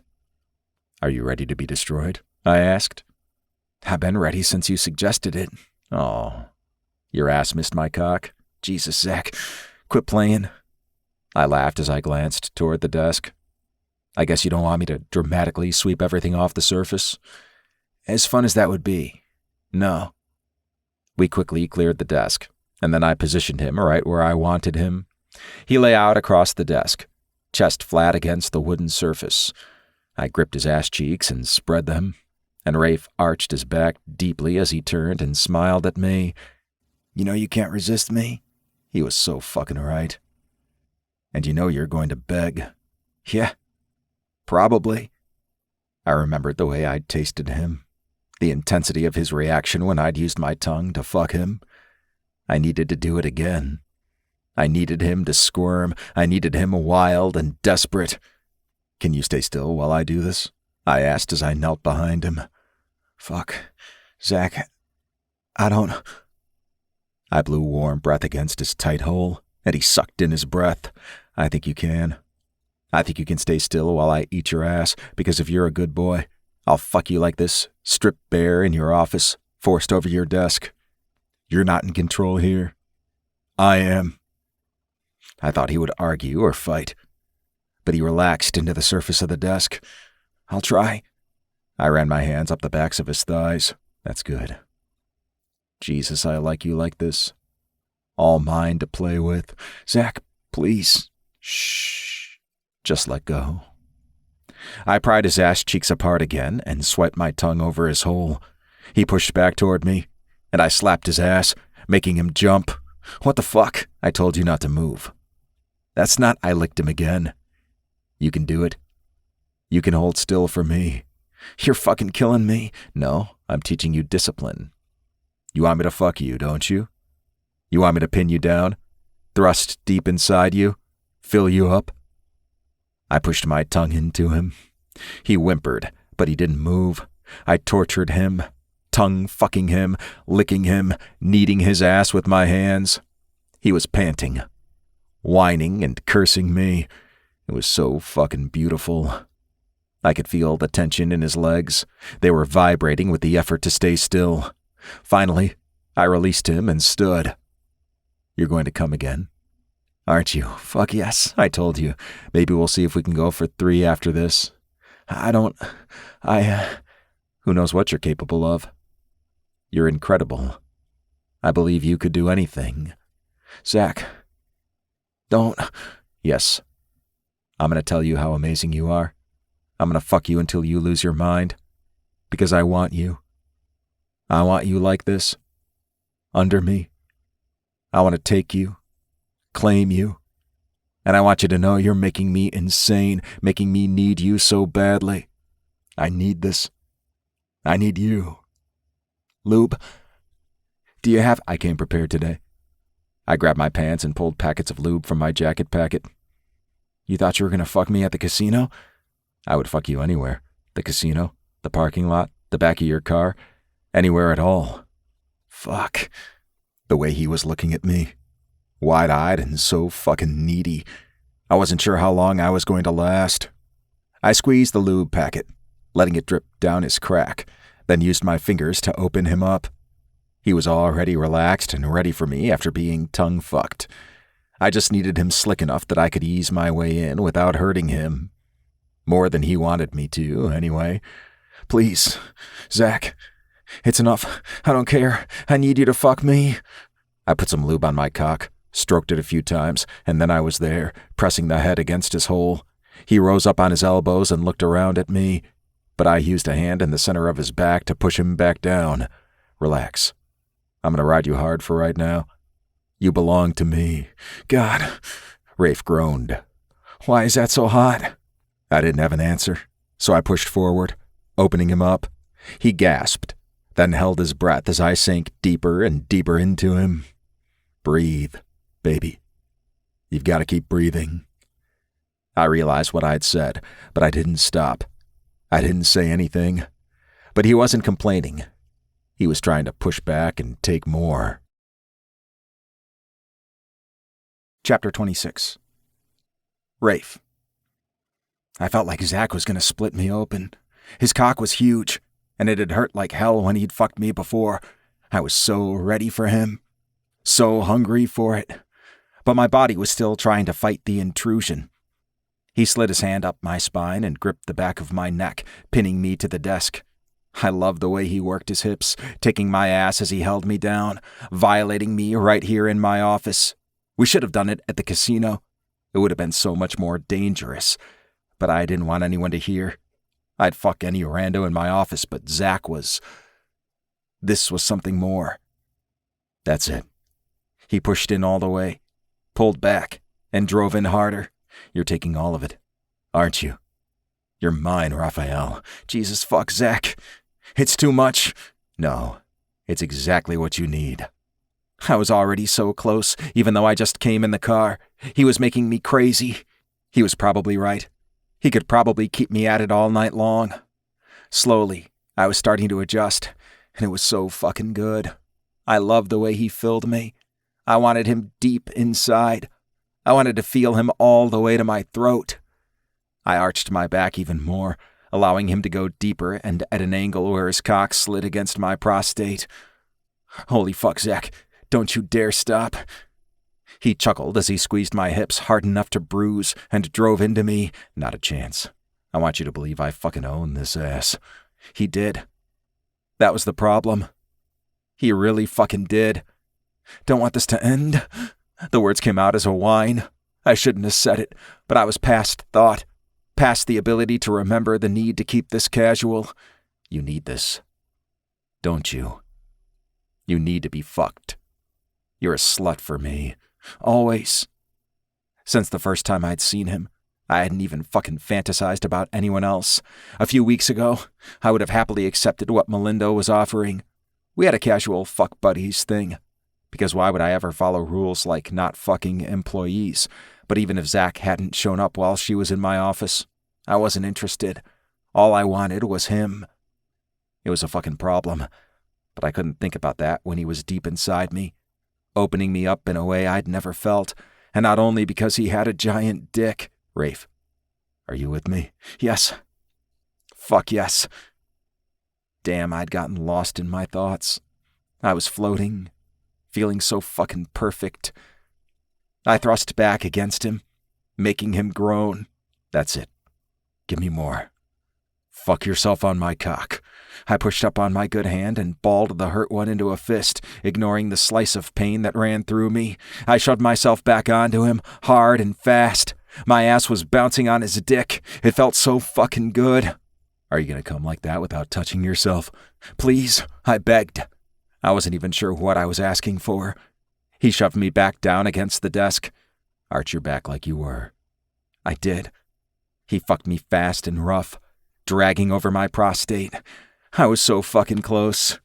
"You can do it. Give it to me." Fuck. I didn't know if I could.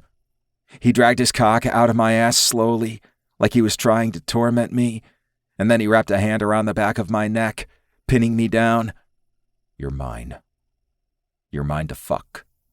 Mine to take care of. I'm not gonna let you go." "Jesus, Zach, give me more." He lay over me, hips driving into me impossibly fast. Are you desperate for it? Yes. Would you do anything I said? Open your ass for me anywhere. Yes. Fuck yes. That's right. I can have you any way I want you, and I'm going to. I'm not going to let you go. Your ass is too fucking good. You're too fucking hot. You're exactly what I need. That did it, I cried out as heat poured through me. I shuddered through my orgasm. He didn't stop.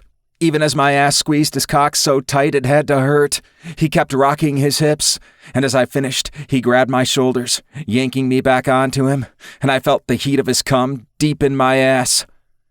When he was done, he collapsed on top of me, and we lay there, fighting for breath. I reached for him, and he took my hand, lacing our fingers together as he kissed the back of my neck, behind my ear, and nuzzled my temple. You okay? I nodded. And for that moment, I was. I was satiated, warm, happy, and I let myself believe that I could truly have this. We could have this. Chapter 27. Zach. Rafe's legs didn't want to work after I'd wrung a hands-free orgasm from him, one that threatened to break the desk and my soul. I carried him to his bedroom, cleaned us both up, and curled up around him. What the fuck was I doing? Fucking him was dangerous. Stupid. He was supposed to be the enemy. I was supposed to want to put him and the rest of his family behind bars. I only started working with him because Ivanov was so much worse. But now that I'd been deep inside him, now that I'd heard him call my name as he came, I couldn't arrest him. I couldn't hurt him. I might actually be in... No. That couldn't happen. I liked him. I wanted to keep fucking him, that was all. He was hot, and he felt so good, and he responded so well. He couldn't be any more than that to me. Love was not an option. So why the fuck was I cuddling him now? Wrapping myself around him, letting my fingers trail up and down his arm as we half slept. We were waiting for a chance to go after our best lead to bring Ivanov down, but I wasn't focused on that at all. I was focused on how beautiful Rafe was, how good it felt to be here with him, and how I didn't want to leave. He turned and looked at me, brushing my hair back from my forehead. Tell me about him. Who? Your informant. Did you know him well? I shook my head, but then I reconsidered. I probably knew him as well as anyone. And how fucking sad was that? Tommy was a street kid. He refused to let me help him. If I tried to get him into foster care, he would have run, or worse. Although now that I think about it, taking his own life would have been better than what that son of a bitch did to him. Turn around, Rafe insisted. I wasn't sure what he wanted, but I did as he said. When I was facing away from him, he began to massage my shoulders. Fuck. Your muscles are like rocks, I scoffed. Regular massages aren't really part of my compensation. Then let me help. Keep talking. Tell me anything you need to. I actually can be a good listener sometimes. I groaned and felt him tense against me. He liked that sound. It would be so much easier to stop this. Turn around, pull him into my arms, and try to forget about Tommy. About everything. But I'd never told anyone the story. Maria knew the basics. There'd been no reason for me to go into detail, and she would never have asked. Maybe I needed to tell it now. Damn. I was going to miss Rafe when this was over. Zach, you with me? I nodded. Yeah, it's... Sometimes... You get lost in the memories, I know. There's a lot of things I'd rather not remember, too. I think Tommy had a few people he knew who watched his stuff when he got an odd job here or there. He did the same for them, but he didn't really have friends. He'd let me buy him a meal, and of course I paid him for information. I think that was the main way he survived. Rafe pushed a hand into my hair and began to massage my scalp. It felt so fucking good. Tell me the rest. It was like he was pulling the words from me. If I hadn't pushed him, if I'd insisted on getting him help, if I'd not tried so hard to get information about Ivanov, about other young men who disappeared, then... I squeezed my eyes shut and pressed the heels of my hands into them, trying to stop the tears. Rafe pulled me back against him and kissed my shoulder. It's not your fault. You didn't hurt him. You tried your best to help him. I'm so sorry. He wrapped his arms around me, and I put my hands over his. When he nuzzled into the crook of my shoulder, I couldn't stop the tears anymore. It's okay. Let them come, Rafe said. Have you ever cried for him before? Did you let yourself grieve at all? I shook my head. I hadn't let myself cry. I'd pushed on past Tommy's death because I was afraid if I let myself go, I might not get back up. I needed the anger, not the despair. Anger was what motivated me. But right then, with Rafe's arms around me, it was okay to let go, at least for a little while. We were both dozing when Rafe's phone buzzed. I wanted to tell him to ignore it, but I couldn't. No matter what else I was starting to want, I did want to end Ivanov, and the message could be from fucking Xavier Carrington, the billionaire philanthropist rumored to be the ruler of a vigilante underground, and essentially infallible. We couldn't ignore him. Check it. I nudged him. He sighed and reached out for his phone. Instead of telling me what it said, he held it up for me to see. The contact's name simply said X, and the message, "You were right. Go for it." As I was reading it, another text popped up. He sent the address. Rafe nodded. We were right on that too. I grinned. We were. I expected him to jump up and start getting dressed, since he'd wanted to go after the man the second we'd learned who he was, but he set the phone down, cupped my face between his hands, and pulled me to him for a kiss. Then he smiled. Let's go kill this fucker. I nodded, but I pulled him back one more time for another kiss. It wouldn't be the last one. It couldn't. We still had time because getting LeBlanc wouldn't end things. It would only take us one step closer. And we both wanted that.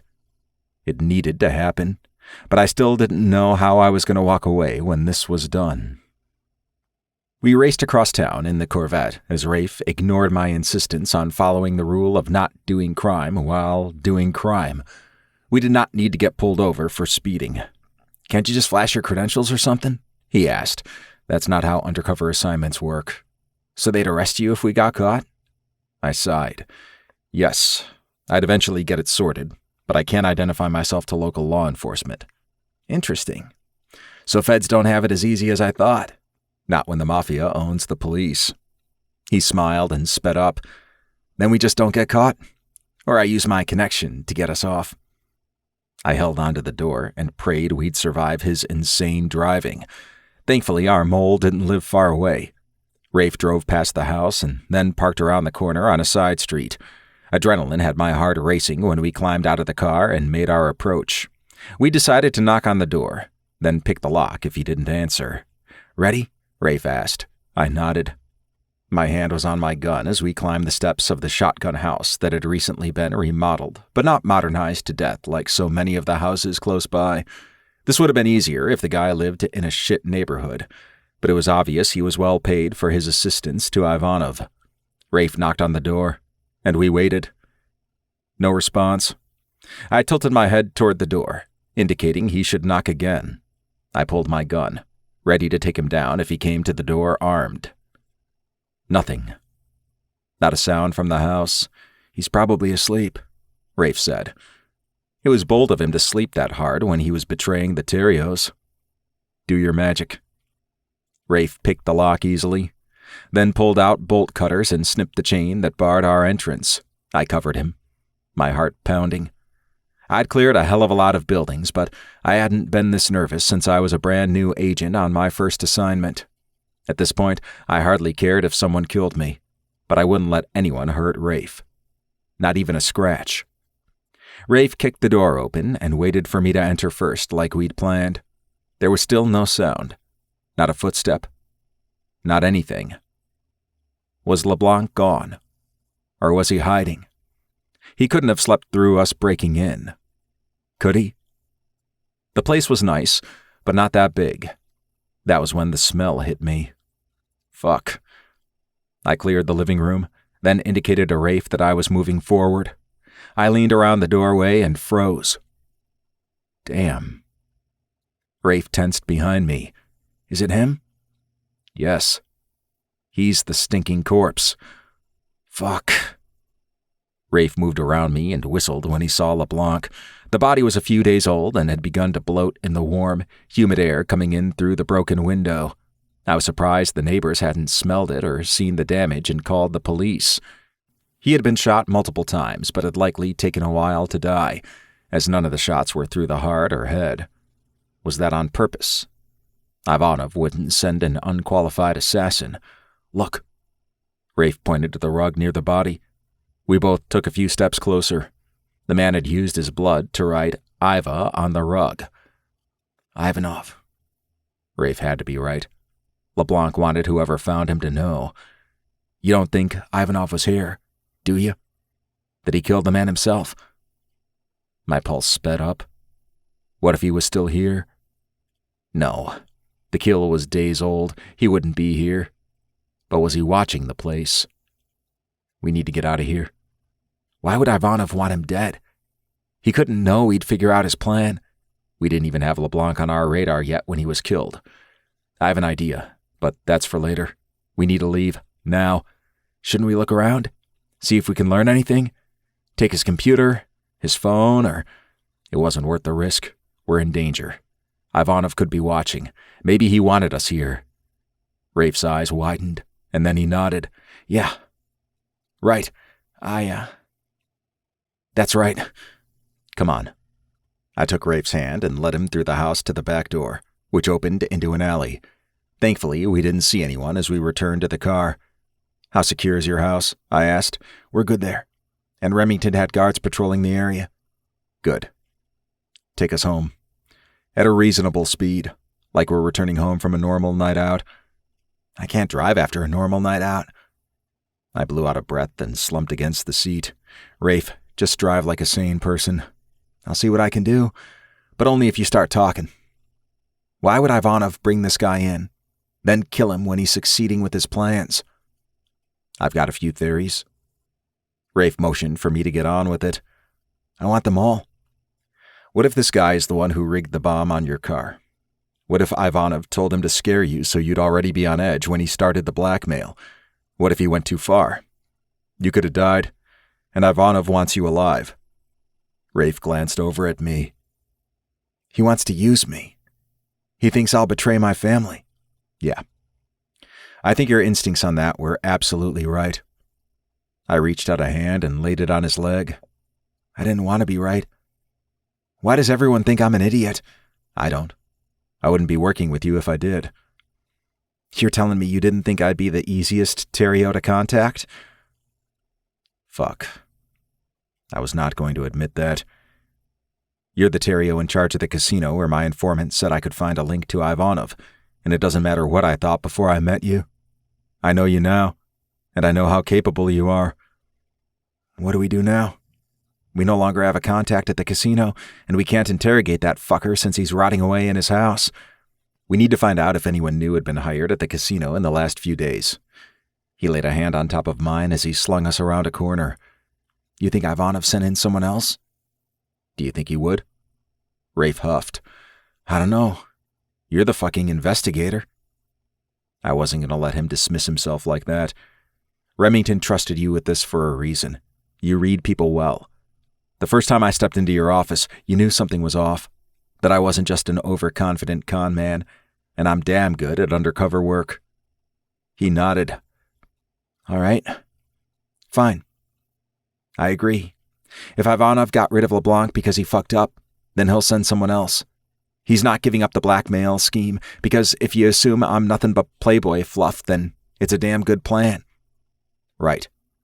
But we're going to need to go at this a different way because there's a huge chance Ivanov now knows we were onto his guy. We cannot tip him off that we know more. Yeah, but how? I think it's finally time we bring your family in. Chapter 28. Rafe. No. I already told you why that is a terrible idea. Rafe, listen to me. Zach stroked my thigh. Even though I was fairly sure he was trying to comfort me, not seduce me, it was distracting as fuck. We're not talking to my family. I won't let them near you. Zach's hand tightened on my leg. I glanced over at him. He was staring at me. They aren't going to listen to me. They'll see you as a threat, no matter what X said. They aren't going to believe you mean the family no harm. You don't have to tell them I'm a Fed. They'll figure it out. They're likely looking into you already because He squeezed hard enough to hurt. What did you tell them? Stop. I pushed at his arm. Let go of me. He jerked his hand back. Fuck. I'm sorry. I told Dante a new guy joined my top game and that I liked him. That was close enough to the truth. He didn't need to know anything about Dante's speculation.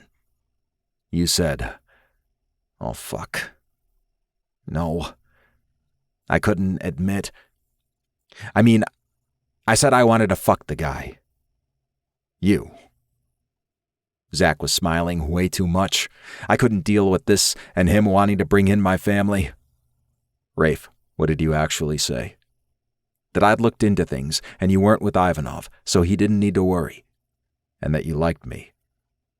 I refused to promise to keep my hands off you. That's it.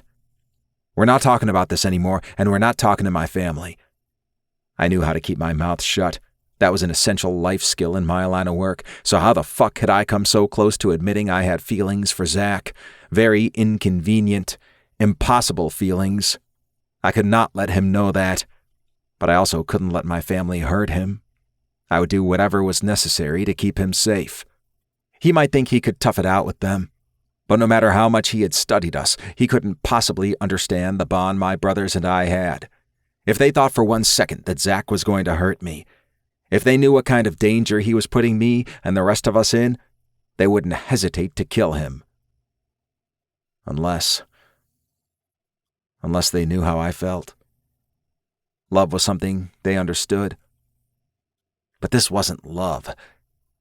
It couldn't be. I didn't even believe in love for me, no matter how fucking adorable my brothers were with their men. What I felt for Zach was just the excitement of someone forbidden. The rush. The heat of the moment. I'd always loved anything filthy and illicit. I turned back to face him. Would you kill me to keep your career, or keep this investigation in your hands? If I turned on you, could you do it? I watched his chest rise and fall with several shallow breaths. He held my gaze as he thought about his answer. Finally, he said, no. Maybe when we first met, I could have, but now. No. I couldn't. He ran a hand over his hair. Things weren't supposed to be like this. No shit. And I couldn't kill you either. He sighed. So what do we do now if bringing in your family isn't an option?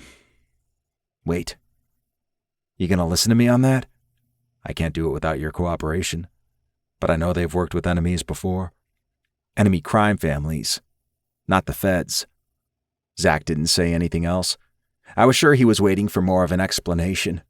I turned away from him and walked across the room. I thought finding the mole was going to make this easier. I thought he would lead us straight to Ivanov, and then we'd kill him and bring down all his associates who were left, but I was being a stupid kid again. I felt the heat of him suddenly right there behind me. He seized me by the upper arms and spun me around to face him. You're not a kid. You're not stupid. And you're not the weakest link. You know what you're doing. You've improved the profits of the casino since you took over. You're bringing more people in. Things look fresh and appealing. I hate casinos, but I don't mind being there. Well, fuck me. That's what I was going for, and you've done it. You are an asset to your family, and if they don't see that, then they're fools. I don't think they are, because they couldn't keep the business they've got going if they were. Fools couldn't keep evading law enforcement the way they have. They're not. But I've always been the fuck up. Was that on purpose when you were younger? How the fuck did he know that? I just wanted to be seen. Dante was so fucking smart. Lorenzo was the oldest, and he was taking care of us. We had to do what he said, and we had to listen, and then he's the one who ended up in jail. That wasn't his fault. Zach stared at me, and I looked away. Lorenzo was betrayed. I can't tell you the details, but yeah. He got angry afterward. He made a stupid choice, but he was pushed so damn far. And your family couldn't get him out of it. Bargains had to be made, and he believed he should be the one to be sacrificed. He blamed himself and thought he deserved it. Zach studied me for a moment. And what did you think? That he made a mistake? That I loved him? And I missed him? Dante and I needed him, but I can't tell him that because he already feels so much fucking guilt about it. Do you think maybe when you screw up, he gives you the same benefit of the doubt? I shrugged. I guess so. But you sure as hell wouldn't think so from what he says to me. Do you always say what you mean when you talk to your brothers? I thought of all the times I told Lorenzo I hated him when he tried to stop me from doing what I wanted, and all the times when fuck you really meant I love you or thanks. I shook my head. No. I bet he doesn't either. Maybe not. But we're still not talking to them. I won't put you in that kind of danger. We're looking for a man who doesn't mind torturing children, and you don't seem worried about my safety tracking him down. That's different. That's your assignment, and I can't stop him, but I can keep you away from my family. So then what's the plan? We're going to have to be more subtle. We need to do something to scare whoever else is involved enough to make them reveal themselves by turning up the heat or approaching you with the blackmail demands. What would do that? I tilted my head as I thought, and Zach smiled. Fuck. I wanted to kiss him and forget about Ivanov, but I couldn't do that. Then the idea came to me. An audit. Zach stared at me for a moment. Fuck me. That's perfect. Nothing would scare an accountant more than an audit when they know they're fucking with the books, especially an audit from the FBI. My mouth dropped open. Shit. Are you with the Bureau? Zach nodded. Guilty. I thought you were with some black ops agency who'd kill you if you revealed their name. His smile did distracting things to me. No, just an agency I shouldn't mention around career criminals. This is so fucked up. It is, but I can play officious accountant in my sleep. I looked him up and down. I bet you could. But you've been seen with me at the casino. I'm going to need a disguise and a new persona. But I can handle that. Or rather, others in my office can. I'm way overdue for a check-in. So I get to see you all dressed up in an FBI suit and shades? You do. I wrapped one of his curls around my finger. With the red hair that goes with this skin? How'd you know? Was he serious? Babe, your dye job wasn't that thorough. I looked down. Fuck. How had I not even thought about that? Maybe I'm not fit for undercover work anymore. Not true. You just met your match. I think I did. Those words hung in the air, and I tried really hard not to take them the way I wanted to. Chapter 29. Zach. I arranged to meet Maria at a bar in Gretna. She balked about meeting in person, but finally decided we were safe enough that far out of the city. I told Rafe that I would need her help setting things up, but really all I needed was a new ID and a convincing-looking badge. She didn't like it when I gave her my request, but she told me she'd bring the documents. She wouldn't promise to give them to me, though. She wanted to hear my full story first. What if I couldn't convince her? Then I would have to get Rafe to get the materials for me. Did I have a way to do that easily without his family knowing? I doubted it. Maria was going to have to come through for me one more time. She was probably starting to get that this was likely to be my last assignment. I wanted to put people like Ivanov behind bars, or, in his case, in the grave, but doing it under government scrutiny wasn't working for me. Right. Because how can you date a mobster and be a Fed? I pushed that thought away. I wasn't dating Rafe, and I certainly wasn't going to continue dating him after this, no matter how much I wanted to. Then why bother quitting? I was quitting before they forced me out. I may not even make it to the end of this assignment. If that happened, it happened. But I sure as hell wasn't going to stop until Ivanov was dead. If I had to fight every other agent in the Bureau, I'd get him. Rafe and I would get him. And if he was right and Xavier was on my side, then I didn't really have anything to worry about. I arrived at the bar wearing jeans, a t-shirt, and a leather jacket, clothes I'd picked out for my gambling conman cover, the shortest-lived undercover identity I've ever had. Not that anyone but Rafe actually knew who I was, and I might take it back on when meeting his family. He sure as hell wasn't going to introduce me as a federal agent. I found a booth away from the few patrons who were there in the middle of the day. I ordered a beer and waited for Maria to arrive. She was frowning when she slid into the booth across from me. "How did you come up with this place? Too lowbrow for you?" Maria liked nice things, tailored suits, champagne, the best wines, the nicest restaurants. She would never be caught dead in this place except to meet me or one of her other agents who depended on her. "Thank you for meeting me here." She sniffed. "At least you have the decency to acknowledge how far out on a limb I'm going for you." "Yes, entering a dive bar. It's about as low as you've sunk." I grinned. "Let me buy you a drink." "So I can add drinking on the job to my list of sins?" I rolled my eyes. "Loosen up." She bent down and reached under the table. "I think I've ruined one of my heels on their broken floor." A few seconds later, she sat back up. "If I loosen up, who will have your back when headquarters comes down on this operation?" "You will. A drink isn't going to stop that." She took off her glasses and placed them in her designer bag. "Whiskey neat. Something as decent as you can get in here. Ooh, right to the hard stuff.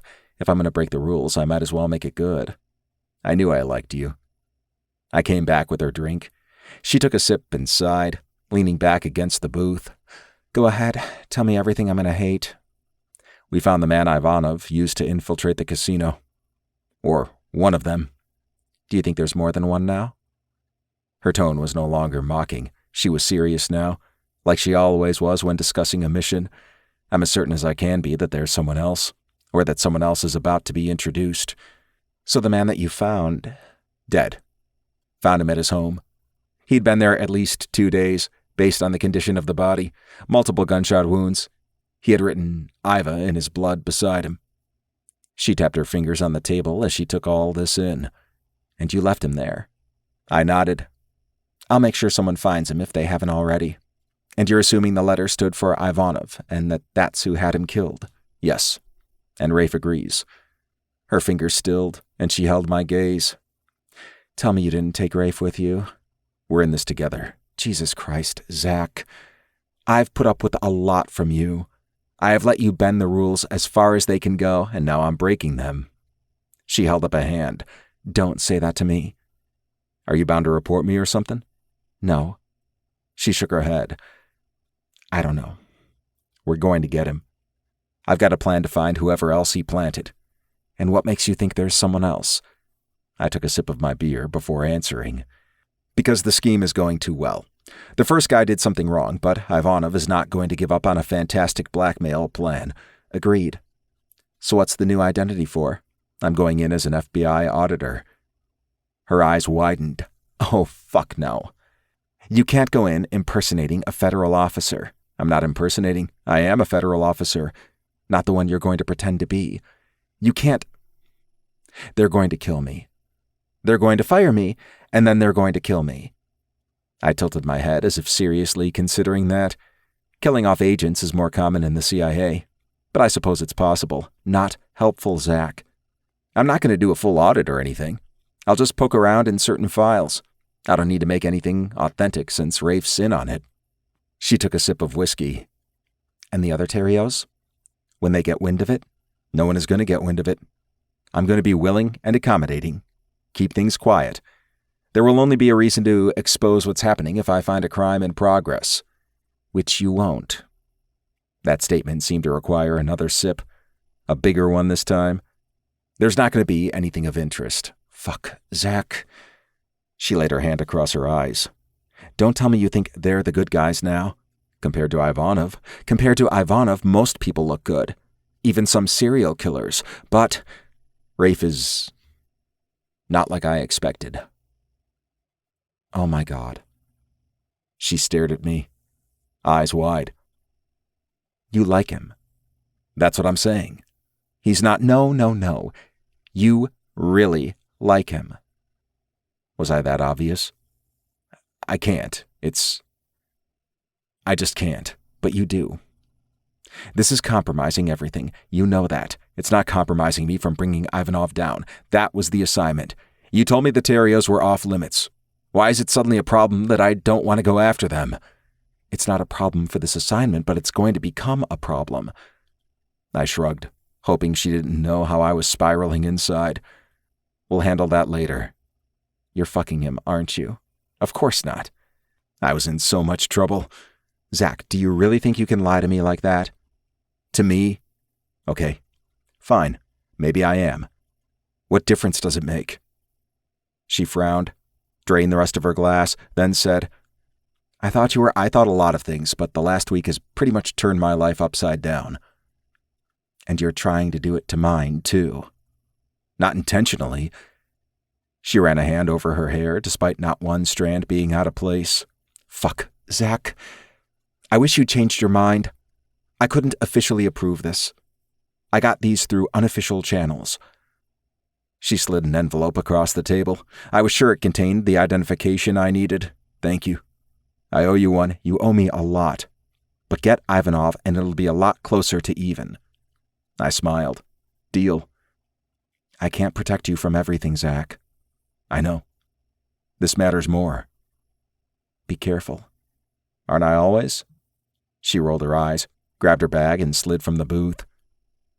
Keep in touch. She walked out without looking back, and I wondered if this would be the last time I worked with her.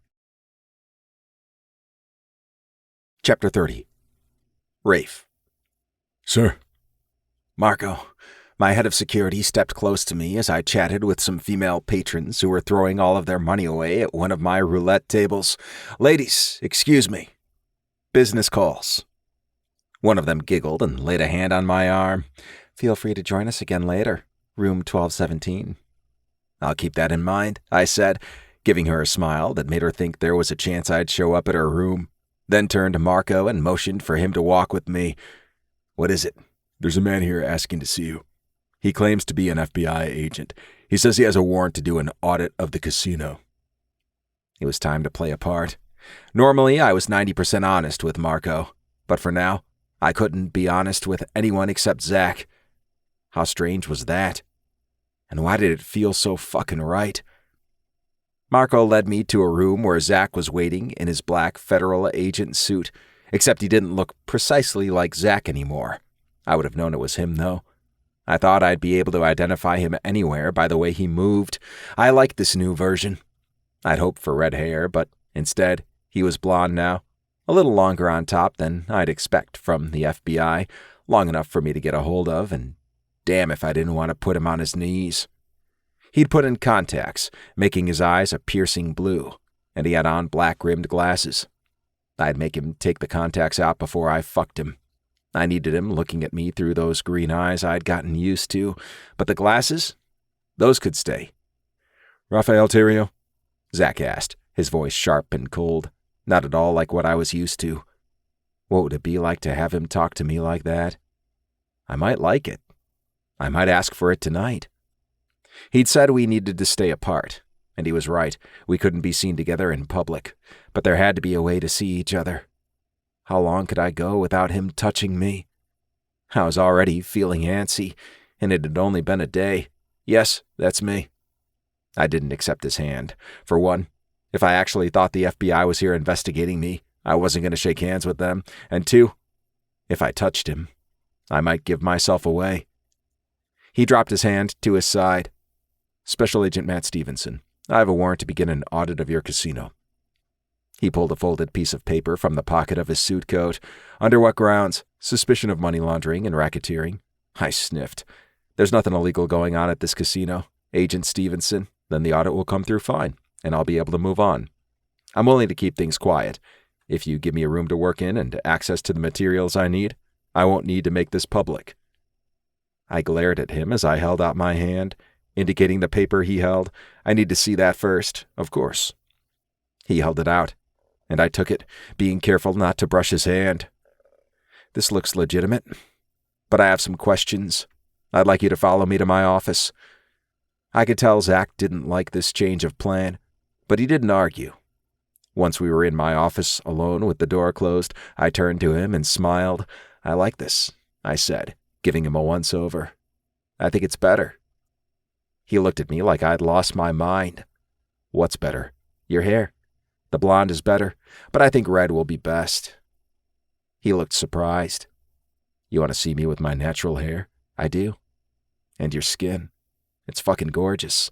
Why would you change it? He rolled his eyes. I was undercover, remember? And what? You don't approve of fake tans? I don't have a moral objection to them or anything, but I like you like this. I like your freckles. I brushed the backs of my fingers over his cheek. We're not supposed to. No one can see what happens in here. He took a step back. We're not taking risks with this. It's dangerous enough as it is, especially since you won't bring your family in for backup. I'll back you up. Trust me. His expression softened. God help me, I do. You know I do. Your suit is perfect. I look forward to peeling it off of you tonight. Zach shook his head. No, we can't. I go back to my new place, you go home. We aren't seeing each other, but I need you. I licked my lips and watched the movement of my tongue. Rafe. Fine. I'll be mature and responsible like everyone wants. But once this is done, I want you back in the suit and the glasses, fucking the hell out of me. He smiled. Gladly. Good. I waved him away.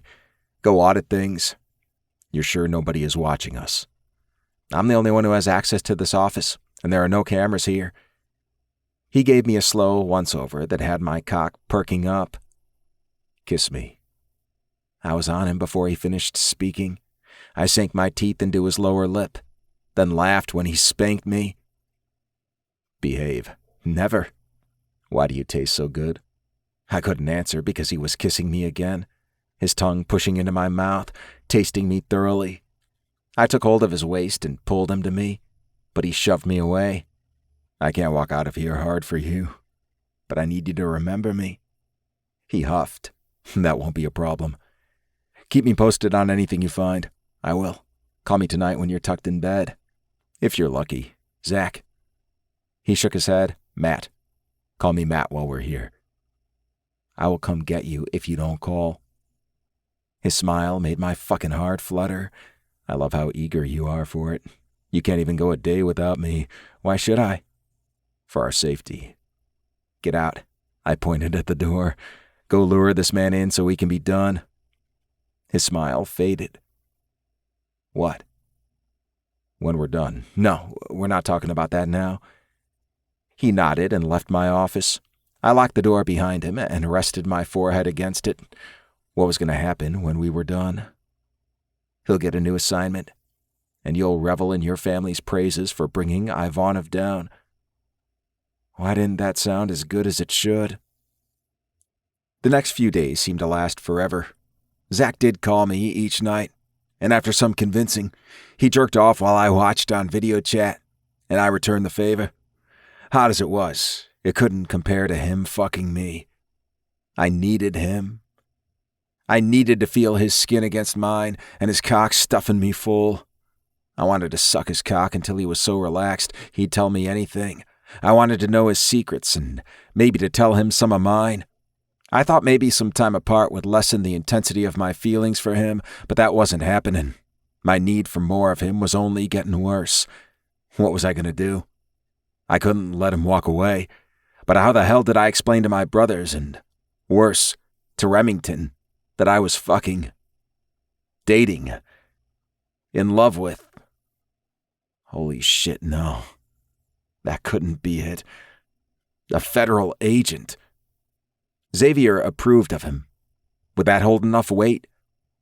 I doubted it. Maybe that would absolve me from working with Zach to bring Ivanov down. Making a bargain and going after a mutual enemy was one thing, but wanting him? Needing him? They weren't going to get over that, even if I had X's blessing. I couldn't concentrate on anything. I usually loved schmoozing with guests, but I'd been hiding out in my office. The waiting was killing me. I was at my desk, staring at numbers on a screen that might as well have been hieroglyphs. My phone buzzed, and I grabbed it. Finally, this time, it was Zach. I've got a lead. Come to my office. I paced as I waited for him to arrive. When he did, I let him in quickly and locked the door behind him.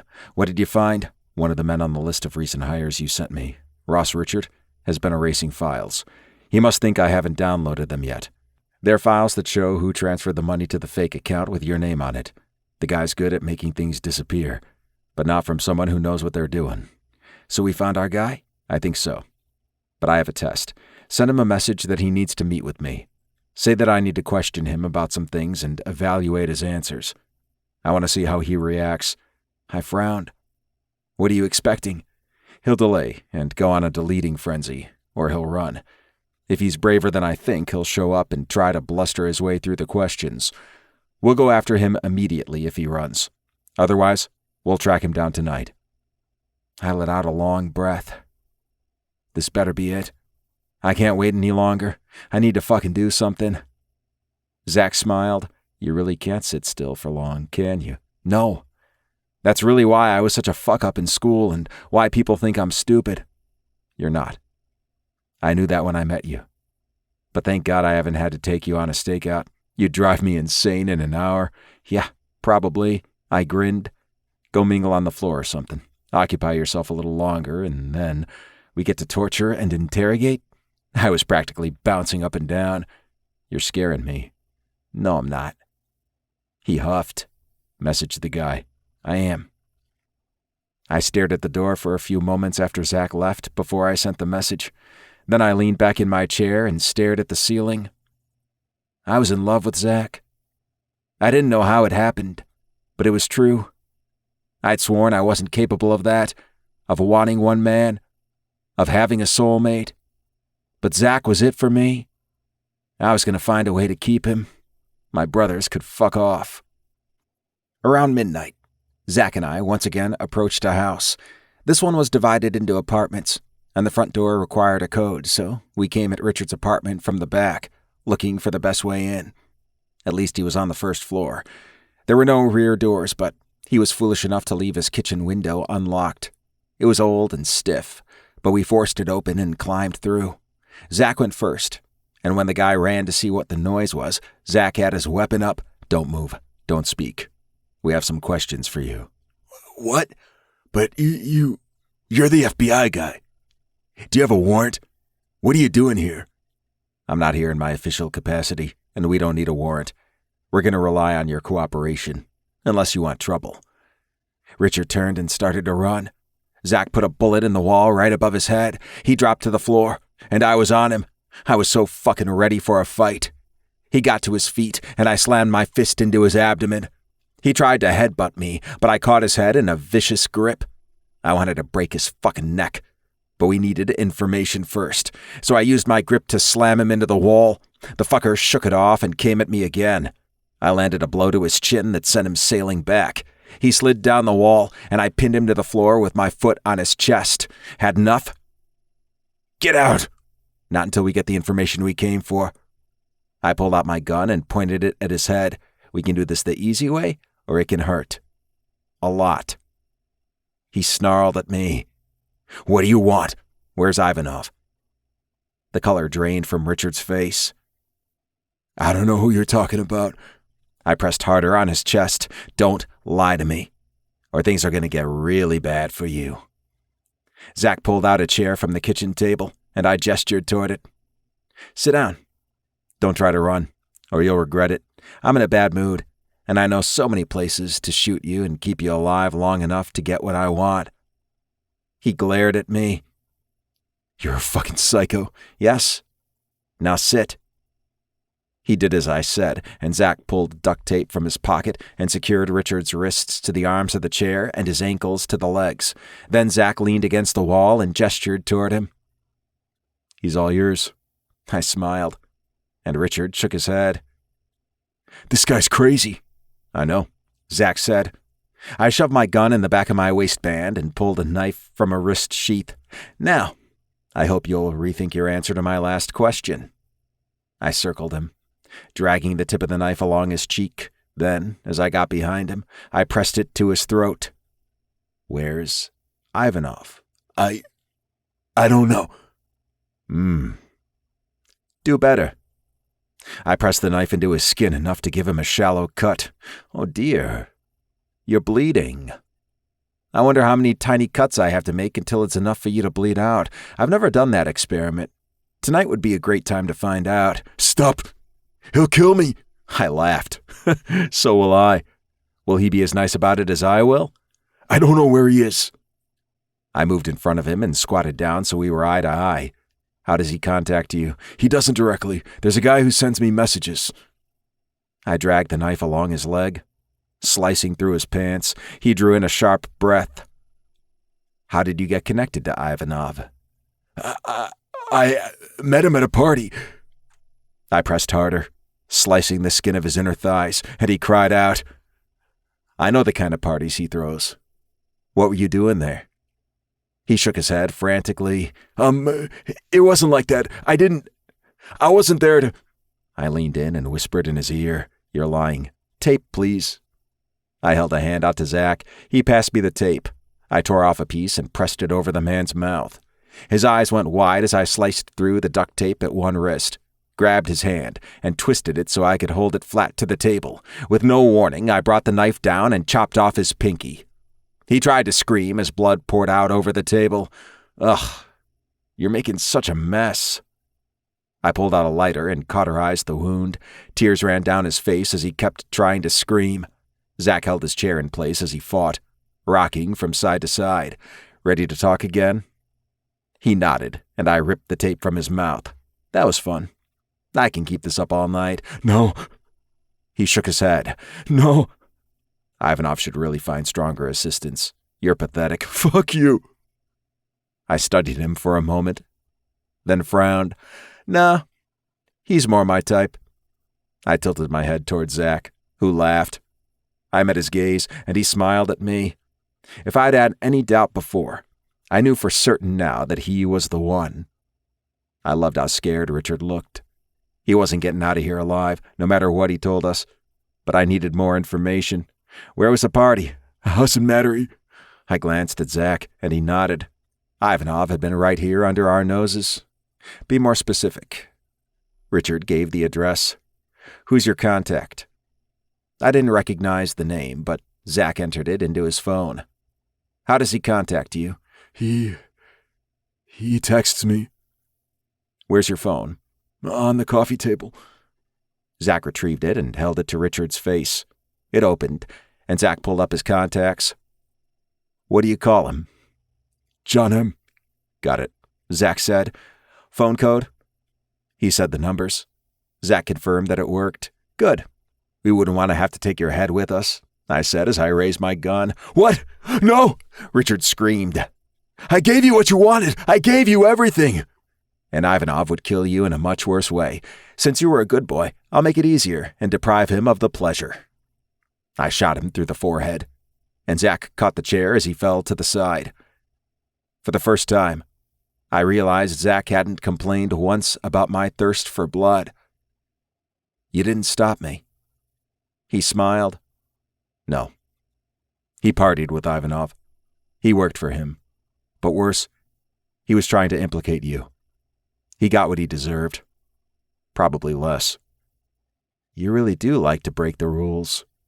I told you so. Chapter 31. Zach. What the fuck had I done? I'd sat there, watching Rafe torture and then kill a man I could have brought into custody. I'd already decided Ivanov needed to die, and I felt nothing for Richard. I'd broken rules before. I pushed things too far. But this This was way out of bounds. Maria was going to want to know what happened tonight.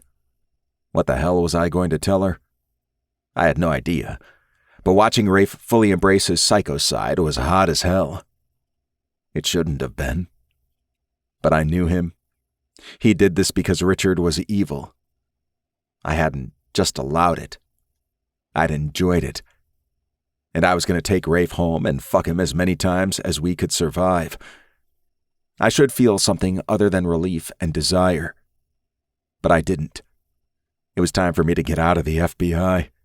Rafe was pacing around, talking on the phone with Remington, who would call in a cleanup crew, and as I watched him, I knew I couldn't deny it anymore. I loved him. I hadn't thought I really knew what love was, but what else could explain the way I was feeling? Rafe ended the call. "Everything okay?" I asked. "Yeah, it's all good. Let's go." I wanted to leave with him, but could I? We probably shouldn't risk being seen together. I would risk anything to fuck you right now.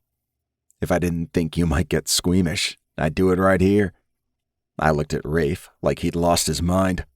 "But your family is on the way." "Some of their people are, but we probably have time." "How fast do you think I could get you off?" "Rafe, I'd get on my knees. You could fuck my mouth. I bet you'd come in no time. I saw how hard you were watching me. Don't play all sweet and innocent." "I'm not." I glanced at the corpse. Maybe I was too squeamish. "Let's go back to your place."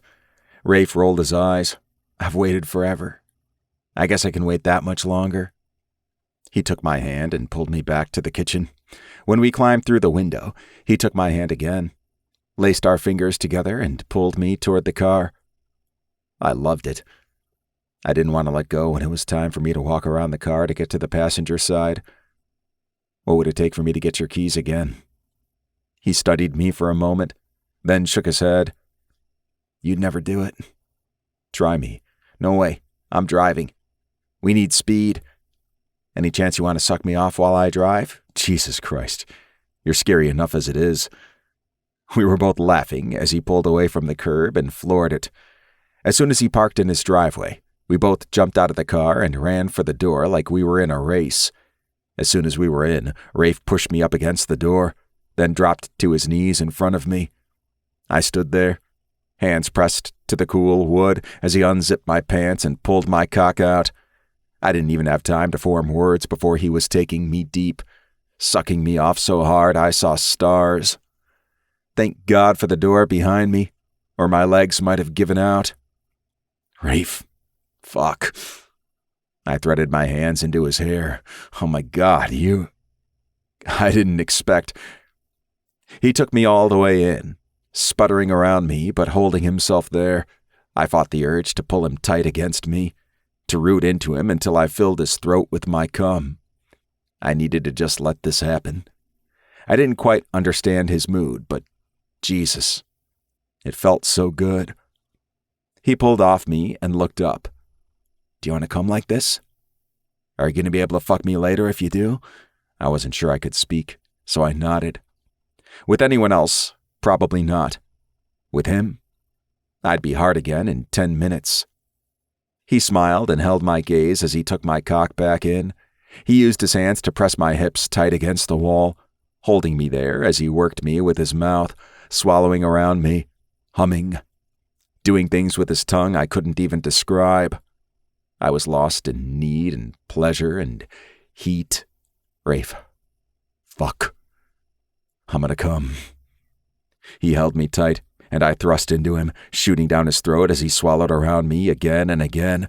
When I was done, he pulled back, licked his lips, and smiled at me. "Good? You fucking know it was." He smiled as he rose to his feet. I cupped his face in my hands. "Are you okay? You let me fuck your mouth hard last time, but I mean, even for you, you're intense. He glanced away, and I lifted his chin with my finger. "Nothing's wrong?" "Talk to me." I pulled him against me, running my fingers up and down his back. He kissed my neck and nuzzled into the crook of my shoulder. You went along with what I did tonight. You weren't disgusted. You let me lead, and you still wanted me even after you saw what I can be like. I wrapped my arms tighter around him. I know you, and I know you were somewhat acting and somewhat letting an unhinged side of you out. Richard deserved what he got. Can I report what happened to my special agent in charge? No. Did I break more rules than I ever have?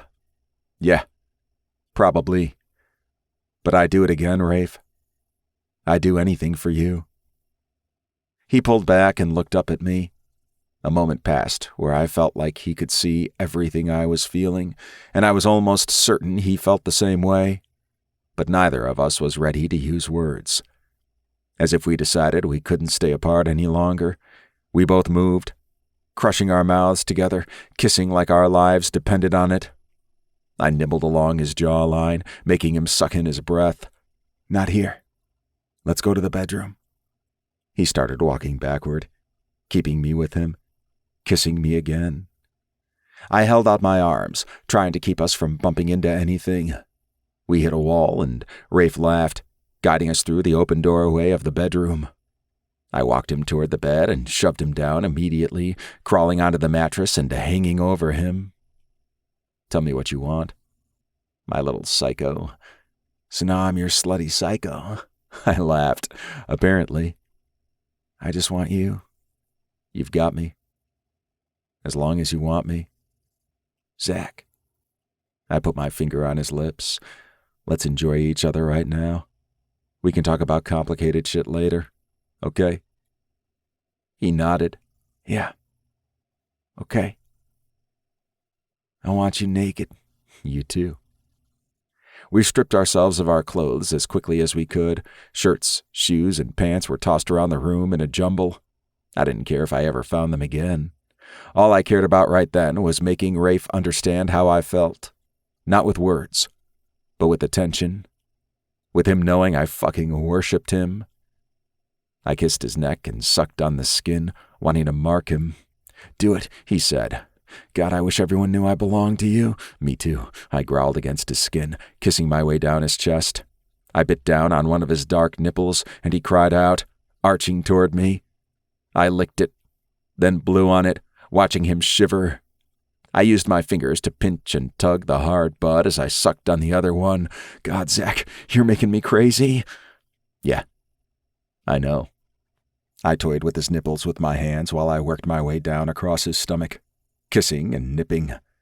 I got to his cock, but was careful not to touch it, smoothing my hands down his sides and then holding his hips in place.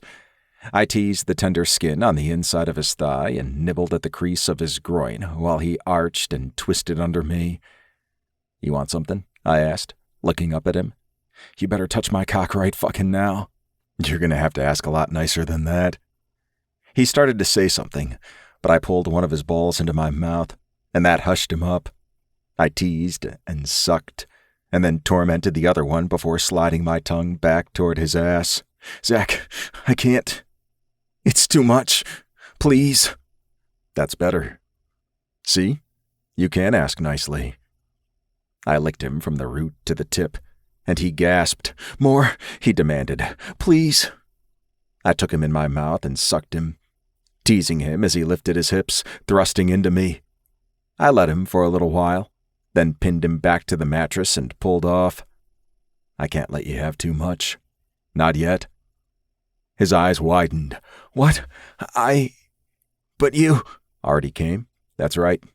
So I have more time to toy with you until it's your turn. No, Zach, I've been waiting so long. I locked eyes with him. So you didn't let anyone else touch you? Those days we were apart? No. Fuck no.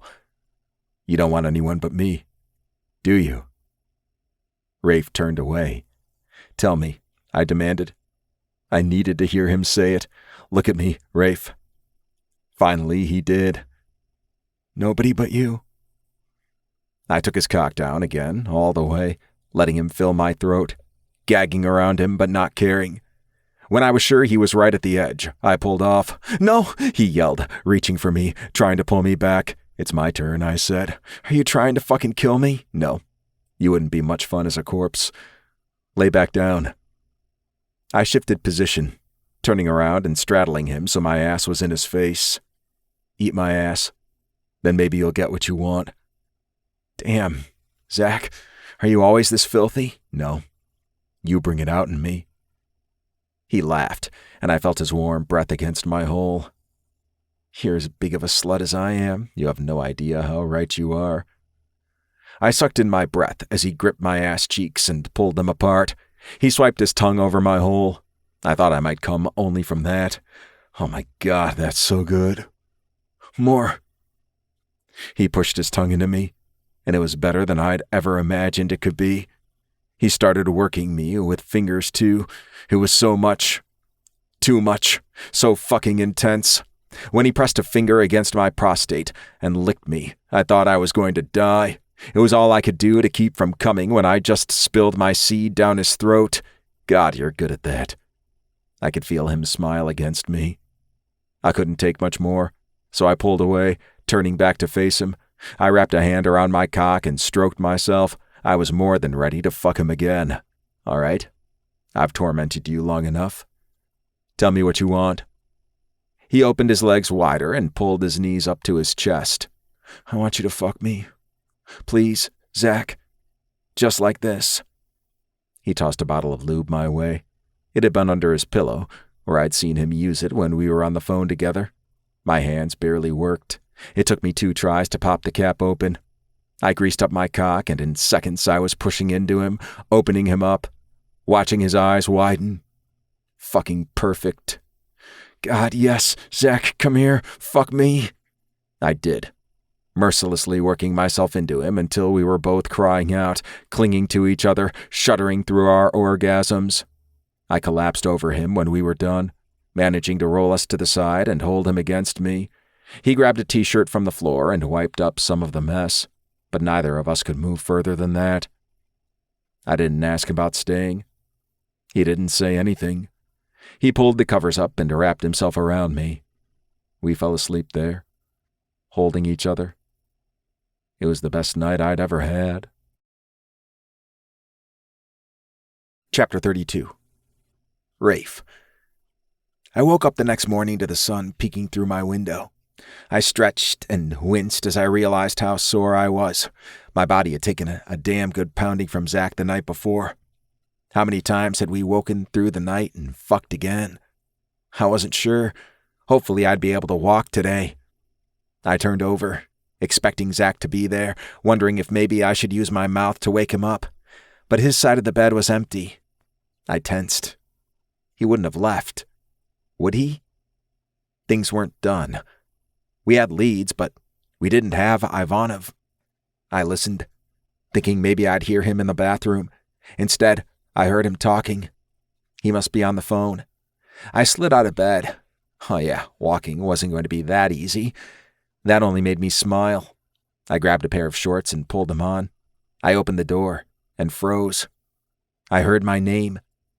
Then silence. And then Zach said, I told you, it's not a problem. You know I'm not stupid enough to fall for someone I'm working with. Was he talking about me? He was lying.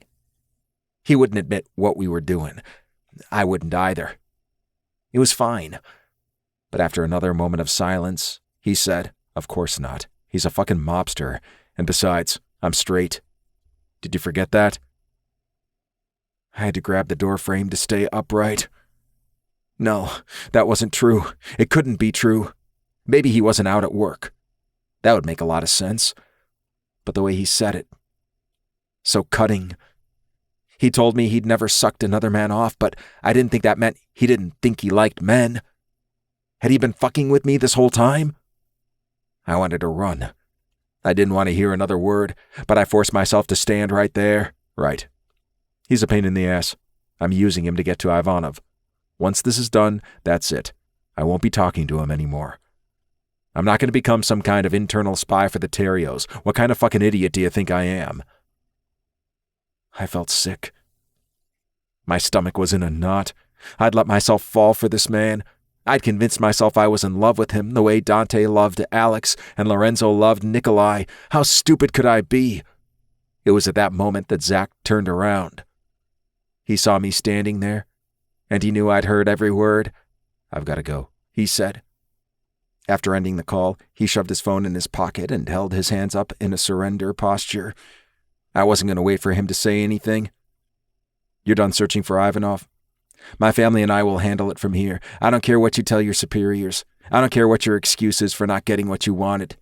You won't use anything that we've learned together, and I will never see you again in my casino." "No." "Rafe, I was lying. I didn't mean any of that. So you are gay. And you have enjoyed fucking me." "You know I have. And this couldn't be happening. You're just a straight guy playing around, trying me out, seeing what it's like. Fuck you. No, I'm bi." Fuck. I've never said that before. I knew I desired men, but God, this makes it all sound worse. I was working. I was undercover. Yeah, like you were with me. Get the fuck out of here before I shoot you. He moved closer to me, and I held out my hand to fend him off. "Rafe, I swear to you, this is real. What we have. I'm bisexual. I like men. I like you. I've enjoyed everything." I snorted. "Yeah, you enjoyed playing with a motherfucking mobster. Rafe, think about tonight. I didn't stop you." He reached for me, and I scowled at him as I stepped away. "Because you love manipulating me." He shook his head. "Because I supported you. Nothing you heard was true. I was talking to an assistant director. I had to lie. No one at the bureau can know I got this close to you. You don't want to tell them you were willing to swallow my dick? They don't want you to eat my ass? I wasn't fucking acting. Not tonight. Not for a long time. Maybe when we first met, but it changed so fast. I've never felt like I do when I'm with you." Tears stung my eyes. I wanted to believe him, but I couldn't. I was furious with him for using me, and with myself for falling for it. And it hurt. God, it hurt. I fought for composure. "Leave now. Zach, just leave me alone. Rafe, please.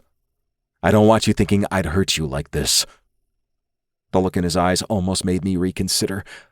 But what if that was just more acting? If you're worried I'm going to put a hit out on you or turn you over to Remington or some shit like that, don't. I don't need revenge. I need you out of my sight. He squeezed his eyes shut and exhaled. "I'll go. But this isn't the end. I'm going to make you understand. This is real. I haven't been playing with you since I thought Andretti was going to slit your throat. If you need anything, you call me. I will come. I will help you no matter what." If I said anything else, I was going to start crying. There were tears in Zach's eyes too, but I couldn't believe those. Clearly, he was a damn good actor. He scooped up his clothes, dressing as quickly as he could. Then he let himself out the door. I didn't even know where he was going to go. His car wasn't here. But I couldn't make myself worry about it. He could walk home for all I cared. When Dante opened his door, I could tell he was furious. "What the fuck are you doing banging like?" His eyes widened as he took in my petit shirt, and I was sure my hair was standing up. My eyes were red from crying, and if I looked half as bad as I felt, I had to be scary. "Rafe, what's wrong?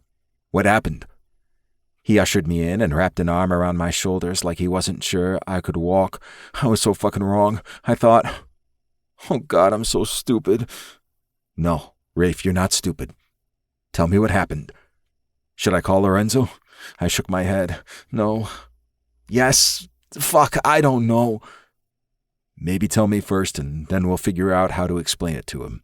"Yeah, I like that." As soon as I sat down, I spilled my guts to him, the whole fucking sordid story. I was prepared for Dante to lose his mind, to demand to know where Zach was so he could go and beat the shit out of him, maybe shoot him. But when I looked up at him, he was frowning.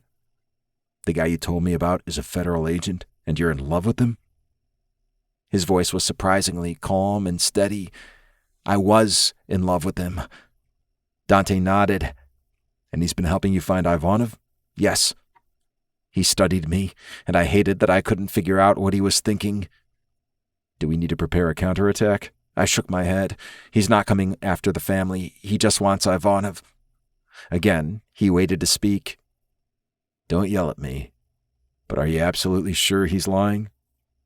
Anger burned in my chest. What the fuck, Dante? Are you on his side? No. You know how much I care about you. But I also don't want you to make a mistake.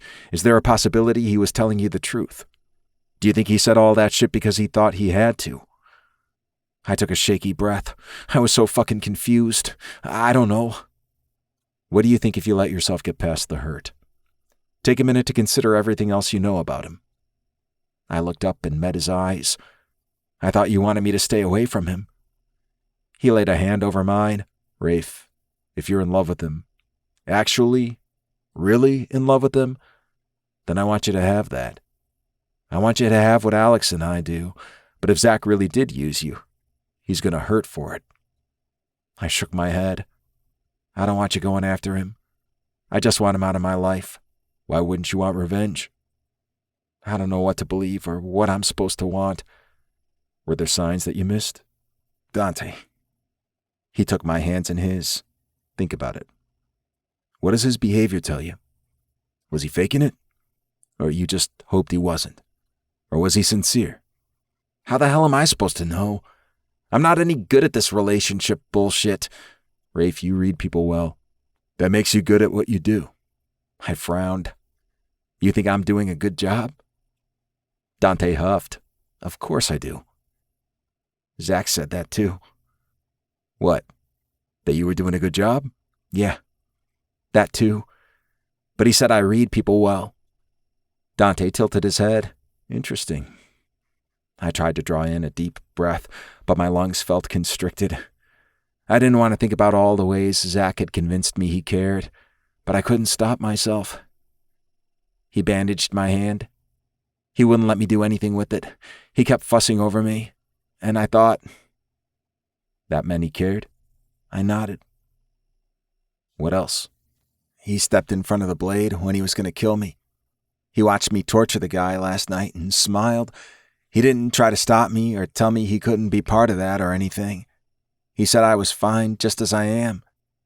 Now tell me about times when he showed a different side. When you thought he might be lying to you.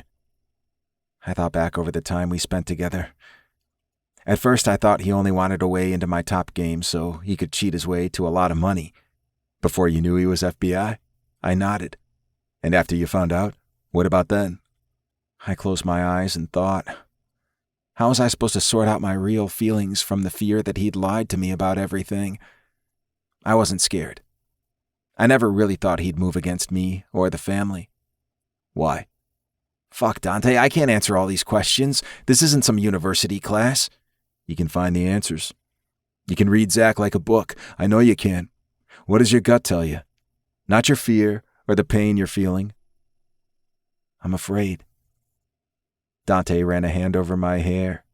Love is scary. It's okay to be afraid. I'm more afraid of being the fool everyone thinks I am. Rafe, nobody thinks. I scowled at him. Yes, they do. He shook his head as he caught my face in his hands. No. We tease you. You're our baby brother, and sometimes you act like an ass, but we don't actually think. God, Rafe, we love you.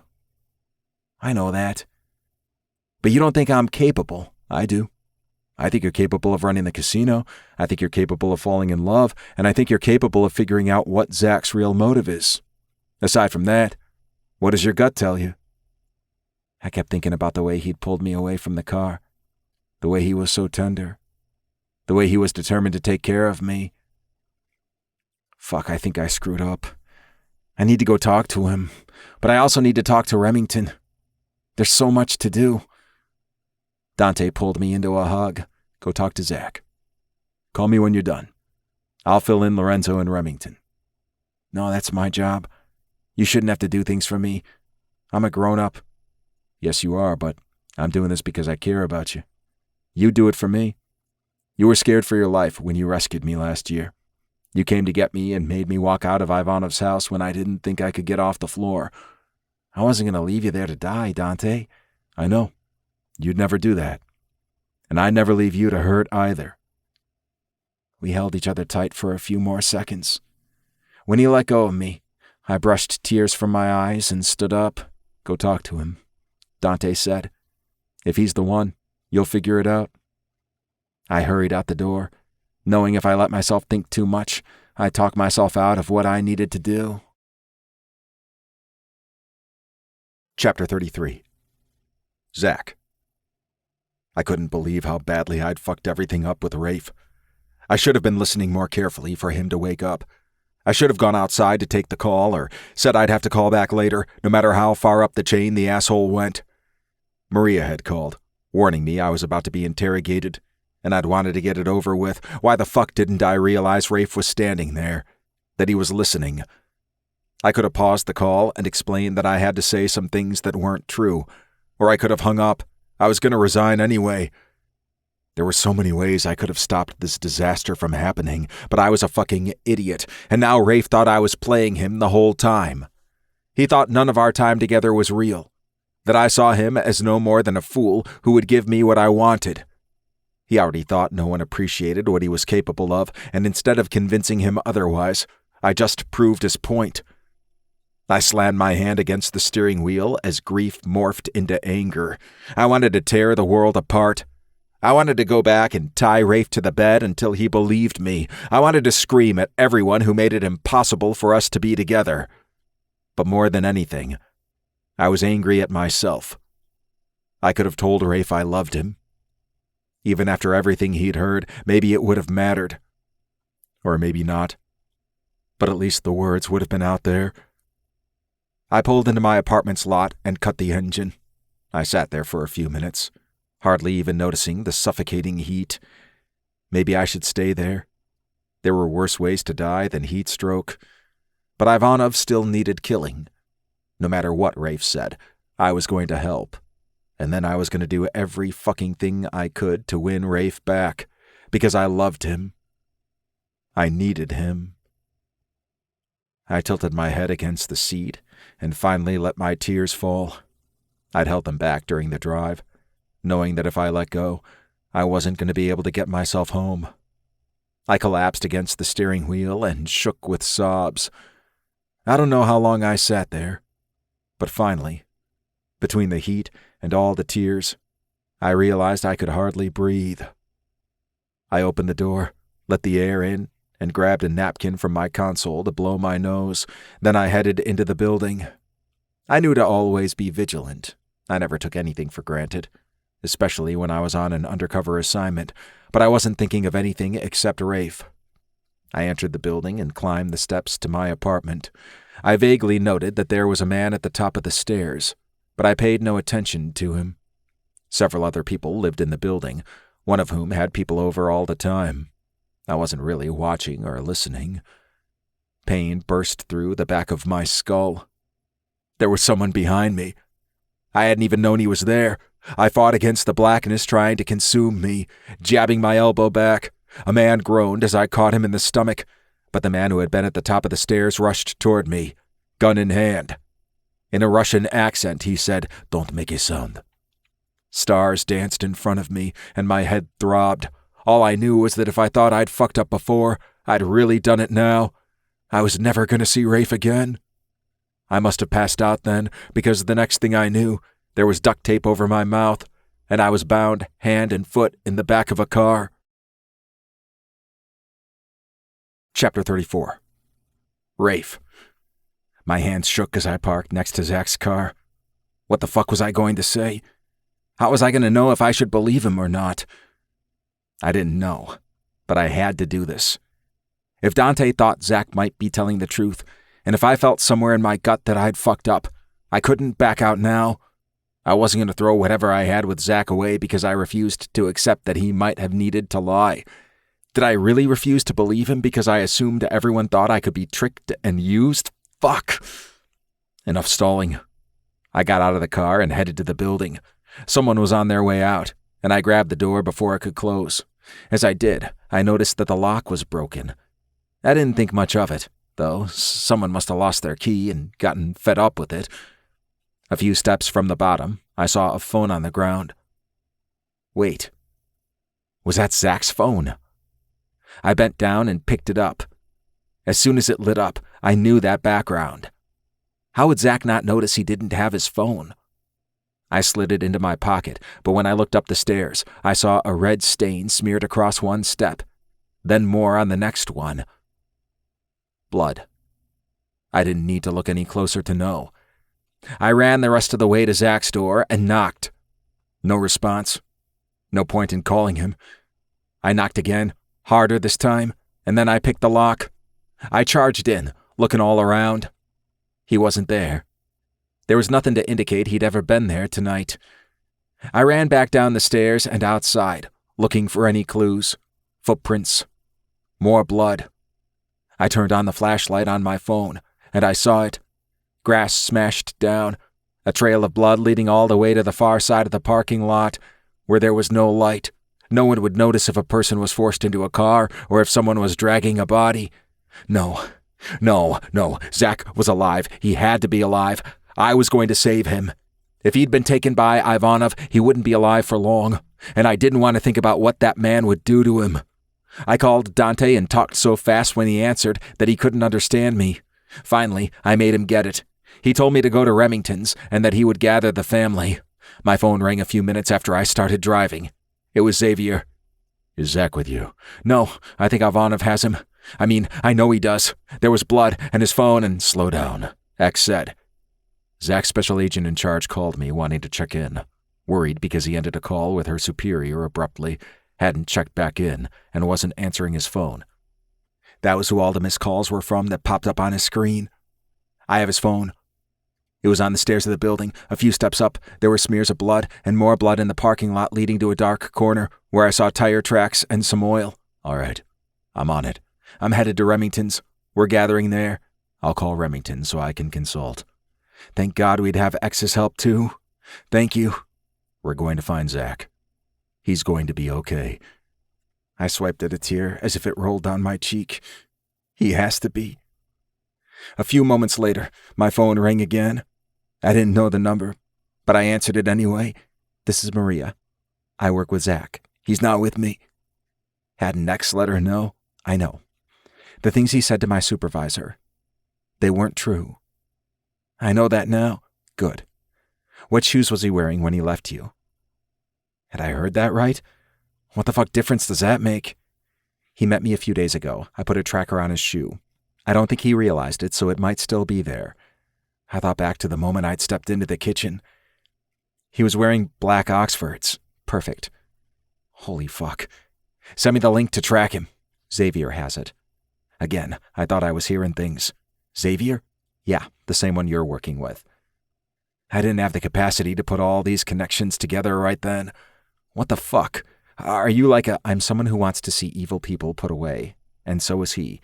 He's also an excellent go-between when we work with criminal informants. What was she trying to tell me? Informants like who? That's all I'm going to say. Does Zach know? Not yet. Talk to Xavier. Find Zach and bring him back safely. That was easy to promise. I will. If I die doing it, I will. Maybe try not to do that. He wouldn't like it. Did she know about us? You... Fuck, this is insane. Yes, probably. At least she didn't tell me to back off. I'll text you when we find him. Thanks. My head was swimming as I ended the call. Could she be implying that Remington passed information to the feds? What the fuck was that about? Did Xavier's reach extend into every government agency, every branch of the military, every vigilante he could find in the country? I was beginning to believe he was running everything. When I arrived at Remington's house, I expected a lecture on how I'd fucked up handling my assignment. Instead, Remington simply glanced up from his computer and said, "We've located Zach. He's at the address Richard gave you that we suspect is Ivanov's residence." Fuck. I'd known that was who had him, but hearing that made my stomach knot. We've got to go now. We don't know if he's still alive. They're probably not keeping his shoes sitting around there if he's dead, Lorenzo said. Not helpful. Dante muttered. I mean, he's alive, that's what I'm saying, Lorenzo added. Remington turned to his brother Lancelot, who was also there to help. Do you want to explain the plan? Lorenzo doesn't seem to be able to form good sentences right now. Lancelot and I worked out a plan to get in and find Zach, while Dante and Remington worked on tracking him and figuring out how many people we could expect at the Ivanov house. A schematic of Ivanov's house appeared on the screen. How had they gotten that so fast? Xavier, probably, but it didn't fucking matter. I studied it, wondering where Zach was being held. I know we'd all like Ivanov to suffer, Lancelot said. We'd like to interrogate him. Maybe be able to find some bodies and bring some closure to people, but this is a shoot-on-sight situation. We need him dead. We need this over once and for all. Lancelot was right, and I doubted I could stop myself from killing Ivanov immediately anyway. I was too pumped up on fear and rage and 5,000 other emotions I couldn't even name. Lancelot showed various entrances where we could split up and make our way through. The basement is the most likely place where Zach is being held. In other homes, Ivanov always had holding cells in the basement. He likes to keep his prisoners out of sight, less likely for anyone to hear them. The thought of Zach being locked up in that place, the thought of what Ivanov might have done to him, was making me sick. I swallowed bile and forced myself to listen to what Lancelot was saying. I watched as he traced different paths we could use to enter the house. As soon as we get in, we'll split up. We don't think he has many men with him. He's keeping a low profile. And most people here turned away from him after last year. Why has he let himself be so exposed? Dante asked. Madness? Overconfidence? He doesn't think he's got anywhere else to go. He's cornered. He's going to come at us as hard as he can. But we're ending this tonight. Goddamn right we are, I said. When Lancelot finished explaining the plan, I stood. Come on, let's get geared up. Sit down, Remington ordered. No, I'm leaving now. Remington raised his brows. I'm going to pretend you didn't defy a direct order. We have to. Lorenzo's hand clamped down on my shoulder. Rafe, you're not thinking clearly right now. We're waiting until dark, Remington said. No, I can't wait. Anything could happen to Zach.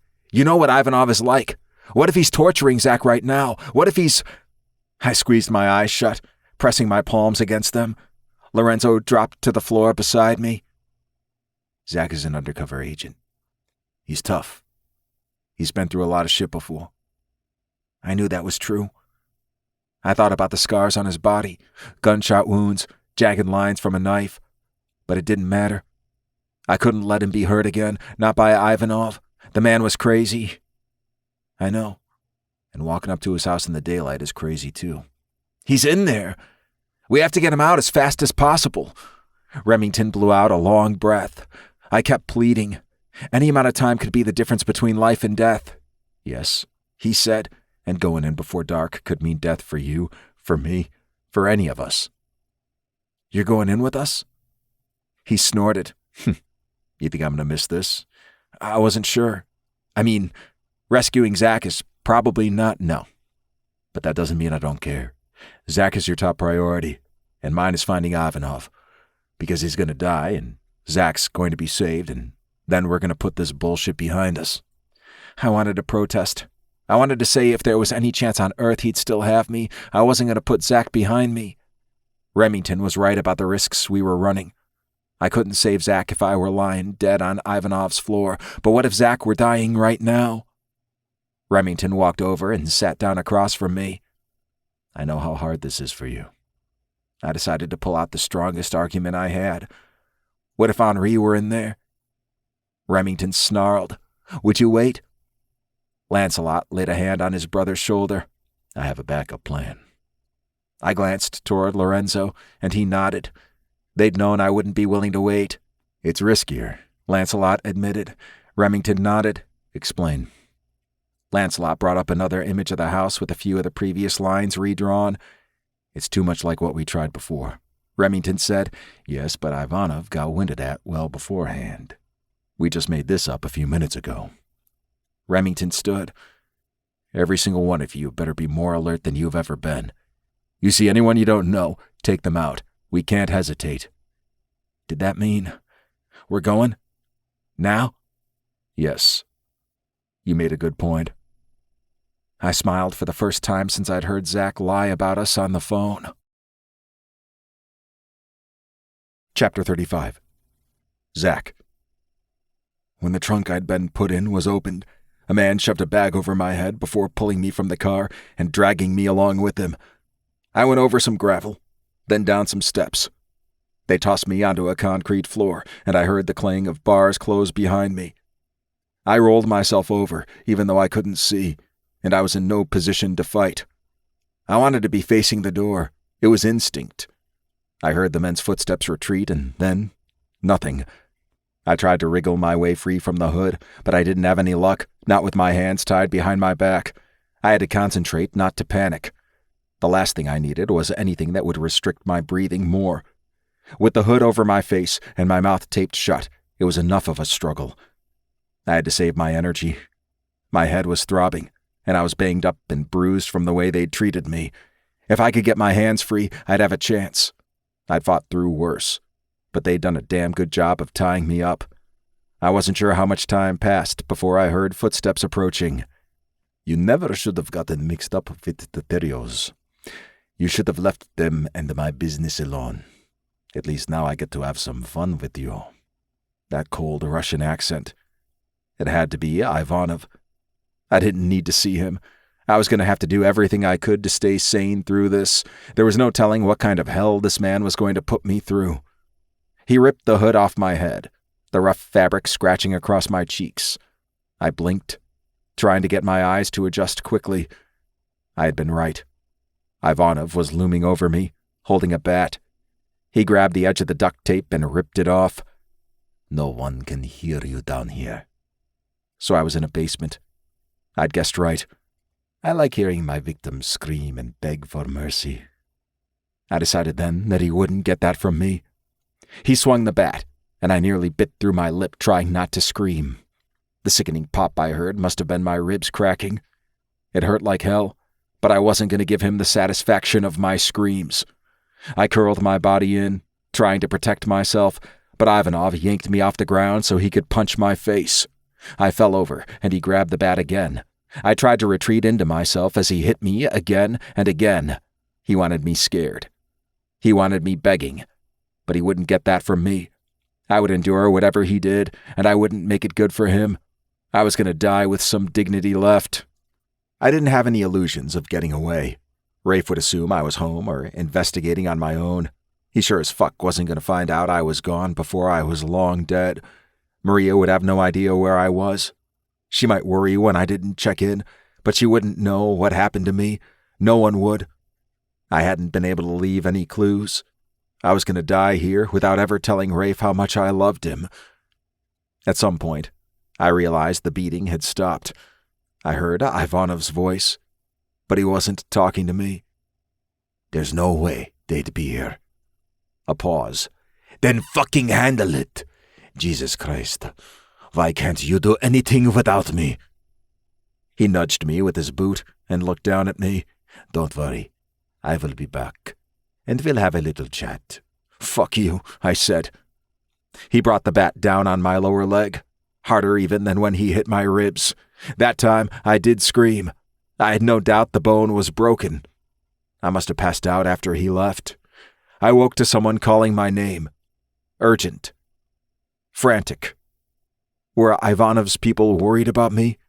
Did they think I was dead and he wouldn't get to play with me anymore? Damn it, Zach, wake up. Don't be dead. That was Rafe. I'm dreaming. No, you're not dreaming. Zach, wake up. I've got to get you out of here. I tried to reach for him, but of course I couldn't. He sliced through the ropes holding my hands. I shook my arms out, and he took my hands in his. Oh my God. You're a mess. He hurt you. I didn't like how scared Rafe looked, but I couldn't lie to him. Yeah, he had a lot of fun with me. You're going to be okay. I'm going to get you out of here. What else did he do to you? Nothing. He's nowhere near as creative at torture as you are. Rafe smiled now, even though there were tears running down his cheeks. Dante says he doesn't have the stomach for it. Does Dante? Oh yeah. He's more vicious than me. I heard footsteps and tensed. Rafe, get out of here. Just leave me. Rafe raised his gun. When Ivanov stepped around the corner, Rafe started shooting. He hit him in the center of the chest, but he didn't stop. He kept pulling the trigger again and again.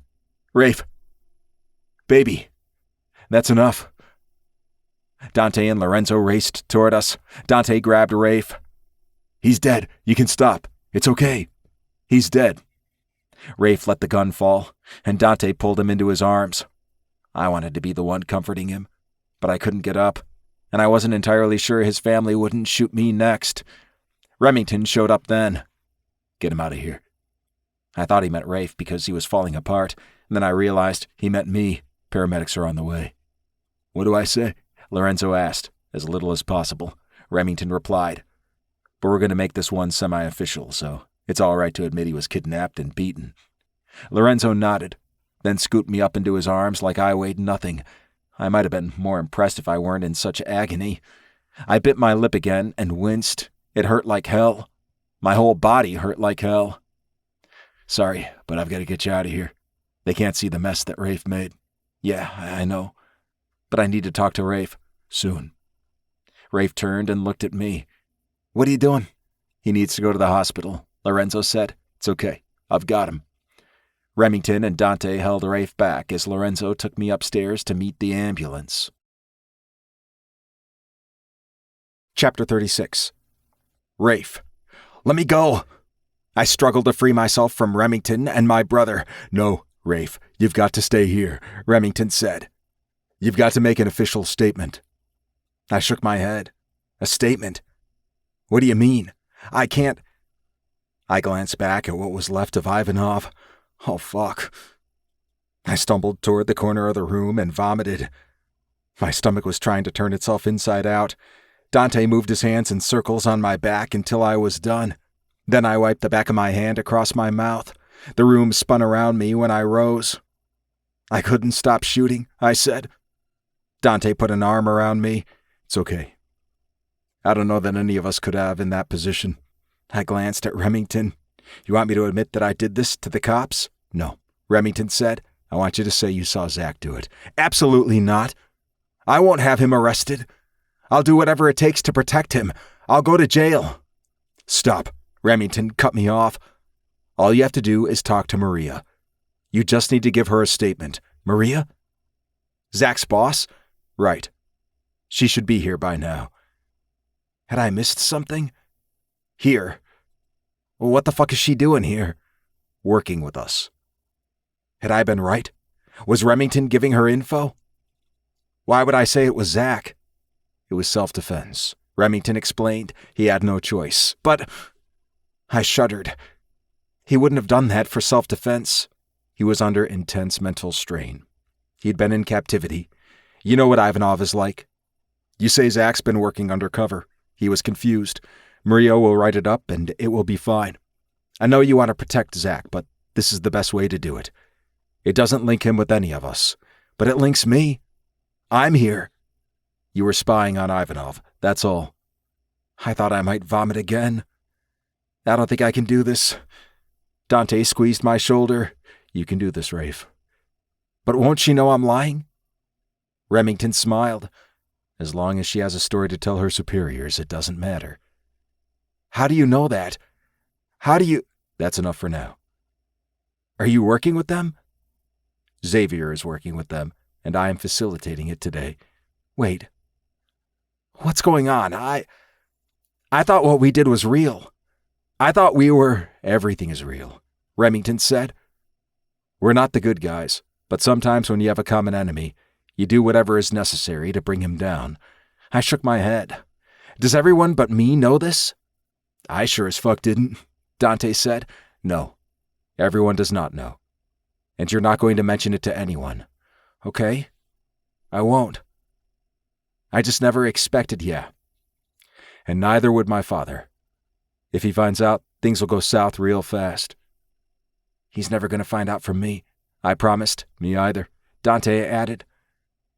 When I stepped outside, a woman with dark, curly hair wearing a black pantsuit hurried across the lawn as we exited Ivanov's house. There were several black SUVs and a few New Orleans PD cars. Fuck, this wasn't good. I'm Maria. The woman held out a hand to me. I accepted the handshake. I'm Rafe, Zach's He's not here anymore. She nodded. I hope he's on his way to the hospital. I understand he was badly hurt. Yes, but he's going to be okay. His injuries aren't... Ivanov didn't, thank God. She leaned in and lowered her voice. I won't be able to speak freely tonight with my colleagues around, but thank you for what you did. I'm just glad he's alive. She took a step back and said in a loud voice, I'm going to need to take your official statement. As a witness, of course. Where should we go? Let's walk over to my car. I gave a fake testimony the way Remington had instructed, and then Maria shook my hand once more, passing me her card. Maybe after everything's resolved, I'll see you again at some point. I nodded. I'd like that. She was friendly, and she seemed very capable. When I heard her talking to her colleagues, she was almost as scary as Remington. I could see how they respected her, and I understood why Zach did too. The only way I'd see her again was if Zach could forgive me for everything. I'd refused to listen to him, refused to believe that what he said might have been a cover. If I'd listened to him, he wouldn't have been on his own, and he wouldn't have been brought here. I was surprised he even wanted to look at me today. It had nearly killed me to watch Lorenzo carry him away. Would he even want to see me? Chapter 37. Zach. Hospitals always took away my sense of time, but it was even worse this time. I'd come from a location I didn't know, having already been there an undisclosed amount of time. I didn't have a phone. I wasn't even where I could see a clock most of the time in the ER, but after what felt like forever, my broken ribs were taped and my leg was set, which hurt as much, if not more, than when Ivanov had broken it. Now I was in a cast and not able to put any weight on it. Every part of my body hurt. If I tried to look at anything for more than a few minutes, my vision went blurry. I knew the concussion would heal, but I also knew it would take way too fucking long. They were saying I'd be in the cast for 6 weeks. 6 fucking weeks. Once I was admitted and in a room, I knew I should try to sleep, but I didn't want to. I wanted to see Rafe, but I didn't have a way to contact him. Lorenzo left me after I was settled, but he hadn't known when Rafe would be there. Somebody knocked on my door, and I called out, Rafe? No, it's me, Maria said. Can I come in? Sure. I didn't expect you here. She frowned. You thought I wouldn't want to check on you? I wasn't sure you could. After what happened, I didn't know if you needed to look like you'd cut all ties with me. Since I'd gone rogue, I thought you might have to shut me out. No. I managed to make you look like at least a little bit of a hero. But there's a downside to that. My head was swimming. Had I heard her right? There was no way she could make me look good from this, was there? She smiled. Don't think about it too hard. I know you've got a concussion. Rafe testified as a witness, saying you killed Ivanov in self-defense. Your excessive use of force was clearly due to the fact that you'd been abused in captivity after the strain of an intense undercover investigation. But that's not... Maria shook her head. That's the story. It's in a report. It's been turned in. But to move that through channels and not have anyone ask more questions, you're going to need to resign. I was already going to. She sighed. I kind of thought that might be the case. I can't do this anymore. I can't be bound by these rules and... In love with Rafe? My pulse sped up. How do you know that? I don't think anything else would have pushed you as far as you went. How did you find me? She frowned. I was hoping to avoid that confession. Confession of what? The day you met me at that stupid dive bar, I put a tracker in your shoe. I stared at her. What? How? I haven't lost my sleight of hand despite the number of years I've been in the office instead of the field. You... I can't believe I didn't notice. Maria smiled. Honestly, neither can I, but I'm really glad you didn't. But how did Rafe know? Because I told him. What? Either this concussion is even worse than I thought, or you're not making any sense. Rafe went to look for you. He found your phone. He saw blood. He put the pieces together and realized you'd been taken. He called Xavier. Xavier called me, and I explained about the tracker. Wait, You're working with Xavier? How did I miss all this? Yes. How? Why? She shrugged. We both want to see evil people like Ivanov brought down. But he's also working with the Terrios. Yes, and that is why. A piece clicked in place. Why I couldn't go after them. Exactly. Fuck. I had no idea. I worked damn hard to make sure you didn't. She glanced around. So where is Rafe? I don't know. He hasn't been to see me, and I don't have my phone or any way to call him. He'll be here, she said. Don't worry about that. I hope so. Look, I've got to go and keep schmoozing with headquarters so there aren't any repercussions. At least we don't have to worry about Ivanov escaping or never getting to trial. Thank God for that. She laid a hand on my arm. Take care, and keep in touch. Do you need me to bring you a phone? I shrugged, then winced. I don't know. Use the landline to call me if you decide you do, okay? You remember my number? Yes. I still have your number memorized. It didn't get knocked loose from my head. She laughed. Good. Once she left, I closed my eyes. I couldn't fight sleep anymore. Chapter 38. Rafe. What the hell are you doing here? I turned to see Dante walking into the sunroom of Remington's father's house in Mattery. Remington said I should stay here. He didn't want me spending the night alone. Neither do I. But why the hell aren't you at the hospital with Zach? I looked away, staring out the window at the birds flitting in the garden. Rafe, you love the man, and he's been there all alone for hours. Maria said she was going to see him. Dante scowled at me.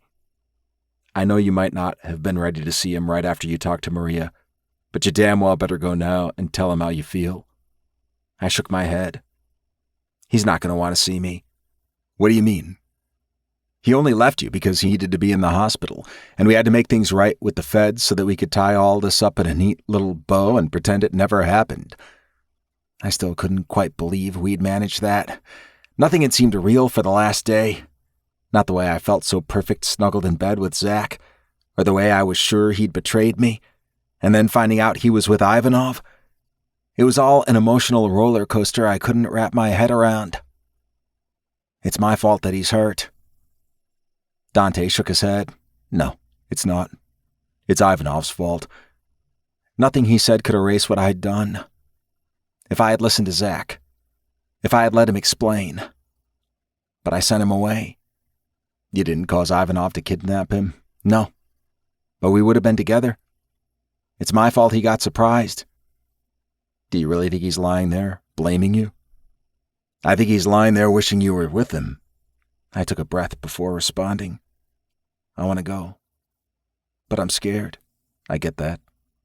There was a time when I was afraid to see Alex and tell him how I felt, but thank God I did. Now, go get your man. I took a deep breath and let it out. What was my other option? Never talking to him again? Was I going to ignore what I felt? Fuck no. All right, I'm going. Dante looked me over. Do you want to change first? I was wearing LSU Tigers shorts and a black tank top. I slid my feet into a pair of Crocs and shook my head. I can't stop for that. I've waited too long already. I grabbed my keys and wallet and ran out the door. Why had I waited?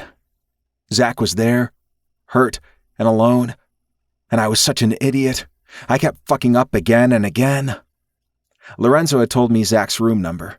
He'd offered to stay there with Zach, but Zach had sent him away, saying he didn't want to keep him from Nikolai, who had to have been scared, knowing what we were up against. Rafe hadn't asked for me, and I thought that meant he didn't want to see me. But what if he was worried I didn't want to see him? I'd found him and rescued him. I'd worried over him. But maybe he thought it was more about taking down Ivanov than about him. I hated how long it took me to find his room. Why were hospitals always such a maze? When I got there, I didn't bother knocking. I just opened the door and stumbled in. He had clearly been sleeping, but he opened his eyes. Are you a dream this time? No, I'm not. I reached for his hand, and he took mine and squeezed it. When I sat on the side of the bed, he winced. Oh God, I'm sorry. I started to stand up, but he shook his head. No, stay, it's okay. Everything hurts. I lifted the back of his hand to my mouth and kissed it. I'm so sorry, Rafe. It's not your fault. You didn't want this to happen. No, but I sent you away, and I went. And I paid no attention to my surroundings, and because you were thinking about me? Zach frowned. Yes, but that doesn't mean it's your fault. It's my fault. I should have talked to you before I made that call. I should have been more aware. I didn't mean to hurt you. I love you. I love you so fucking much. And I don't want to lose you. His face brightened. I love you too, baby. I should have told you when you heard me on the phone. I should have told you before I fucked you that night. He loved me. He still wanted me. How did this happen? How did we find each other? He cut my face and ran his thumb over my lower lip. I have no idea, but I'm glad it did. Are we okay? I asked. More than okay. If you forgive me for the things I said, I promise. Rafe nodded frantically. I do. Maria told me it was all bullshit, but I'd already figured that out. Did she say that when she took your statement? You mean when I gave her a load of bullshit so everyone can come out of this looking okay? He laughed. Same thing. Most statements are bullshit. So what happens now? With us? Zach exhaled. I resigned my position with the FBI. You did? I would have left anyway to be with you, but if I leave, they'll let me go out with style. Thanks to Maria? Maria and apparently Xavier. I nodded. Yeah, interesting coincidence. I still don't quite understand how everything connects. I'm not 100% sure I do either. I scooted closer and held Zach's hand in both of mine. He laced his fingers with mine. We'd probably be better off not thinking too much about it. I'm sure we would. My heart was racing. Could he tell? He parted his lips and ran his tongue over them. Maybe we could think about us instead. You want there to be an us? Fuck, I could hardly breathe. That's what loving you means, Rafe. It means I want to stay with you. It means you're mine. It means I'm not going to let you go. I smiled. I like that. I'm not going to let you go either. I don't want to hurt you. But please tell me I can kiss you. You better kiss me. I don't care if it hurts. I leaned down and pressed my lips to Zach's, giving him a gentle kiss at first. Then he pushed his hand into my hair and deepened the kiss. I was lost. Everything faded away. The beeps of machines. The movement up and down the hall. Everything but Zach. The feel of him. The taste of him. The smell of him. He was all mine, and I was never going to let him go. Epilogue. 3 months later. Zach. I left the follow-up with my orthopedist with a huge smile on my face. I was finally free of the stupid fucking boot. I'd been wearing it for the last 4 weeks. After 6 weeks of a fucking cast, I was done. I wanted to wear real shoes. I wanted to feel the ground beneath me, and I wanted to bend Rafe over the bed and rail him. Ever since Ivanov had captured me and broken my leg, Rafe treated me like I was made of glass. I thought it would be better when the cast came off, but he was still insistent that I didn't put too much weight on my foot. I couldn't put him over the end of the bed or hold him up against the wall, no matter how much he loved it. It had been ages before he let me fuck him from behind when I was kneeling on the mattress. I'd had enough. But now my doctor had cleared me. I'd continue with physical therapy and an exercise regimen, but my leg felt great. I wouldn't put up with him worrying anymore. Tonight was going to be a damn good night because I had several surprises for Rafe. including a gift I hoped would mean as much as I thought it would. But first, I had an appointment with Simone, the hairstylist he'd recommended. My natural hair had grown out enough that I was ready to get the blonde that was left color-matched and be fully back to red, just like he wanted. What do you think? I stared at myself in the mirror. It was me, the normal me, but so much better. How did you make my curls look like that? Simone explained how she used a combination of a curl cream and a gel, and how important it was to use a diffuser or let my hair air dry. Before the appointment, I hadn't even known what a diffuser was, but I was ready to buy one if I could look like this every day. Rafe was going to go crazy.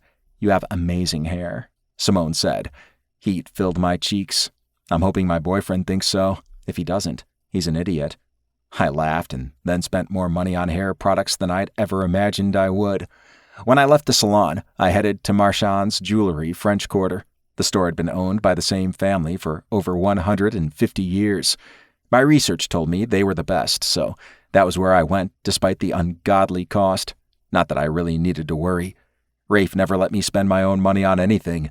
He insisted there was no need for that, and I had to admit I hadn't minded being a kept man. When I walked in, Clarissa, the woman who'd helped me before, rushed over to greet me. I'm so excited for you to see what we were able to do with the necklace. So it is ready, I asked. Yes, of course. I'll go get it.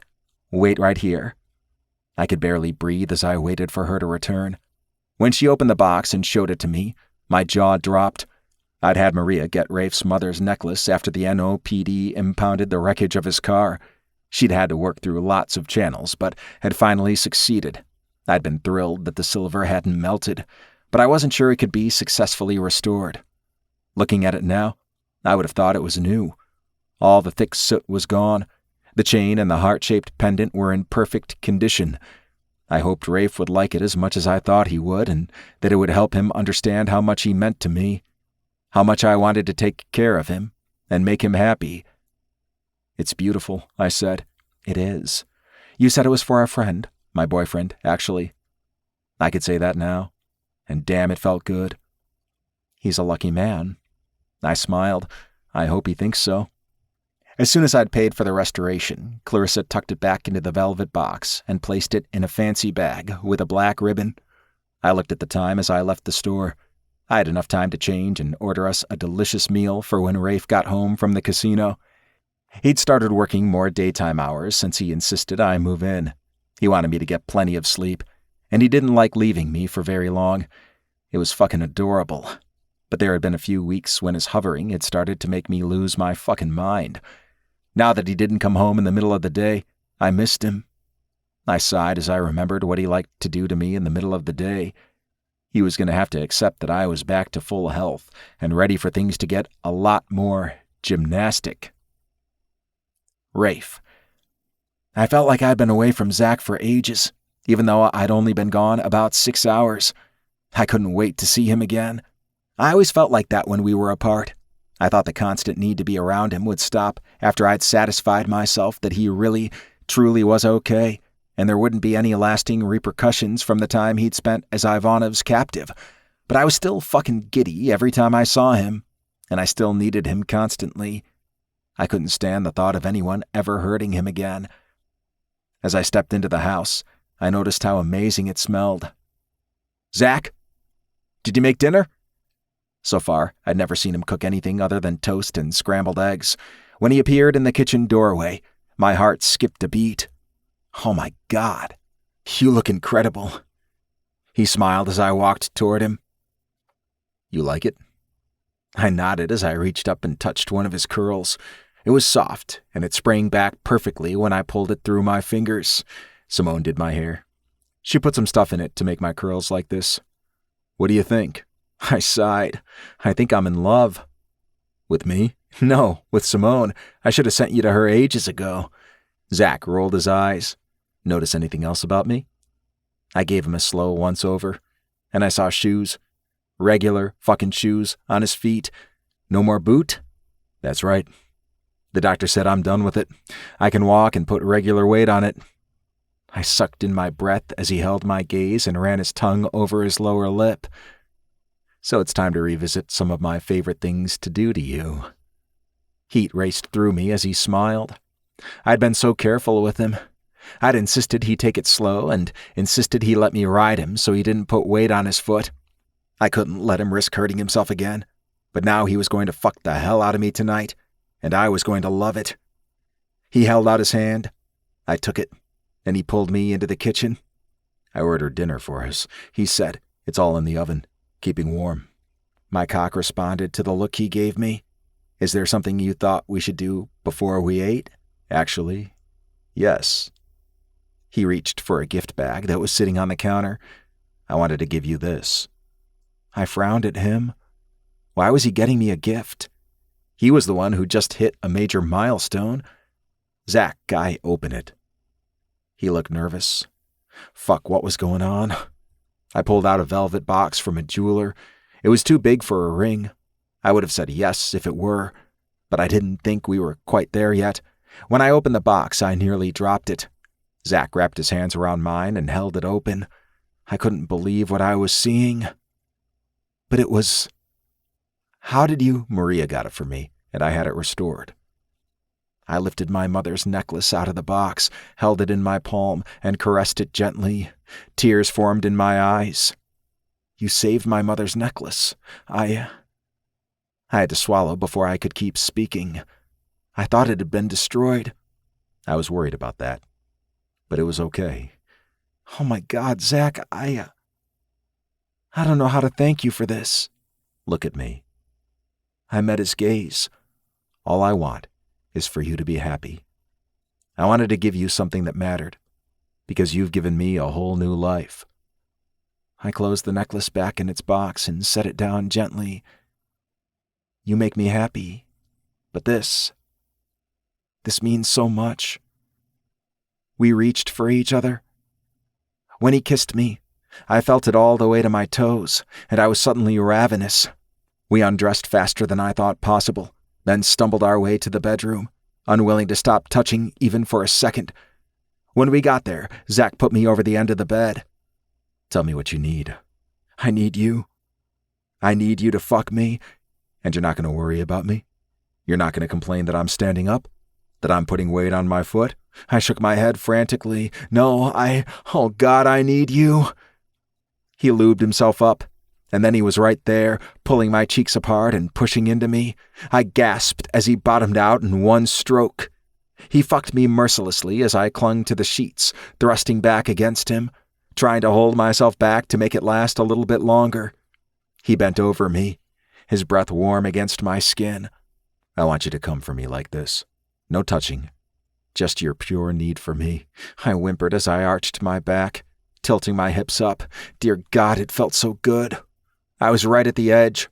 And then he ran his hands up my back and clamped down on my shoulders, leveraging himself to thrust even harder. "You're such a slut, and I love it. I love how needy you are, how fucking eager. I love how easy it is to make you come for me." I cried out as hot pleasure washed over me. I was pretty sure I blacked out for a few seconds. Zach followed me, holding onto my hips and shuddering as he filled my ass with his cum. When we were both spent, Zach collapsed over me and kissed my neck. "You needed that. Fuck right I did. And I needed you to stop worrying. I can't worry about anything when I feel like this." Zach rose and helped me turn over. I sat on the end of the bed and he knelt between my legs. "I need a minute before I can go again, I know." He smiled up at me and laid his hands on my thighs. "Look at me." I played with his curls as our eyes met, loving his natural color next to his gorgeous, freckled skin. "I love you more than I ever imagined possible," he said. "I appreciate you taking care of me, but from now on, I'm gonna fuck you any way I want." I rolled my eyes. "That started out so sweet, and then you love it." "Yes, and I love you. In bed, out of bed, no matter whether I'm taking care of you or you're protecting me." He kissed me softly. "Good, because I don't intend to go